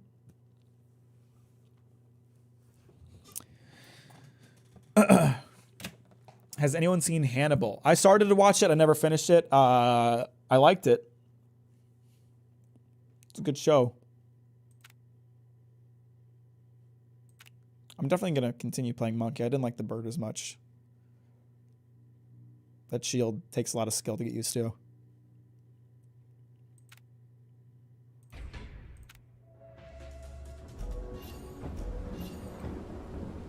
So, anyway.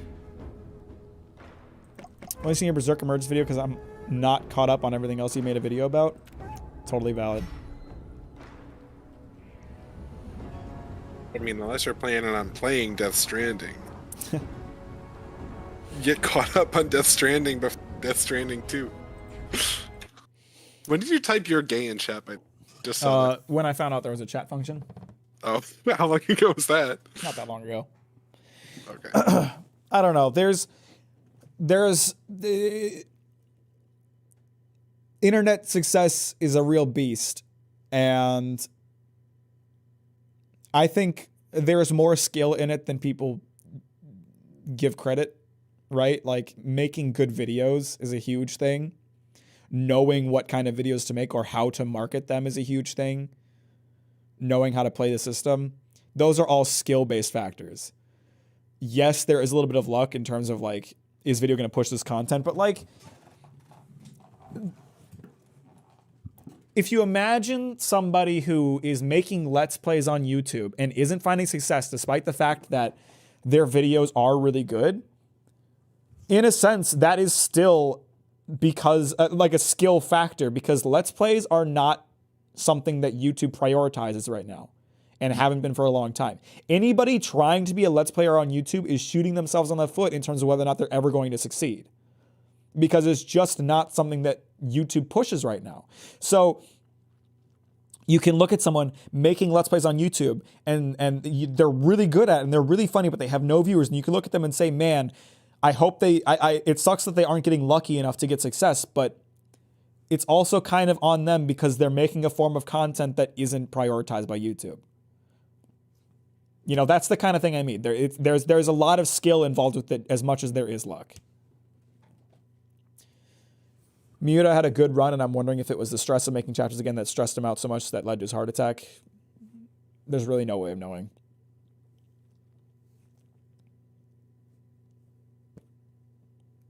Back in 2011 was the time, had to gotten into it. And like, it doesn't really work today for the people who got famous doing it. Like, Game Grumps is still a channel. Game Grumps still uploads. Game Grumps still gets a bunch of views. The real reason JonTron left Game Grumps. But Game Grumps is nowhere near the levels of success that they once were because they haven't adapted.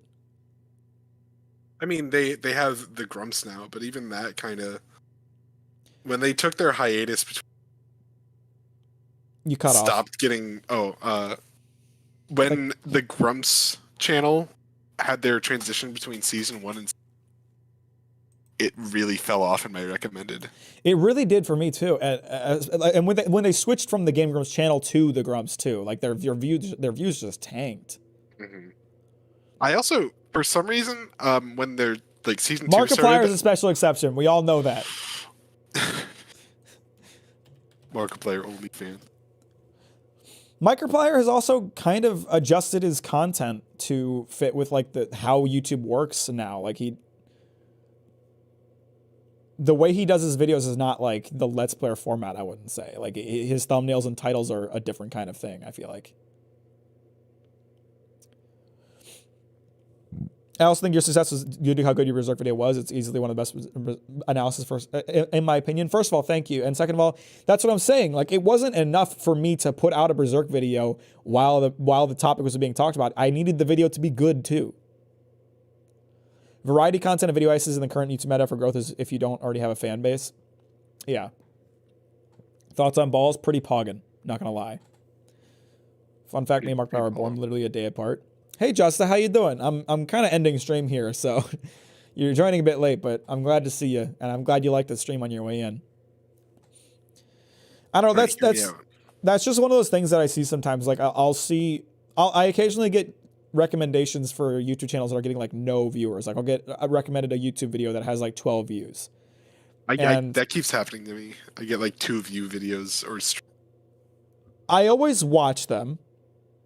Because I don't want to be the guy ignoring smaller creators, right? Like, as someone who was a smaller creator for a long time, if I see someone who is making an effort, I want to see that and I want to acknowledge it. So I'll watch these videos that have like no views, and like 9 times out of 10, it's someone trying to be a Let's Player using an old format. Their thumbnails are like an older format, their titles are an older format, and their content is an older format. And it's like, of course this isn't going to work. This isn't what works anymore. As much as you might want it to be, it just kind of doesn't. I try to be fair and like give them a safe chance, but like I can usually tell based on thumbnail alone that like you're exactly right. It's just extremely dated. Yeah, it's content. It's people who watched Game Grumps or watched Markiplier and Jacksepticeye back in the day, and they want to do that. But trying to be a new creator in that space is fucking impossible. It really is. It's the people who were on Kickstarter 10 years ago trying to get $1,000 to install OBS for free on a better gaming laptop that finally have that gaming laptop content 10 years. How you doing? I'm great, Justa. How are you? Just woke up, can't do much about that. Why are you gay? Because it's funny. Nice Christmas lights. They're not Christmas lights. They're normal everyday lights that I keep up all the time. Will you ever do a JoJo breakdown? I have no such plans to do with such content right now. I'm not saying it's impossible, but right now I don't. If it's the amount of videos, you can only be recommended to find amount of videos over however long a period. I don't know. You need to be aware of what works on YouTube. You can't keep doing things that aren't going to, if you really want to like succeed, that is. If you're just doing it for fun, if you're just doing it for a hobby and you don't care about the success, do whatever you want. But you need to be aware that certain things just don't work. And for me, when it comes to me making content, like I said, I made videos for 4 years and got 200 subscribers, less than 200 subscribers. You know, I had accepted a long time ago, like this is the mindset that I think you need to have when you go into YouTube. You need to look at your channel. You need to say, I will never succeed. I will never find whatever success I want. And if you're okay with making videos regardless of that, because it's something you enjoy doing, you can keep doing it. That's how I viewed it. I was okay with never succeeding, so I kept doing it. I have found some measure of success now, and that's fantastic. But I approached it with the mindset of I'm just going to do what I want because I don't care about the success aspect.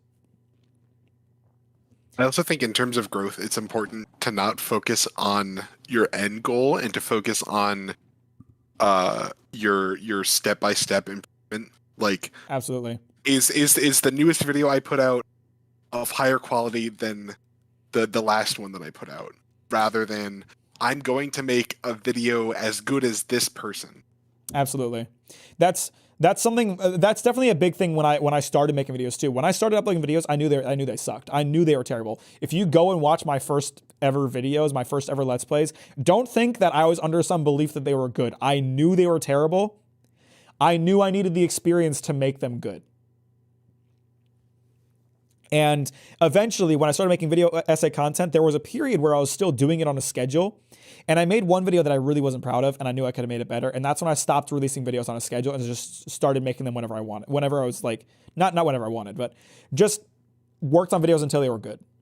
Because I knew I could make, like, I had gained the skill to make videos that were just good.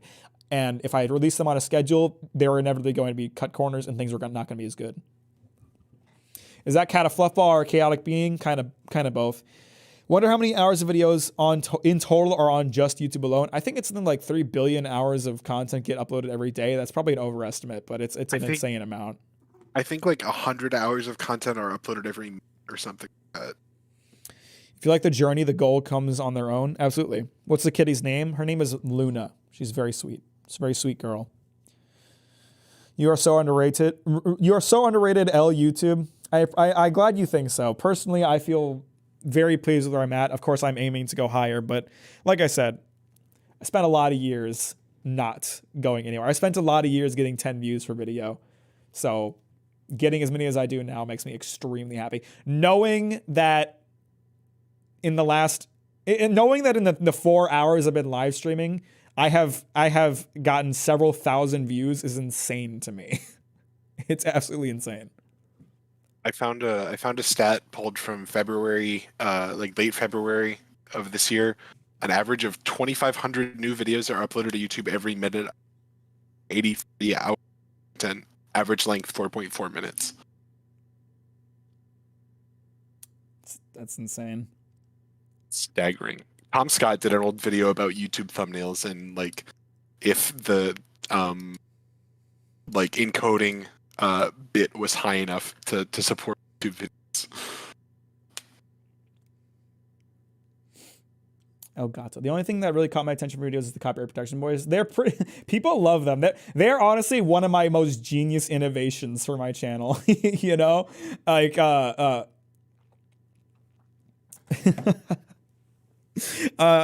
it was such a smart way to solve a practical problem that was also hilarious. And it's also one of my prouder achievements as a creator because it didn't come from anyone else. It was 100% my idea, and I really am proud of that. That was from your music one? Yeah. What's the plan when you catch up to PewDiePie? I doubt I ever will. What are your thoughts on Redo of Healer? Haven't watched it. Keep trying to get my sister to watch your videos. And the one thing I've been trying to sell her is the copyright protection boys. I appreciate that. So let me give you guys some statistics here. So in the first 34 hours and in the first 34 days and 11 hours, my Vinland Saga video has gotten 155.6 thousand views. First 35 days, 155,000 views. In the first 35 days of my Godzilla video, it got 27 views.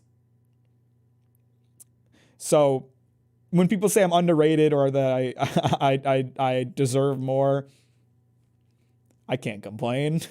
It's better than getting 27 views in a month and some change.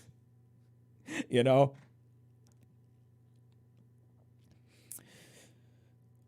That is insane to me, and I'm extremely happy. Have you thought about making new dances with them? I have, actually. I have thought about that. I want to get some more variety with them. So the copyright protection boys is such a unique thing that it kept me watching when I first found your channel. I'm glad. All right, my voice is kind of sore because we've been talking a lot this stream. This has been a good live stream. We got into some great subjects, and I appreciate you guys joining in for the ride. I had a fun time. I appreciate you guys, and I hope you have a good night. I'm going to go eat some food, masturbate, and sleep. It's going to be great. Have fun. Appreciate you, boys. Bye-bye.